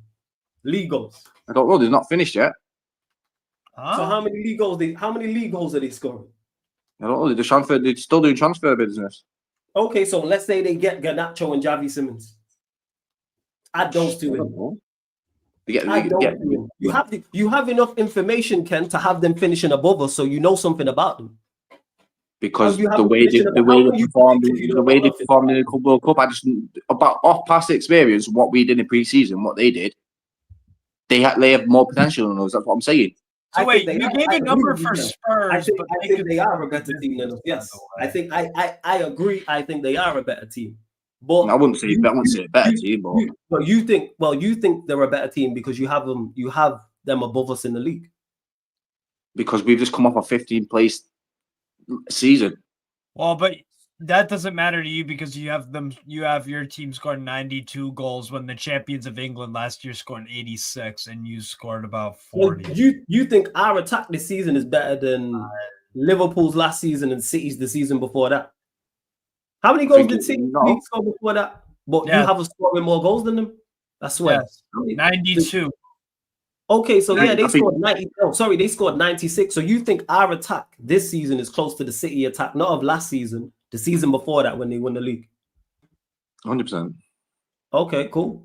22-23, they got 94. You think it's close to did they win the treble that season? You think our attack is on par with their treble season? Yes. All right, cool. Cool, fair enough. And it's impossible to score 90-something goals, all right. For this attack, yes, it is impossible. Yes. No, it's not. For this attack, yeah, it is. No, it's yes, not. It is for this attack. No, it's not. It is for this attack, yo. It is. You had Cunha and the Bemos go from what they did for their clubs before they came to us. We got the working out. You don't have to tell me the working out. We got the working out. No, I said before they joined us. What about before they joined us? Look how many goals he got between both of them. Yeah, they got a lot of goals. Exactly. So you're telling me they're not getting surpassed 15 goals? Come off it, man. Who said anything about them not getting past 15? You just said our forward line not getting nowhere near it. 90 goals. No, it's not getting anywhere near 90 goals. No, I agree with that. 90 goals, yes. It's getting nowhere near it. 90. No, it's not getting anywhere near 90 league goals. No, in my opinion, no, it's not. Our team's getting nowhere near 90 league goals. No, it's not. All right. I don't think it. If you said 60, I could be like, I hear it. I'm still lost as to why Spurs. Wait, who was the other? Yeah, Chelsea. Back to it. So Chelsea are getting what? How many league goals are Chelsea getting? I don't know. Give us you have enough information about them to have us above. I'm not Chelsea fan. I don't have no information on Chelsea. You gave a number. So how do you have them fourth then? If you have zero information about Chelsea, how do you have them in your top four? Because I think they're better than West Ham, they're better than Burnley, better than Sunderland, better than Leeds, better than all others. How do you know they're better than them when you have zero information on them? Yeah. You said you have no information. Because I don't have. You're trying to tell me, I have information on a club that's one of my rivals. I'm asking you the question. You said you have no information on them. I don't have no information. The only information I have is the signings. That's it. So you don't know anything else about Chelsea? What do you mean nothing else about Chelsea? You said you don't know anything about the players they have, how they play, their qualities, nothing, their weaknesses, nothing. About their manager? Not really, no. Okay, so my question is, if you have no information about them, how do you have them above us? And how do you have them fourth? Do you have them fourth in the finishing fourth? Yes, fourth, yes. How do you have them finishing fourth if you had no info on them? Off the Club World Cup. So you have info of them then? What, watching 2 games? Yeah, that's info. That's it's not info. No, What sometimes I'll watch- watching a João Pedro that can't score in the Premier League You're or can score in the basing, World Cup. so you're basing a whole season of 2 games. Wait, No, what I you just, just I said just, there? I just see the, I just see the potential in the youngsters. What you just I thought said you don't know there. the players. What you don't wait, Flaws. Go on. You just said that João Pedro doesn't score goals in the Premier League, but he doesn't. So you have information about João Pedro. You looked at his numbers in the Prem and weren't impressed, right? Well, he had one game against Palace. All right, No, so you before we get to that, so you don't know Chelsea. He scored goals against Brighton with Brighton. Yeah. So you have Arsenal above us. How many league goals are Arsenal getting? I don't know. Because you don't have no information on them. No, I have obviously have information on that. But I just Okay, don't. so I'm asking a question then, because you have information on them. So I'm asking. I don't know the average goal score, what they score week in, week out. The season's just started, so there's none. Well, last Well, season it they is, mate. scored. I'll tell you now. Last season they got. You can't because you got a new striker. Last season, and do you rate Gyökeres? No. You think he's terrible? I don't think he's terrible. Okay. I don't think he suits a possession-based team. I think he's a counter-attacking striker. So they're not. So they're not, because they scored 69 league goals last season. All right. So do you think they'll get more or less? Probably like three more. So you reckon he gets 72? Yeah. So Arsenal will get with Gyökeres added, yeah. So they'll get 72 league goals, and they conceded 34. You think they'll concede more or less? Less than that. I think they got the best. I think they got the best two partnerships in the Premier League. NMTV, yeah, I got you. So they're scoring 72 and conceding how many? 30. Yeah, about 30. Yeah. I think they got the best partnership in Premier in the Prem. I agree with that. I do agree with that. So they're conceding. So we're outscoring them by 20, but conceding 18 less, because you said 30. No, we're conceding 18 more. Yeah, and then I got you. I'm gonna drop it now. Give me a second. So why would we not be closer to them? Because our numbers are much more similar. The numbers you just predicted for Arsenal are much more closer to us than Spurs. So why are we not top 4, top 3? We're not top 4 because Chelsea's there. I thought you don't know nothing about Chelsea. What do you mean? Know nothing about Chelsea? I'm not going to sit here and give you a prediction what João Pedro is going to score, because I don't watch him like that. Okay, so how do you have Chelsea in the top 4? The only prediction I can give you is Cole Palmer. That's it. I'm not asking for Cole Palmer. You have Chelsea 3rd. No, I have Chelsea 4th. You're on mute, Flawless.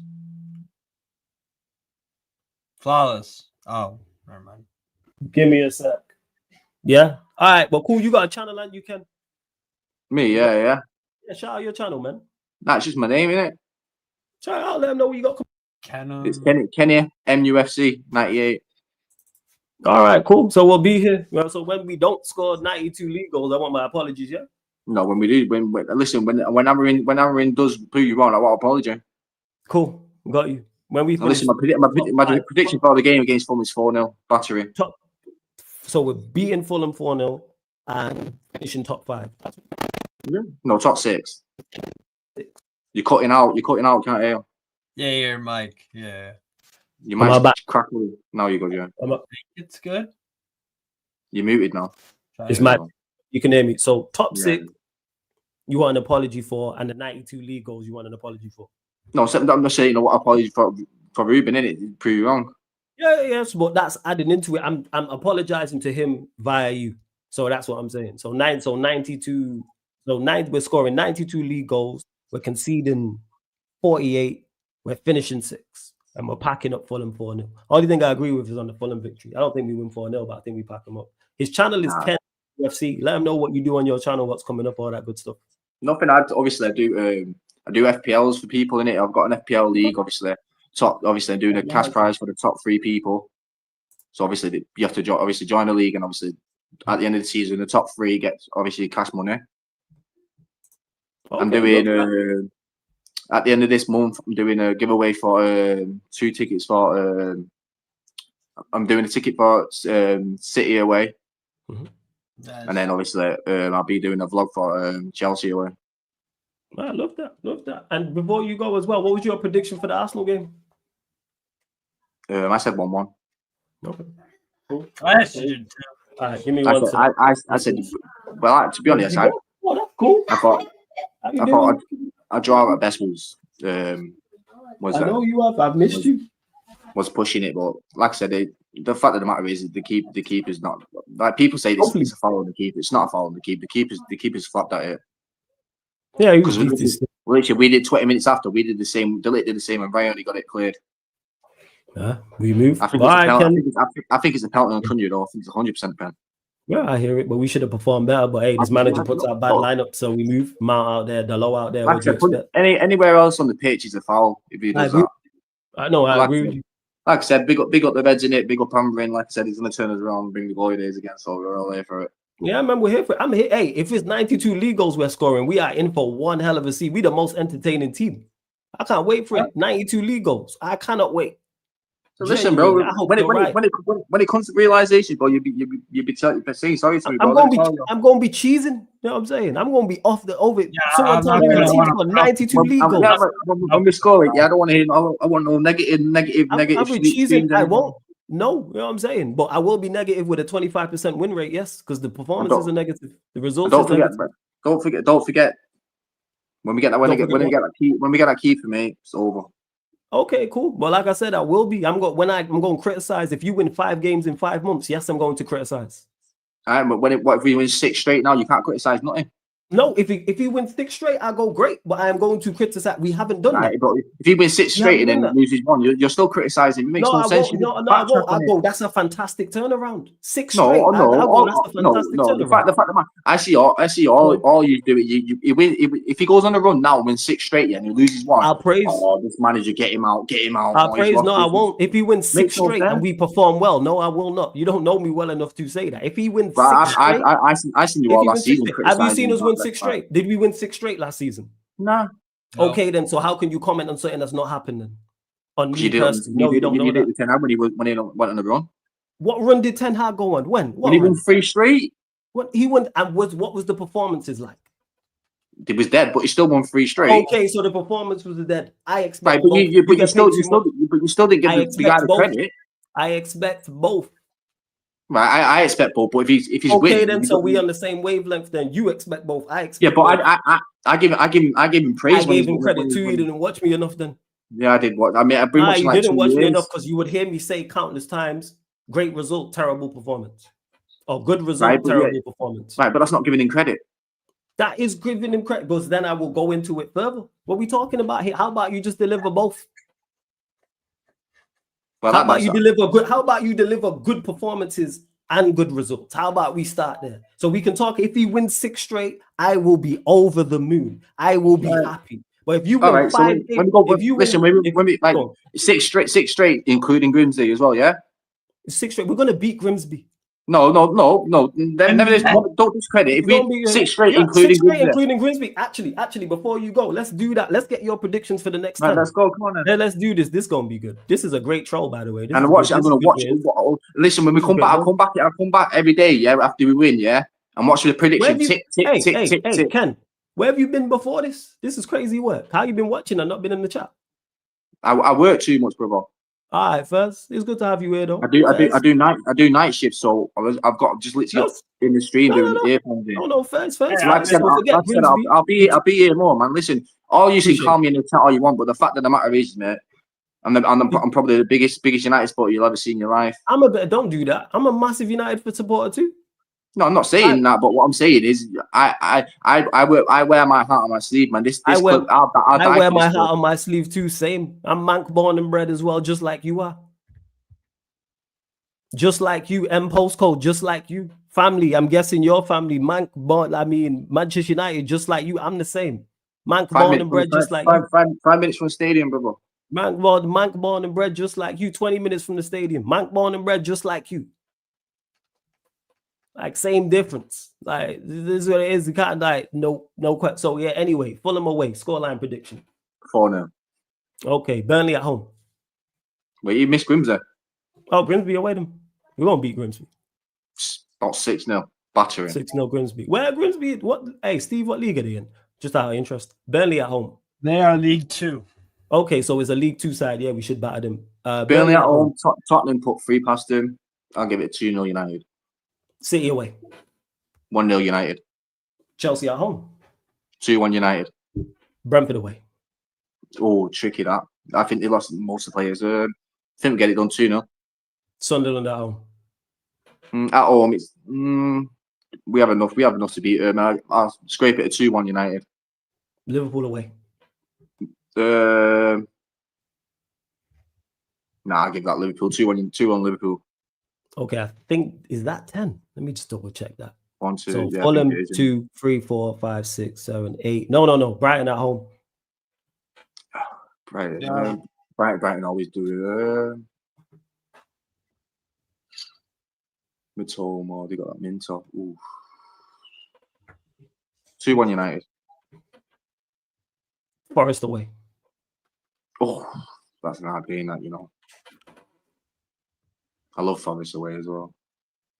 It does look like the away end at Forest looks fucking lit. I can't lie. Forest away. Yeah, the anthem, what they do before the game is incredible. Yeah. I'll go 2-2. And last one is Spurs away. Oh, I'm gonna give it Spurs. I think Spurs always beat in the Premier League. Got a hard number. I'm gonna go 2-1 Spurs. So we're winning against Fulham, we're winning against Burnley, winning against City, winning against Chelsea, winning against Brentford, winning against Sunderland. Yeah. And then the loss was Liverpool. What did you say for Brighton again? I said 1-1. And Forest away? 2-2. And then Spurs. And then 2-0 Spurs. They're 2-1 Spurs. We win against Spurs. No, they beat us. Oh, they beat us. So that's from here. So that's 1, 2, 3, 4. Brentford 5, Sunderland 6. So we're winning the next 6 then. 7 if you include Grimsby. All right, cool. We'll be here. I'll be here. 7. All right, cool. You'll be here when we score 92 league goals. I will be over the moon. If that happens, I will be over the moon. I don't want to deal with flawless. I will be over the moon. You know what I'm saying? But the reason, like I said, why I'm not over the moon, because his manager got 15 points in 5 months. That's why. Manager's there. Not the fact of the matter is he's not going to get the sack. I agree with you. I don't think he'll get the sack. You don't need the sack. This guy. I don't think he is. But this guy. All right. Go on. What are you going to say? All the way to the top. This is where we're going with it. All the way to the top. Hey, with 92 league goals, definitely. 100%. Oh, 90? We definitely. Cool. Yeah, man. Bye. Blessings, Kenya. Big up. Yeah, bless. Take it easy, bro. Take care. That was pretty crazy, people. I can't lie. Yeah, absolutely. Yes. 92 league goals. It was a good troll still. You know what I'm saying? Yeah, it was a good troll, but hey, we got to entertain the masses, man. 92 league goals. We had 156 a couple of years ago from what's his face? Z? No. Z was 90. This was the original guy. Wait, what was his name? The clip's out there. I'll get you the clip. Yeah. Man told me we winning 6 games in a row. You know what I'm saying in that? We winning 6 games in a row. Shout out to Ken. Make sure you lot subscribe to his channel. I'm going to as well. You know what I'm saying? We're winning 6 games in a row, 92 league goals and conceding 38. Yeah, see, he knows this. 156 GNA. You know what I'm saying? You know what? I apologize, Kenny. You believe what you're saying. I apologize for calling you a troll. My bad. That's on me. Hey, Go I won subscribe to money. his channel. I bet Sky that he wouldn't mention home and away again. That he would. And he did. So yeah, shout out Kenny. Yo, he United through and through. Well, I want to talk about man can wear your heart. I'm all of that. All of that. Can't even go there with you. Yeah. I'm all of that. I ain't in the place. I'm all of that. What you doing out here? I'm all of that. I say none of that. You know what I'm saying? I never ever try to question the credentials and that when it comes to that mama on the bread thing and that. Like never. Hear the accent. But yeah, we winning 6 games in a row. So I'll be here for that, man. But shout out Kenny, man. Yo, NM, turn your camera on. Yo, Eddie, Yeah. shut the fuck up. 2 That's wins. 2 wins. Newcastle for sure. Yeah, fucking right. Over the moon, Kenny, if we win 7 games straight. I thought it was 6. No, That was because he 7? included Grimsby. He includes Grimsby, so 7. Grimsby. I swear Grimsby. But 7 games. But to Kenny's point, 7 games in a row. If we win 7 in a row, Steve, leave the channel. No, I'll still be here. I'll still be here cussing Rabio. Yeah, that's true. 92 league goals, we said. Anyways, we're going to keep the show on the road. NM, what are you telling me, my guy? You good? Yo, what's up, my G? Big up, man. What are you saying? Long time. It's been a minute. What are you saying? Yeah, bro, you're a very calm brother. Bro, last caller was talking very spicy, bro. Because you know what it is, NM? Because that's what the platform is. You can agree with me, disagree with me. I give the platform for people to chat. Bro, on some real shit. Like, he was moving very disrespectful, bro. Man, not that, man. He's passionate. That's all.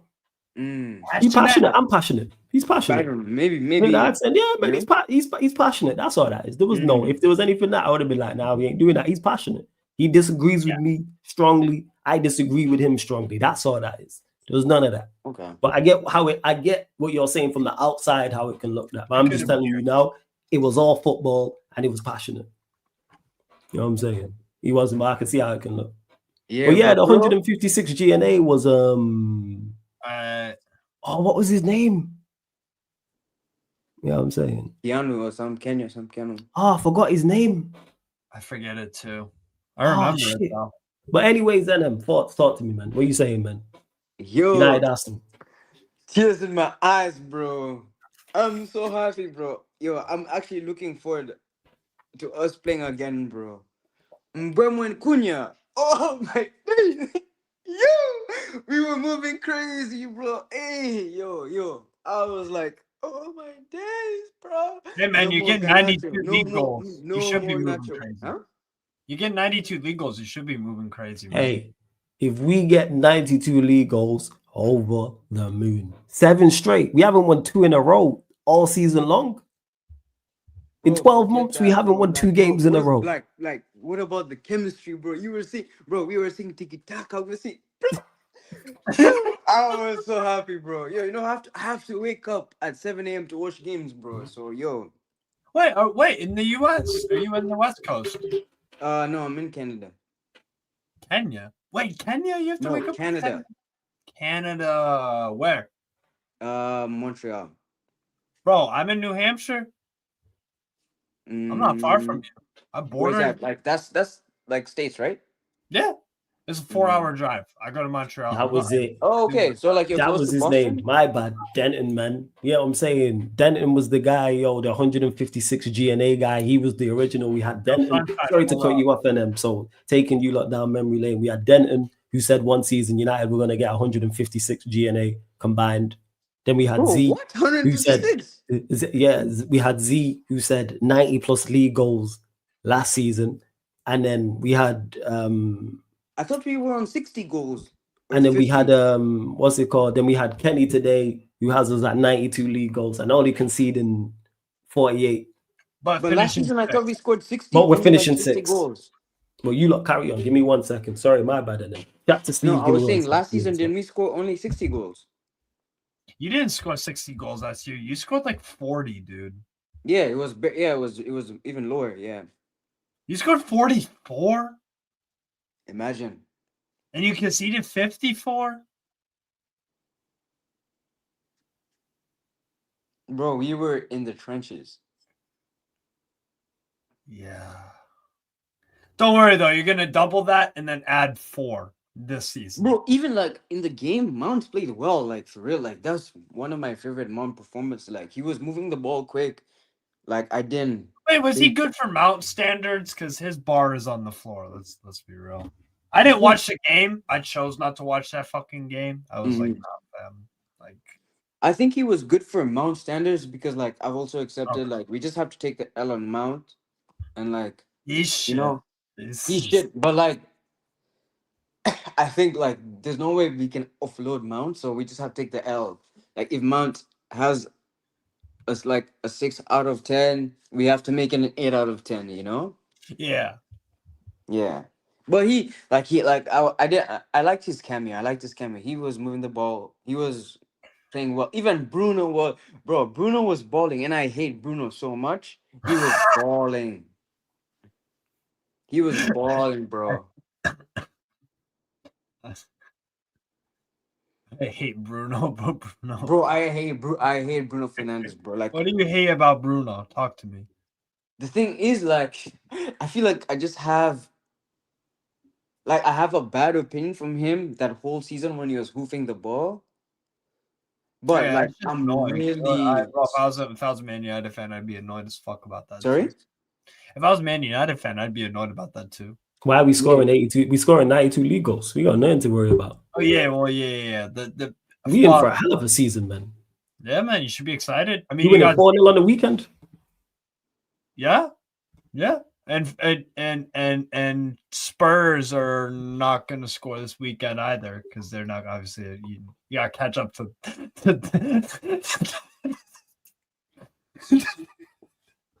Flawless. How was that Bruno cameo? Flawless. How was that Bruno cameo for you? Wait, which Bruno? What?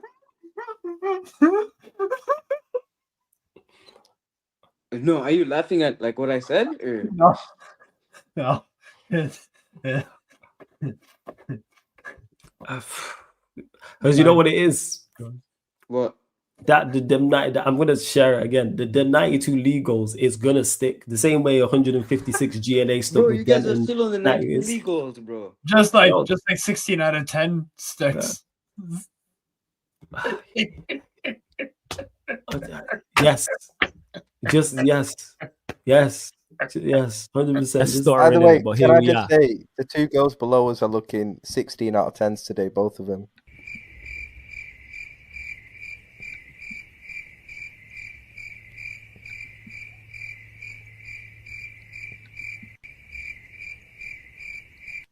Right, big up the panel. I told as for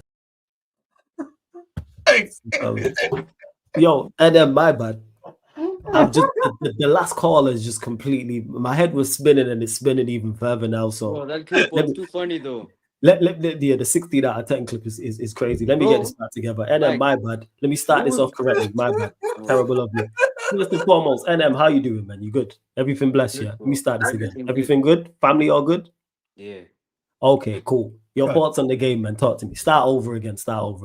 Let me get composed. Blame Steve, man. My head is just this, yeah. Oh, baby. Yo, but like, okay, I think this is my opportunity to like ask about, bro, that 16 out of 10. Like, was he actually trying to raise up the girl? Or, yes, like, 100%. Yeah. Go to if you want the full story to NM and everyone when they're talking about 16 out of 10, go to the Clips channel. And the origin story is on the Clips channel. Wait, I'm gonna go screen share. Give me 1 second. And nephew, what was I got he trying you. to do though? Like, he was trying to raise up the girl. You know what I'm saying? He was literally because he was doing that all because it was during lockdown. He was trying to do it the entire time. He was trying to shoot his shot, man. Yo, you know, whenever I see that clip in my head, I always hear like Troop saying, "Go feel real poom poom. Go get real yeah." So for those that don't, I've never felt real yeah. So this is it. This is the origins of the 16 out of 10 clip. It's 3 minutes 37. So it's the full full clip, and then you can go and actually watch it, the actual video of the actual live stream as well, people. So yeah, shouts to Ellen and shouts to Yan, yes. And it was him trying to raise up the girl, that's what it was. But Bruno cameo, what we talking about here? What did I miss? Bruno was playing well. Come on, for real. Like, allow it, bro. Yeah, man. All right, cool. Bruno was playing well. We're gonna win our next 7 games. Bro. We're gonna score 92 league goals. I hear you, NM, man. I'm with you. No. But like, okay, did he play well? Yeah, I hear you. Yeah, man. Play very well. Yeah. Like you think he didn't play well at all? I just said he played well. Outside of being at fault for giving away the corner, he played well, man. Hey, what's the name of the channel, my friend, man? It's your fault, man. It's your fault. And thought he was brilliant man of the match, man. Where would we be without him, man? You'd be in the relegation zone with 92 goals. Hey, imagine where we got. Yeah. Bro, you didn't rate it. You didn't rate his performance at all. Man, he was the reason we conceded the corner we scored. They scored from. Oh, I got into the game like late. You missed that part. Oh yeah, so I tell you now, it was his fault we conceded the corner. How? Because Arsenal went down the left-hand side. There was a low cross into the box. He miscontrolled it because we know how technically sound he is. But he miscontrolled it, and then because he miscontrolled it, he played a hospital pass to Euro, and then Euro had to kick it out, and then we ended up conceding. But if he would have just controlled it correctly, then we could have played out. Or even after he took the bad touch, he should have just cleared it. But hey, I'm just Detail. What do I know? You know what's crazy, NM? You know how you can change it. We can just put Arsenal. You know what? We played a team in North London in Arsenal. All you have to do is just go back a couple games to another team we played from North London, and you see how Bruno gave the ball away and it contributed to the goal. It's kind of like that, bro. Like the thing is, do you think he played well in the Europa League final? The Europe? No, he didn't. He played terrible. Okay, cool. Do you think he was at fault for the goal? Yo, the fact that bro, I think it was a Binder mistake, not a Bruno mistake. Oh, it was crazy, both. Bro. No, it was both. Binder is more to blame, yeah. I seen but don't give away the corner. We know they're good from set pieces, and you contributed to them getting a set piece because of your poor technical ability. And then on top of that, your poor decision making. Bro. That's harsh. You ain't even seen it, NM. Oh yeah, true. Bro, I just feel like you're a Bruno hater, bro. I rate the honesty, Man said, you know what? Bro, I think this gets a Bruno hater. True. Bro, because I think he played well, and I don't like Bruno, bro. But I think this performance, like, he was moving like very. He was Portuguese Magnifico, man. Probably, yeah. Cool. Hey, do you think he played well? Cool, man. Would you have sold him for the 100 million? Come on, I would have sold him. I would have even given my ear, bro. I was like, yo, come on, bro. I'm asking. So you would have sold him for the 100 million? I would have sold Bruno, bro. Okay, cool. Do you think he's world class? No, bro. Come on, bro. I'm asking. Do you think he's top class? Hell no, bro. Okay, I need a Baleba in that. I want Baleba so bad, bro. Okay. All right, cool. But now I don't think. What did I miss in the chat? What are you not chatting about? What did I miss in the chat? What's going on? Let me see. I don't know. These lot are saying. Bro, why is Sunshine blaming Bruno, man? Because he was at fault for the goal. Yeah. That he wasn't at fault for that you didn't see. Well, yeah, that one. But Bayern there was more to blame, yes. But it's kind of like you see the Europa League, how he played his part in those conceding, but it wasn't all his fault. It was like that. Just like how Anthony Gordon at the weekend is at fault for us not winning the game because he doesn't shoot the fucking ball when it's inside the fucking box. Yeah. Because he just sits there and goes, and then gets blocked. So same thing, same difference, bro. Wait, listen. Well, man, I'm seeing in the chat, man. Mount was decent. Bruno played well. I hear it, man. You give an opinion, bro. What was that? What did you say? I said first sign up play before you give an opinion, bro. Oh, so you're crazy. H, shut the actual. You know, you're young. I know. You're not saying you got some substance. Right now. Are you enjoying yourself? Hey, NM, what time is it over there? Montreal. It's 11 before. What? Say that again. Almost midnight. Almost midnight. Okay. Me and him are the same time zone, so it's 11:35. Yeah, like I don't even know what time. All right, first. We didn't know if you'd been on a night out or something like that. Who knows? But yeah. Further thoughts in the game. Yeah. I was on a night out. We'll get there once. We'll get there. We are the most professional, unprofessional podcast and YouTube channel ever. So it's calm. Go on. How have I been live almost 5 hours? Am I really doing this league gunner thing? Imagine, bro. Yo, you should do it for longer. We usually do it for around 2 hours, hey, yo, man. That's crazy, man. Hey, yo, man, you need to relax. Hey, yo. This guy wilding, yo. I don't know what Steve's talking about. I can't even repeat it. All right, in the private chat. 1 second. Look at the private chat. I'll look in the private chat. I got you. 1 second. Look. Check. That's what he said. Check the private chat, enemy. You see? Damn, bro. Yeah, this guy wild. Fire for that. Fire. Hell for that. Yeah. Fire. This guy is crazy, man. NM, how was Agate? They're asking. Bro, I can't believe he signed Ugarte, man. Like, bro, like, that vexes me more than the Mount signing, bro. Like, the Ugarte signing is so, like, like it makes my blood boil, bro, on some real shit, bro. Seeing this guy, bro, like, bro, he's not even better than Toby Collier. Okay. You don't think so? No, like I rate Collier. Like Agate is you know what he is. He shouldn't have been 60 million. But He shouldn't be starting. 60 million. He's one of them, you know what he is. He's a workhorse. He's Endo at Liverpool. You know what that is. No. Bro, Cucurella was 60 mil and he's the best left. Now, when I say that, I'm talking about like his profile. I'm not saying he's as good. I'm saying you know what he gives. I'm saying you know what he gives you. He'll get on the pitch. He runs around, workhorse, covers ground, and tries to tackle people. If you're trying to be progressive and get on the ball and plus, no, Agate, there's never been Agate's game. He's a destroyer. Yeah. So if you're chasing the game, you should never ever be what's it called? You should never ever be trying to throw him one in the game. Hey, big up Kenny, right chat, flawless. I'm off to bed, got working 6 hours, then on night shift again. Hey, big up Kenny, man. You lot subscribe to my guy Kenny, man, because he like me, man, born and bred people. So make sure. But do you also think that like that Ugarte signing was a red flag? Because no, did the same thing with Anthony. It was the only bad one, so I can't put down any else. It's the only signing they've made I don't like. But I think they signed him for Amorim though, right? Whether they signed him for Amorim or not, it's still a bad signing. I don't care if you sign a player for the manager or not. Is the player good? But don't you think that's a red flag? For who?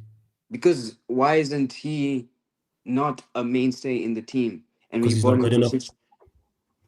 But Amorim probably said like sign him. I think that's actually. I tell a lie. No. We're mistaking it. Agate wasn't here for Amorim. Agate was here before Amorim got here. It's not an Agate. Like, it was around the time when we signed Amorim as well. No, it wasn't. It was months. I think it was a few months. It was. Yeah, bro. So it's a few months. We brought in Amorim in November. Yeah. And we signed Ugarte that summer. Yes, no, the summer before, like August. No, it's the same summer. It wasn't the summer before. No, it wasn't. How is it the summer when Amorim didn't join in the summer?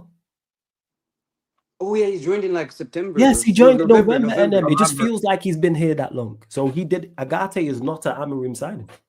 No. But why did we sign him then? Because it's just a bad one. Let me ask you the question. Since Ineos have got here, and this is me saying this, outside of Ineos, outside of the Agate signing, have they signed anyone else you don't like? No. Sasko. Right. You gotta give him credit. Sasko.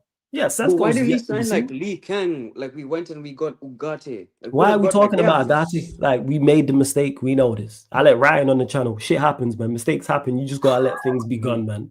Like, you get what I'm saying? I let Ryan on the channel. You see crooks like friggin' Muhammad on here and Sai and all these type of fools. Like these things happen. You know what I'm saying? You see all these clowns and no, actually you lot in the chat are real ones, but you see the clowns in the chat. You know what I'm saying? Thanks, Carlos. Come on. You know what I'm saying? I let this guy on the channel, we all make mistakes. But Can I just say the two girls below us are looking 16 Bro, out of also 10 like today, both another of thing them. I wanted. Oh, it says tap. Brother, what's that? What's that, brother? We all make mistakes, man. And my scouting's been exceptional. You know how many people have come through the Sarcasm City Academy and graduated and gone on to do their thing elsewhere. But we all get ones wrong, man. It happens. I let him on the channel. We move. You know? Mm-hmm. Look at this guy. Yo, it's nearly 5 o'clock in the morning over here in the UK. I don't know what I'm doing, man. You know, I got my head up. Yeah, you're fine, Flawless. Bro, how do you... another thing I wanted to ask you. Shut up. Sorry, me? Go on, Adam. He's talking to me. He's talking to me. I'm saying, how do you stream with rants with a straight face? That guy is just too funny, bro. Nah, he's hilarious. That's why I be cracking up. Why do you think I be cracking up when he be talking at times? Rants is hilarious. Yeah. And also, what people don't understand is even though I work with him and we're now cool, that's my G. You know what I'm saying? Nothing but love for Rants. I'm also a fan first and still am. Yeah, of bro, all these like, lot. He's As much as I'm in the space, it's too sharp, bro. Because he just says shit like with a straight face and it cracks me up, yo. You know what I'm saying? You don't flinch, bro. Yeah, you don't. And that's just him. But that's why I be cracking up. I don't work with people I can't run jokes with. Yeah. If you're not funny, I'm not running jokes. What about with Hussam? I thought you guys have beef, bro. Nah, Hassan Maji messaged me today. I'm on his I don't channel. know, like not when all you're the on time, stream, yes. it looks like he pisses you off a lot. Nah, he's just one of them. Like we just go back and forth. That's just United Liverpool now. They've known each other for years. Yeah. Hassan, my guy, like you go back and forth with people. Sometimes we're all passionate, it gets heated. But other than that, there's never ever no beef. If I ever had beef with someone legit, you wouldn't see me on stream with them again. The people hear me argue with people and think, oh, you lot got no. Like, I already know because me and Saeed had that back and forth on Sunday. People like, oh, you lot beef from Saeed, my bro. No beef over football. Side's a G. Yeah. Like over football. It's like me and Steve, we can start debating football. We won't fall out over football. That's never. Might get heated if we start shouting at each other and shit. But other than that, like, that's it. I ain't never that. So yeah, Hassan, my guy, he literally messaged me today. Literally spoke today. Yeah. Bro, the one thing I would say that I still don't believe is that Said was a teacher, bro. How? No, I could see it. I could totally see it. Bro, You know the guy why? says, bro, You know why? but have you heard like his like one-liners? Yeah, his one-liners don't are really brilliant. make sense. He's brilliant. The curtains on the wall and that. Bro, that means you're teaching wrong things to kids, bro. Nah, he wasn't. Nah. He's just one of them. Trust me, you can fall over yourself in this space. Trust me. Been there. But he has That's too all. many iconic like wrong Yeah, words, bro. It's about like when he says the curtains on the wall. Curtains on the wall. Hey, appreciate it, Kenny. You lot be like Kenny and follow me on Twitch, please.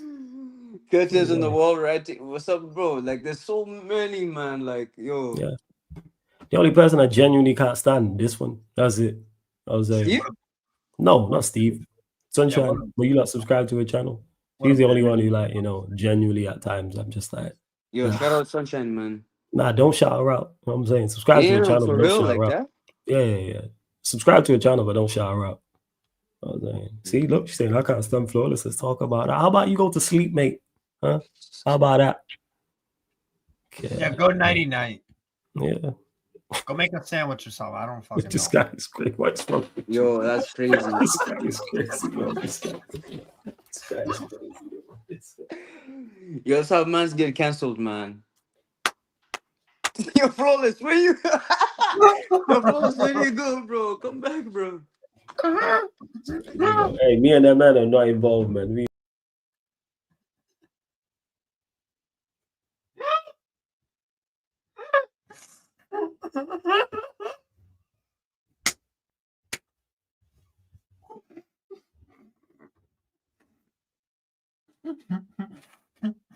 Hey, you need a timeout for that. You know what I'm saying? Let me bring in Kevin as well. You need to time. You gotta take 5, man.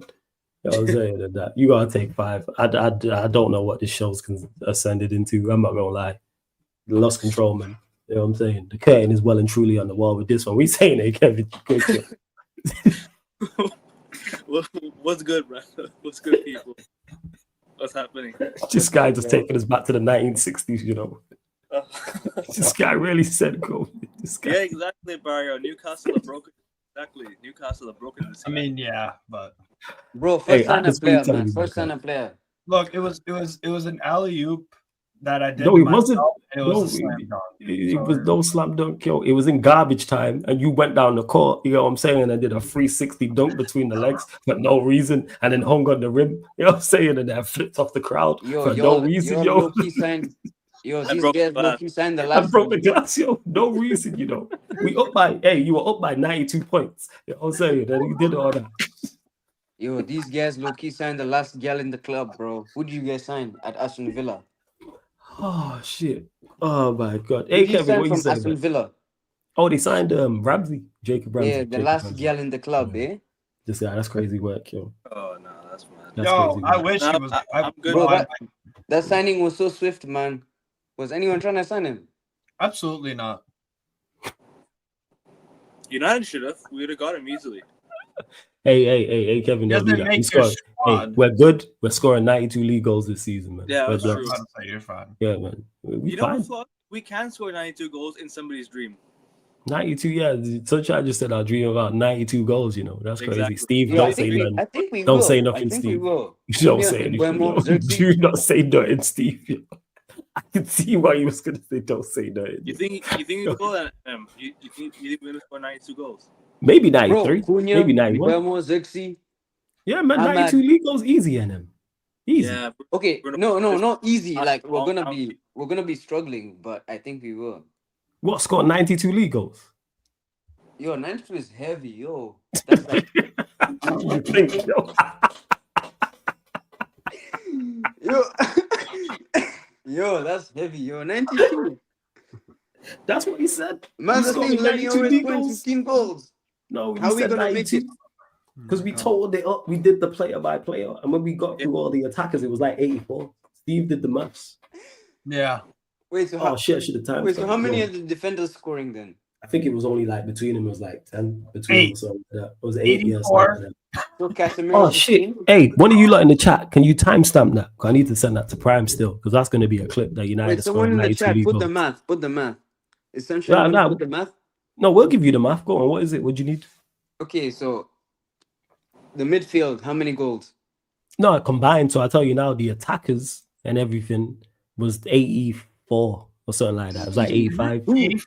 84. That's all. So that's all the attacking players. So strikers, strikers, 10s, attacking wing backs, and Bruno and Castro in that as well. Bruno and Castro in that as well. We So don't Maino was deserve included. anything good, man, in this life. Yo, 92 league. So you don't think we can get 92 league goals in him? Why Bro, not? If Lukaku, Greenwood, and them man went banging 92, how are we gonna do it, bro? I'm asking yo because we got Bruno. We played so well on the weekend, man. So if he Magnifico. performs like that, we good. Portuguese Magnifico. The Portuguese Magnifico. Yeah. Hey, Sunshine, how about you short, mate? Huh? I won't ask you nothing. How about you eat the bullets on this extended clip? You saved that, yo. I thought he was gonna say something wild. Yeah. We will score 92, but yeah, I don't think he had Xerxes getting any. Yeah. Nope, he had Xerxes 0. Which is interesting. Fuck off, cows. Anyways. Yo, have you guys seen the videos of Onana playing like outfield? Yo, why are you here talking about Onana and Ogate? Yo, these are not good things, you know, in them. You're my guy, yeah. But why are you here? We United fans, we go through it. Scratch this. Yeah, you can shut up. We'll go to you. Hey, Kevin, man. I hope you're blessed. Hope everyone's good. Hope the fam's all good. Channel's going well. You lot put his channel in the title in the comment section, please. I can actually do that. Yes, thank you. Make yourself useful rather than insulting women like it's the 1960s. Thank you very much. Hey, Shout Kevin. out Yes, random shout out, but yeah, big up women. But without them, none of us would be here. Yes, hey, Kevin, your thoughts on the United Arsenal game?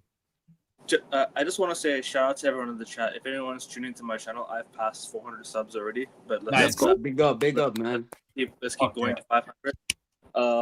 But bro, I can't lie to you. That was a bright performance, even though we lost the game. I thought genuinely it was a performance that, you know what, I can leave the game with something. I can maybe go into the next game feeling a little bit more positive because we actually have an attack that can actually link up. You know what I'm trying to say? You don't often hear me, not happy, but you don't often hear me positive after losses. But honestly, bro, no more Nacho. Yeah, no more. But I can't lie to you. We still have issues. That's the one thing we have is that the ball needs to go into the back of the net, and that's the one thing we didn't do on the weekend. I saw how many crosses go into the box and no one was there. That was an issue as well. And you know, the one thing is that these players, they're fearless. They're not scared to try things. You saw Cunha trying to take the Arsenal defense on. That's something I want to see from my players more often. You didn't see that from Garnacho often last season. You didn't see that often from Anthony at times. I want to see Cunha take more of these players on. Yes, I'm sure Cunha has done that for Wolves, but doing it for United, it's different. I want to be more fearless. Next week against Fulham, honestly, bro, I want to see the same lineup, except I want Sesko to start. I think Sesko should start. I don't think that we will. How do you say it? I don't think it'll be an easy game. However, I'm still feeling a bit better going into next week than I was last season. You know what I'm trying to say? Because the thing is, like, my only issue is that midfield as well. I thought Casemiro did very well, but Bruno Fernandez, man, this guy, man, I swear. So I didn't watch the game, did he just do his typical Bruno thing, or was he like? Nah, man, went to NM, he played well. Just losing the ball as per usual, bro. That's what he's doing. Just Oh, okay. All Even though he was at fault for the goal, you know what I'm saying? He Like, was played at his fault. part. He did well. He- Yeah, man. He put Euro in trouble. He was the one who put Euro in You would trouble. have thought, man. Bad decision making. Yeah, you would have never seen that before. Mind This is blown, why man. 100 million for him was on the table. We should have taken it. Hey, Flawless. Well, I swear, bro hits Bruno. I swear, bro hits Bruno, man. What did I say? And that was incorrect in that statement. Bro, like he played well. Like That's not what I asked. I said, what did I say there Oh, that was incorrect in my statement? What was not true? nothing, bro. I just feel like you're harsh. You're harsh in. I'm harsh with the truth. For his performance. I didn't mention his performance. I said he played well, even though he was at fault for the goal. But you're being sarcastic, though. It's crazy. My thing. You would have thought sarcasm in Sarcasm City. Yo, this is crazy work, man. Mind blown, man. Next thing you're gonna tell me they sell trainers in Foot Locker, man. This is mind boggling. No, man. guess what team? Guess what team? Guess what team Strasbourg Steve supports? Bro, I'm whiffing agenda. Yeah, first. You know what I'm saying? Sure. Newcastle, Strasbourg, Benfica. I support Strasbourg, and my name's Strasbourg. No way. Newcastle, Benfica. No way. How many There more you teams? got him. Bayern. There's Rangers, more. Bayern Munich, Rangers. Rangers.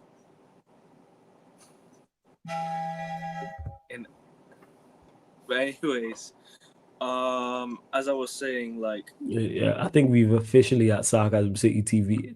we are. This game week one, Yeah. people. This is what Manchester United have done This to is the what city, man.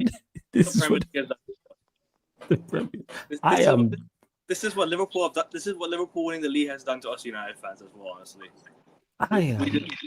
we just can't hide no more. Your chat is so funny, bro. Again, I should have built a wall, man. You know what I'm saying? I just let everyone in, and now it's just this city is crazy, man. I should have built a wall. Big up my guy Paul in the chat as well, man. I forgot what I was even going to say. Yeah, tomorrow's title of Man United, people. We're definitely going to be discussing how many league goals Manchester United is scoring. That is the title of the video. Is how many league goals, because it's always an entertaining conversation, man. All the time, man. Yeah, just definitely flawless try. I should have built a wall, man. You know what I'm saying? Like, for real. Where was we at? So yeah, hey Kevin, you were saying that you back again is tomorrow or today technically. You said there was positives from the game. Go on. I'll say this though, the manager. I don't know why he brought on Manuel Ugarte. That in my opinion, that killed the game for us. When he brought on Manuel Ugarte, I thought, you know what it is? He should have brought Kobe instead. Should have brought on Kobe instead. Kobe in the left eight could have created something for us today. He could have created something. I'm like, you're putting on Ugarte, who's not going to create anything for us, instead of Kobe, who is that creative eight, who can drive the ball forward with the ball, be aggressive in the final third. That's what I like about Kobe. He's not scared to try things, and when he does, it works. Because Kobe's most of his goals come from the left eight. Most of Kobe's goals come from the left hand side of the pitch. This is what I'm saying. Do you guys think that's a red flag that Kobe's iced out? Yes, of course. 100% is a red flag because he's that is crazy, yo. I'm not even bringing that up. That is crazy, yo. Bro, that is crazy comment. Sorry, go on. If he's trusting, don't even NM don't. Sorry, go on, hey Kevin. No, that's cool. You know, hey Kevin, it's nice to be around a fellow professional. You see NM and Steve, man. These men are jokers. Carry on, man. Look at these guys, man. Look, like, go on. It's nice, man, to be around a fellow professional. Go on.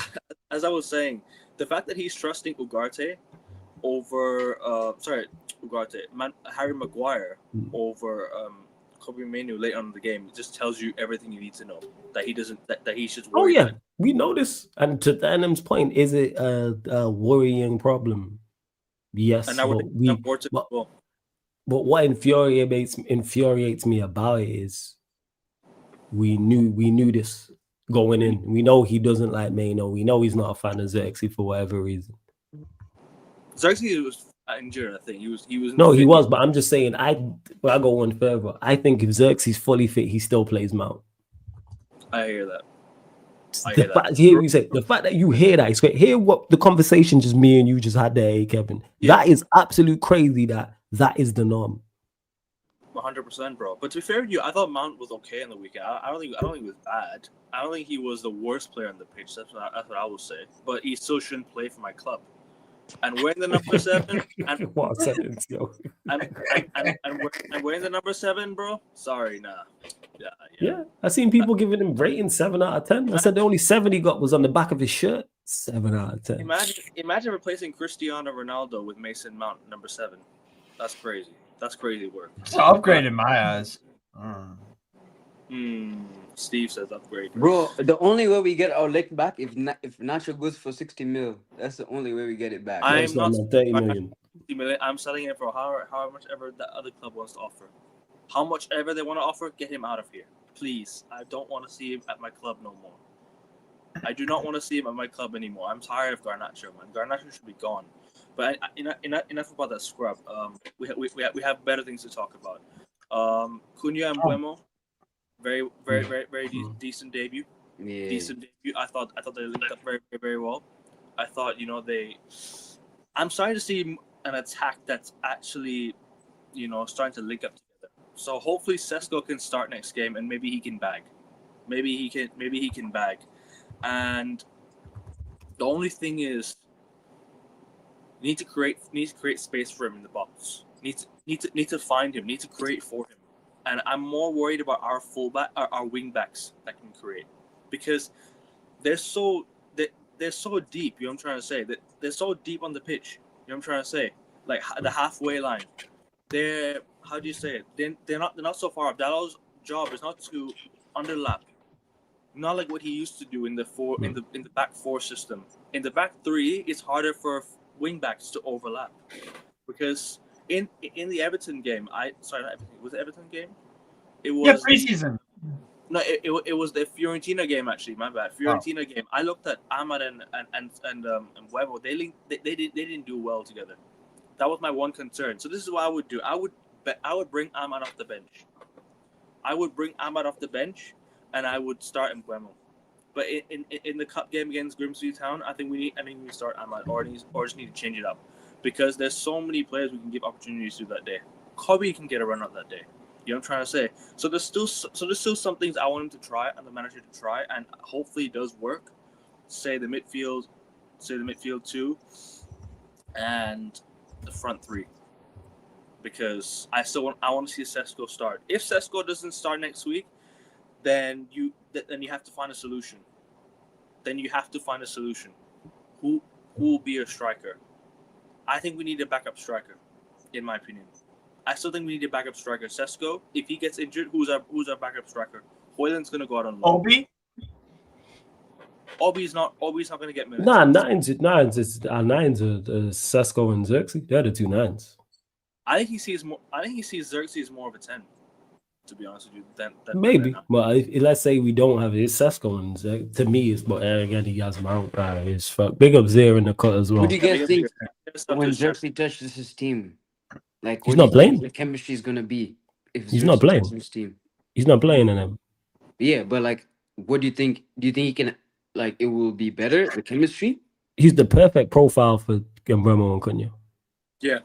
Profile perspective, he's the perfect profile for those 2. It's literally Firmino, Mane, Salah. So you don't want him to have more minutes than Sesko? Yes. Okay. What are you saying about Sesko? Bro, I didn't even notice he was playing, bro. No. Forget the game. I'm saying as a player. Oh, I didn't watch him in Leipzig. First. No, first. Go on, Kevin. What are you saying? No, as I was going to say, like I think if you play Cunha up top, you have to play Xerxes behind, because Xerxes will link up well with them too. And I also have to say this, Cunha did everything in that game that Bruno Fernandez would do. Everything in that game Bruno Fernandez could do. Drive with the ball, take players on. Bruno Fernandez can't do that. He's basically better than Bruno Fernandez already, in my opinion, at everything. Passing, everything. He looks like he's better than Bruno Fernandez already in one game. He is. I think Bruno Fernandez has, you know what it is? In his first 2 seasons... Hey, don't be too critical, man. And I'm going to say you have an agenda. Sorry, go on. I think Bruno Fernandez in his first 2 seasons, he's been very, very good for us. But sorry, the seasons after that, nah. I think it's time to move on. I think it's time to take that 100 million from Bruno Fernandez. Would have taken it and would have signed Carlos Baleba, who would have been that man in midfield. And I don't understand why we're not going for Gigi Donnarumma. Why don't we take a fine and sign Baleba? Nah, we're in for Costa. Man told me Ornstein tweeted it. Did Ornstein tweet it? Let me know in the chat, people. Apparently, Galatasaray bid for Costa. Apparently, 20 million bid for Costa. Yeah, if not mistaken. Galatasaray are, bro. I don't know why, and also I don't know. You don't rate him, why do you? Amram's defending the keeper. He's better than Onana, though, right? And I don't know why. Sure. I don't know why the manager was defending Baiti after that mistake. I don't know why the manager. You know why? Because the manager an idiot. That's why. That's what it is. Just call it as it is. More critical of the attack, not the keeper. But the attack did okay. They did well. They linked up well. But the problem is the goalkeeper as well. Soft. Should have punched that away, and allowed Arsenal to score the back post. That's been our biggest issue, man. Set pieces. Our set pieces. We're just not aggressive enough in the box. Euro not marking anyone. Right. You know, but because we're weak from set pieces, and they're a strength from set pieces. So maybe we shouldn't give them away silly. You know. Yeah. You know, I'll say this though. I think Tom Heaton's our best. It's not even a joke. Seriously. I played Tom Heaton. I played Tom Heaton. I thought he made some really good saves in preseason. You know, I thought he should start. Bro, Heaton is better than Onana for sure. His saves in preseason reminded me of the saves De Gea made in his later years at United. Seriously. Yeah, I'd play Tom Heaton. You know why? Because he can't be any worse than them two. He can only be just as bad. No, I think Binder is our best keeper though. You saw the difference in preseason when he played. We didn't even concede a goal from set piece. Tom Heaton. This is what I'm trying to say. If Onana played, he'd have made bare blunders. So I'm more concerned at our choice of goalkeeper. And Onana and Binder surely have to be the worst 2 keepers to have ever played for my football club. Combined. As a parent, it's crazy. Wait, but the thing is, you can't say Heaton is good because he's never gotten the opportunity to play in the first team. He's been here for probably longer than Luke Shaw. I'm not saying Heaton's good. Hear what I'm saying to them. I said he can't be worse. He can be just as bad. Can't be worse. Oh, okay. So I'm saying he might be as bad as them. If you're a 0 out of 10, the worst you can do would be a 0 out of 10. You know what I'm saying? Actually, there is worse than 0 out of 10, my friend. 16 out of 10. That's By the way, can I just say, the 2 girls below us are looking 16 out of 10s today, both of them.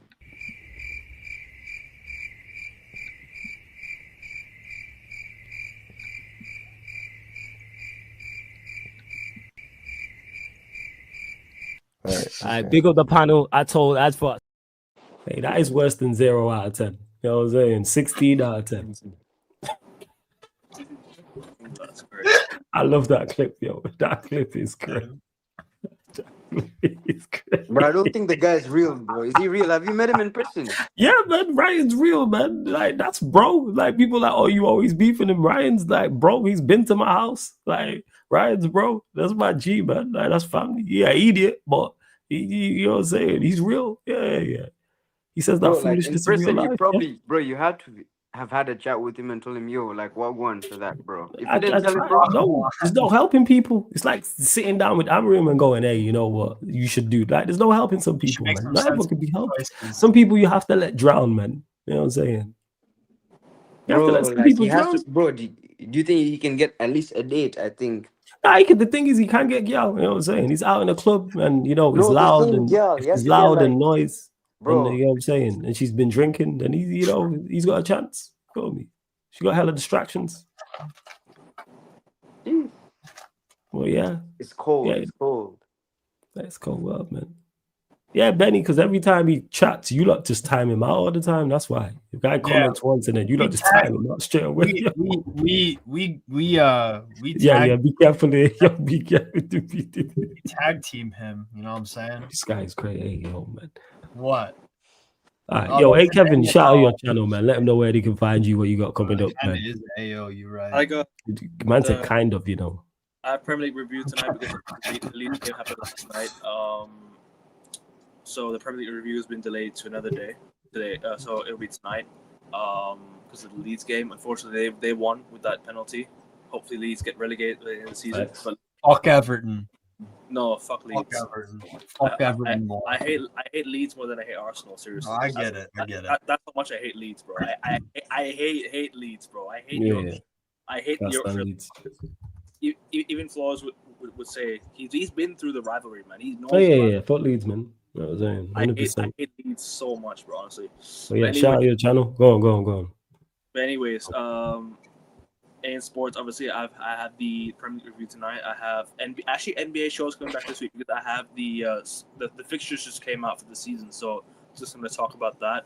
Going to talk about the Barrio, hold on. Going to talk about the F1 season. Big up. And yeah, Premier League shows, United shows all across the week. So tune in, people. I'm on the road to 500 subs now, guys. Come on. Yo, get man to 500 subs. There's over 100 of you lot in the building as well, man. So get him to 100 subs. AN Sports, one of you lot. Actually, get Steve to do it. Make himself useful when he comes back. I will get Steve to drop it in the chat as well. Barrio, man, quickly we'll go to you because I am looking to close out. It's been 5 hours and 21 minutes. You man trying to have me here for the 24 hours. Thoughts on the Chelsea Palace game, man? 0-0. Hey man, I don't give a fuck. Champions of the world, champions of the world. Yeah, hold that, you motherfuckers. I don't give a fuck about this shit game. I don't give a fuck. I'm dead inside, but I don't give a fuck. I'm only caring about.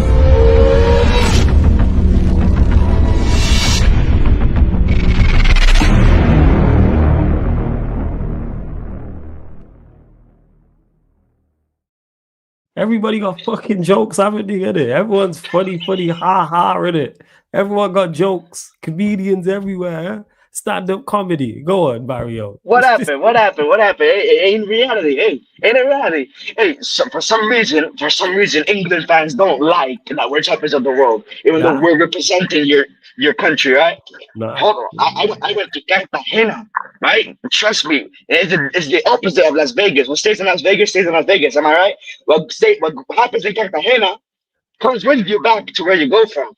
You already know, right? Like, I mean, salsa, vallenato, o sea, estoy listo para estar energético, o sea, everyone in Cartagena loved me as a world champion. I don't get it. I was with 6 chicks from El Salvador dancing that serejé. I was El Salvadorian chicks, hey, they change you, eh? They change you. And Where guess was what? You was in El Salvador, you said, yeah? Cartagena. No, I was in Cartagena. Oh, wow. I thought you said El Salvador. My bad. Sorry. It's because you switched to English to Spanish, and you know my English ain't even that great. Never mind Spanish. But go on. Don't worry about that, man. Hey, Flawless is fluent in one thing though, and that's talking shit. Facts, yo. I got that down to a T, man. You know what I'm saying? Me too. That's why Mario. Yeah. Hey, Sarcasm City, we all talk bullshit and we're all wallahs. That's what it is. You know, you already know, right? Like, but at least you can be not fluent in English and be a world champion, innit? Yeah. So hey, yeah, that's what it is. When I said not So fluent anyways. in English, I wasn't talking about you, Barry. I was talking about myself. But go on. As you Oh know. yeah, that's exactly. Because you're not a world champion. I am. At least I'm not. So anyways, so hey, at least because I can ignore the Crystal Palace game. But anyway, let's talk about the game. Why not? Yeah, go on. Crystal Palace, they're a good team. I cannot lie. Like, I mean, they set up well defensively. They have a good goal. They set up well defensively. Athletic. Hey, why do you have shades though? Why do I have shades? Because I went to Cartagena. This guy's been partying, man. He's been partying. I was with some Brazilian chicks. The hit and all this, yeah, man. Yeah, he's doing all this. Yeah, I was enjoying my life, man. Hey, look at it. I'll see you. Man, I was enjoying my life.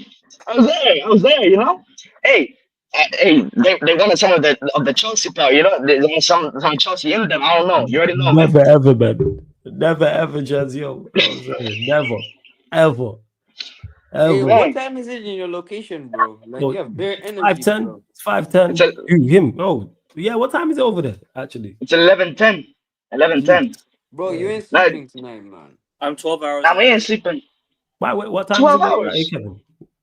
It's afternoon for Kevin. Oh, geez, cool. It's 11 a.m. right now. Yeah, you vibing?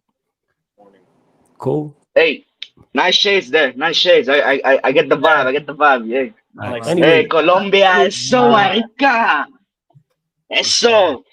Hey, but Crystal Palace, yeah, they're just a bunch of ego sons of bitches. That's what they are. I hope they just stay in South London and do their job. It's great analysis. I can't lie. hey, they took a point off you though, man. At the bridge. Hey man, that's just what we do at the Palace, man. We go to Stamford Bridge and grind out results, man. The past 2 times. You did well. Played well, to be honest. Palace did do well.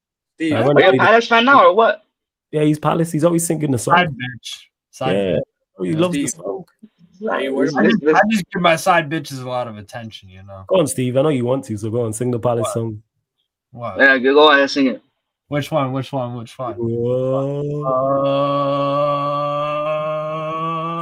Yo, are you guys wearing the same top? We love you, we love you, we love you. And everywhere we follow, because we support the Palace, the Palace, the Palace. And that's the way we like it. We like it. We like it. Oh, This would be a good time to get him off the stream, you know what I mean? Like just a time Yo, out are you in there. wearing the same top? Nah. This is this top brings back bad memories, and his top brings back good memories of Colombia. That's what it is. Colombia recently we've been shit. That's what it is. Shit, you got what shirt is that, Steve? This is Colombia. Oh, is it? Oh shit, they're clean. I didn't even know that was Colombia. That one's clean as well. They're both clean. Bye. Anyways, you look. Hey, Steve. Wait. What? Hold on. Steve. Are you worried about Sunderland this season? Sunderland. Excuse me? You worried about them? You shook to death. You ain't trying to see them. With Sadiq, Granite, Xhaka. You ain't trying to see. Yo. As well. Look at him that he took off the glass. Oh, he's getting serious. Ooh. Did any of you guys watch the Everton game? Yeah, we did. Yeah, it was dead. Oh, you did? did? We did a watch along. That being said, everyone who's in, How make did sure you Grealish follow play? the Twitch. Who?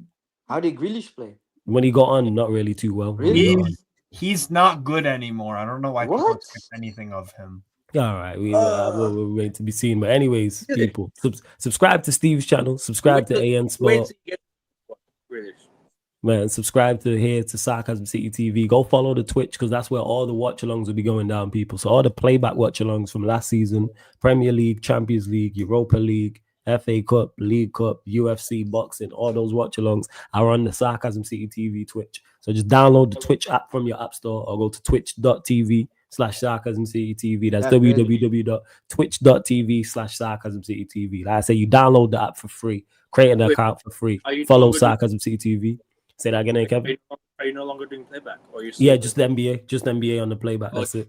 Just NBA will be on the playback when it returns. Yeah, people. So get over to the Twitch, follow Sarcasm City TV. And if you have if you use Amazon Prime, use that subscription on the Twitch to subscribe to the channel for free. And then that way you don't get adverts during the stream. And it also helps with monetization on that side of things as well. So you're supporting me further and helping yourself in regards to a streaming experience, people. But right, I don't believe anyone's live. It's almost 5:15 a.m. UK time, people. Subscribe to Strasbourg Steve. Subscribe to A Kevin. Shout out to NMTV. Big up Barrio. Big up all the callers, all the new callers, all the regular callers, all the members, everyone in the chat, not named Sunshine. Shouts to everybody in the chat, man. For real, man. Nothing but love to all of you lot. Everyone who was here, everyone who super chatted as well. Oh, Atnas, I got you. My bad. I got you, man. You already know Atnas. I got you. Hey, can I say one more thing? Yeah, of course. Come on, that's crazy. Hey, if you guys do whatever Flawless said, subscribe to Strasbourg Steve, to Hey Kevin, to Sarcasm City. If you do that, I will personally get you a flight to Cartagena so you can get some pum pum. You already know, right? You can get some fire. You can get some Colombian nice coast. All right. So there you go, people.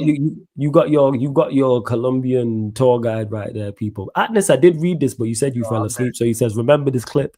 A famous man once said to me, take your time with it. Take your time with it. Wait, take your time with it. Your time with it. Come on, this is their last chance. Keep out the no. Oh my days, you're fucking kidding me. Yo, man literally read out the troop script word for word on the watch along. Big up, man, Atnas every single time. Blessings, man. Appreciate all the super chats because you super chatted enough. Hey, I want to see fire emojis, smoke emojis from my G Atnas, and he actually joined as well, man. Shout out to Nero. He's been a member of the channel for 25 months as well. Big up Hem, member of the channel for 7 months. Also, Daryl, who also super chatted as well.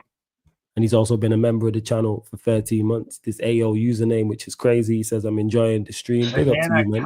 Cowbone. Okay. Only you would say it, man. Wallace, can you confirm that Hamza was an Arsenal fan?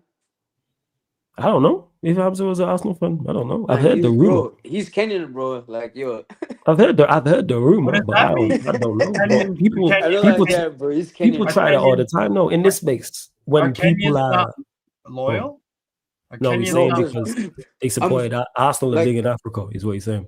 I'm Kenyan too, so like there's almost like no way that he was a City fan. I think I don't know.